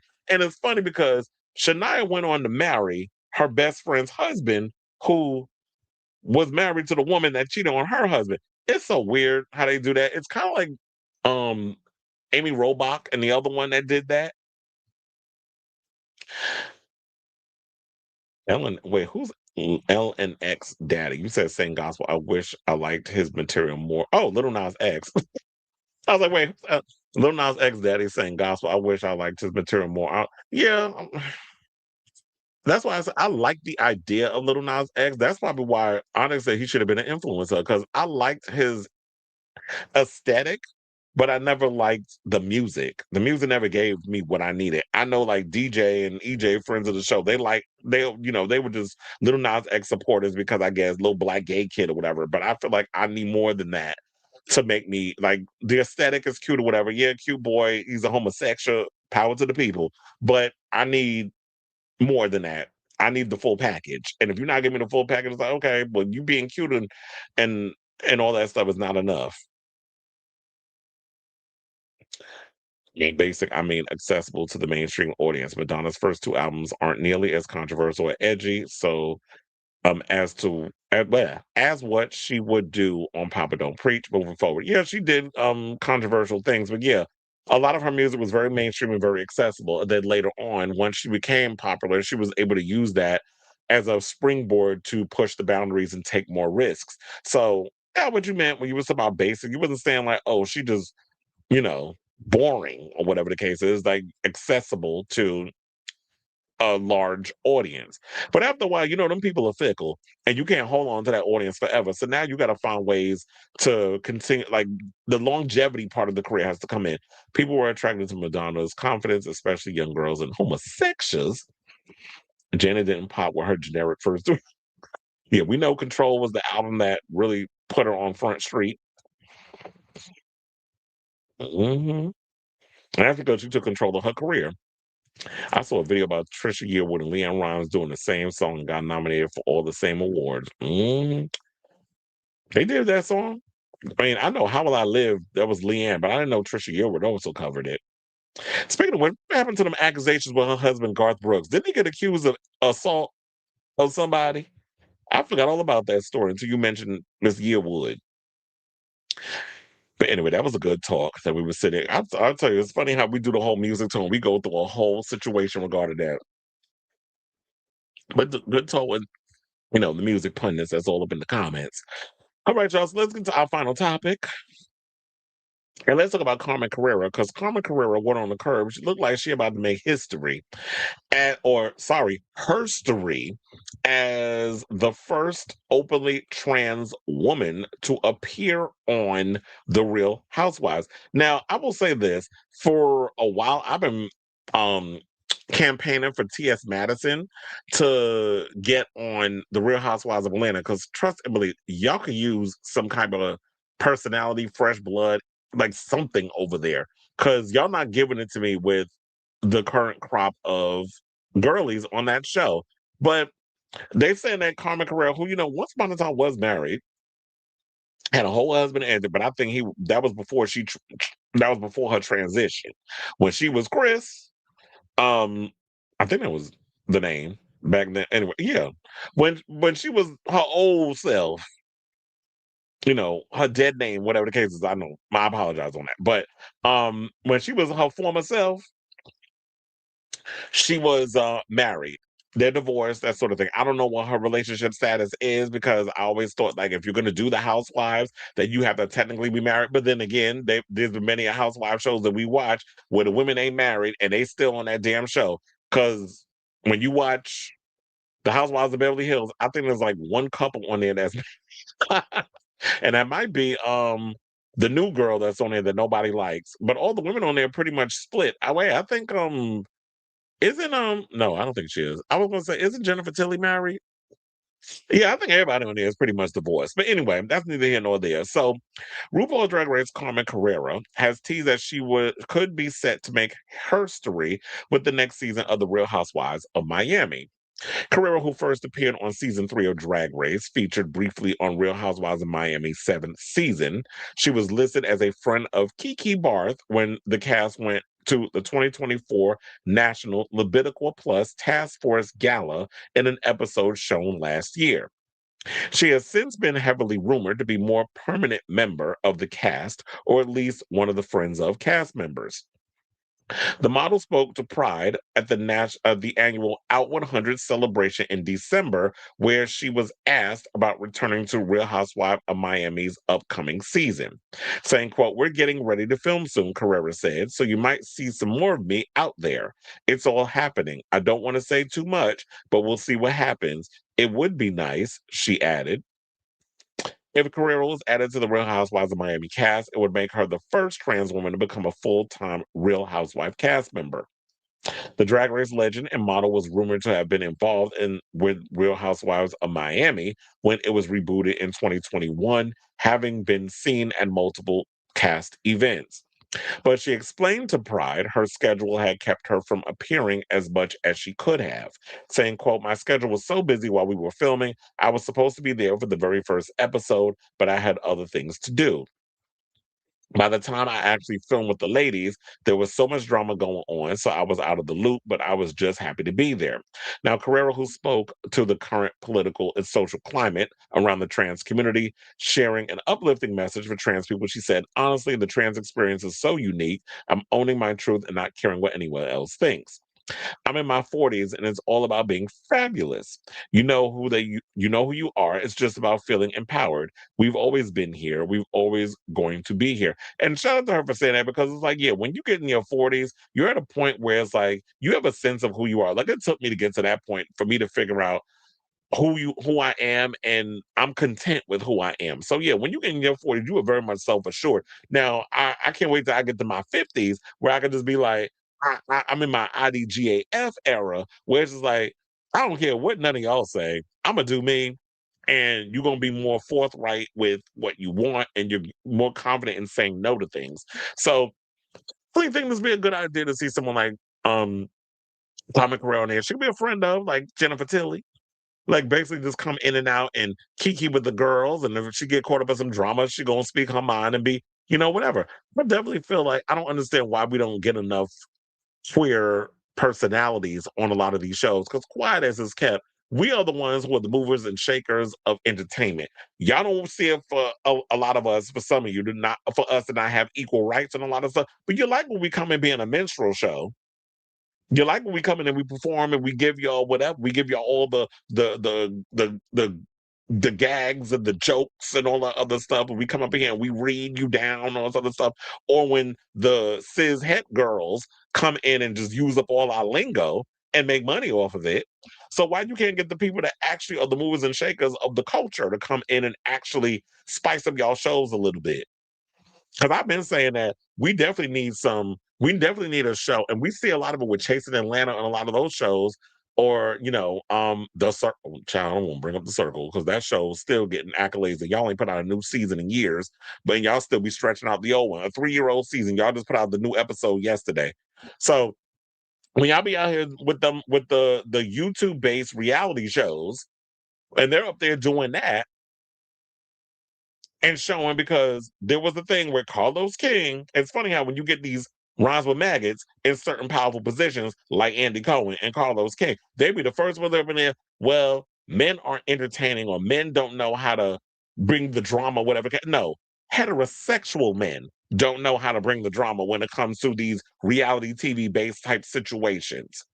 You get some gays together and some trans girls, oh, trust and believe, the tea will be spilled. The drama will be brought to the forefront.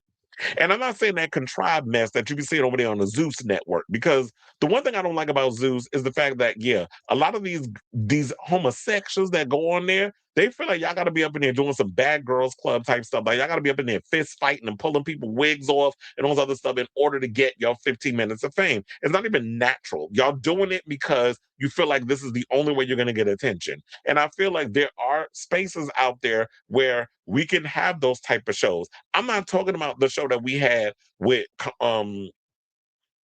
Todrick and all them other ones that was on that came on after Drag Race. That big, y'all remember that controversy? I forgot the name of the damn show, but y'all remember the controversy that surrounded that show and the fact that they were trying to do like this show and they felt like it wasn't even, y'all didn't even live in, what was it, the Real Friends of WeHo, I think it was called. And they were like, y'all not even real friends, y'all not even from WeHo, because they were trying to do the A-list, which I'm like, y'all could revive that show and really get some gay. I mean, now we in a time of like real influencers. Back then, it was just y'all. I just feel like that show was before its time. But you can revive the A list and have, even though it's not a real A list, but it's just the gay, or call it the gay list, and put the A in the letter A in the middle in a capital. Look at me marketing. Put G and Y in small letters, the A in caps, called the gay list. And it's the A list. And it's about a bunch of people who are influencers, movie shakers, whatever, in wherever it's New York, LA edition, Miami, DC, wherever. Have a bunch of people come together who are doing things, kikiing, the drama ensues, whatever the case is. Trust and believe, gays and trans people are entertaining. And with a lot of us out here accumulating, let me put me on it. And I'll give you I'll entertain you girls with this mouth. and have people who are actual entrepreneurs that are creating and moving and shaking and doing the things that they do come on and give y'all the entertainment. Why aren't we getting those? Y'all be thinking the gays don't sell, but you want us behind the scenes. You want us to make y'all look good, but you want to give us the screen time, which is why we have become at a place where we create our own Hollywood, because Hollywood is late trying to open the door for those of us who are out here really being the movers and the shakers of the world. So I definitely want to see people like, we need more visibility with the trans girls. So Carmen Carrera doing Real Housewives of Miami is perfect. Hopefully it'll move on to where you get to see more trans personalities on future housewife shows. But y'all definitely need it. Like I said, get Carmen on Miami and get TS over there on Atlanta, since she already lives out there. So I say all this to say, what do you guys think of this story? Would you love to see Carmen Carrera out here on the Real Housewives of Miami? I mean, it's nice to see that, yeah, she's busy and she's doing other things, but it'd be nice to see her evolve and do other things outside and, like, with Drag Race and showing that side of her, what she's doing in her career, and she gets to highlight that on the Housewives of Miami. So I definitely want to hear from y'all. Let me know what your thoughts are on this story in the comments down below. Whew. Like, a virgin was controversial, especially when she was rolling around in that wedding dress. Like, a virgin was controversial to the adults and teenagers that understood the innuendo. It also didn't necessarily result in pitchforks being raised. Well, yeah, Papa Don't Preach. Do remember there was controversy around that because it was about abortion. And Like a Prayer was controversial because of the video. And I think that it affected Madonna because of her Coke. What was it? Wasn't Coca-Cola ad or something or another that it was something to deal with? And then she had a black Jesus, which I don't know if y'all actually read the Bible correctly, but I don't know no white man that's got dark skin and hair made of wool. I don't know no white man that got them features. So when that is described in the Bible and you actually see Leon up in the video as Jesus, y'all getting mad because she had a black Jesus up in the video. So y'all racism was showing. And Madonna was always ahead of her time in regards of being a provocateur, but for all the right reasons, because it was all about provoking thought. It wasn't just being provocative for provocative sake. Not saying that she hasn't done things for provocative sake, but if you really look back on it, when you look at the Papa Don't Preach controversy, it definitely was about provoking thought. But a lot of people aren't deep. I keep saying there's a lot of people out here about as deep as a pond. I didn't mean to put my historian hat on. Look, y'all could, as long as we being respectful, you could put the history and the things in there. And I always like because I used to be like that when I was I was wise beyond my years. I would go up and I'd do a whole citation, and they were like, I was always mature for my age. So if I was very passionate and big on something, I'm gonna just, do whatever. And if you want to discuss it, if you're passionate about something, okay, look, I was gonna say same shit, different toilet, but it's not. Actually, quiet as it's kept, Pepsi is way better than Coke. Coke is a little too sweet for me. Pepsi, at least you get that fizz at the end. So that was back when I was drinking soda. I don't really drink soda that much no more. At I remember they showed the commercial during the episode of the Cosby Show. Mm-hmm.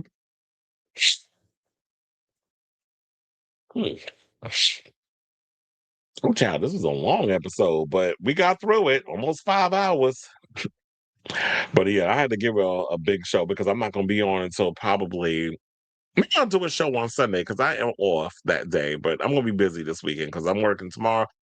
Shane Gillis got a couple of shows at the Garden, the comedian, who, it was controversial because he got fired at SNL.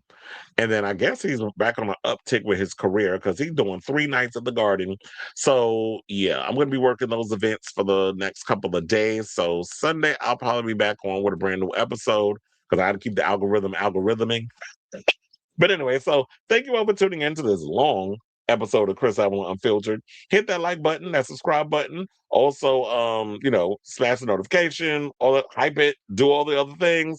Follow all the social medias in the description. I don't even promote that enough. But yeah, if you want to follow any of my social medias, it's all in the description down below. Definitely do all the good stuff. Thank you all for tuning in. Thank you for your continued support. Thank you for a lot of the conversations we have per usual in the live.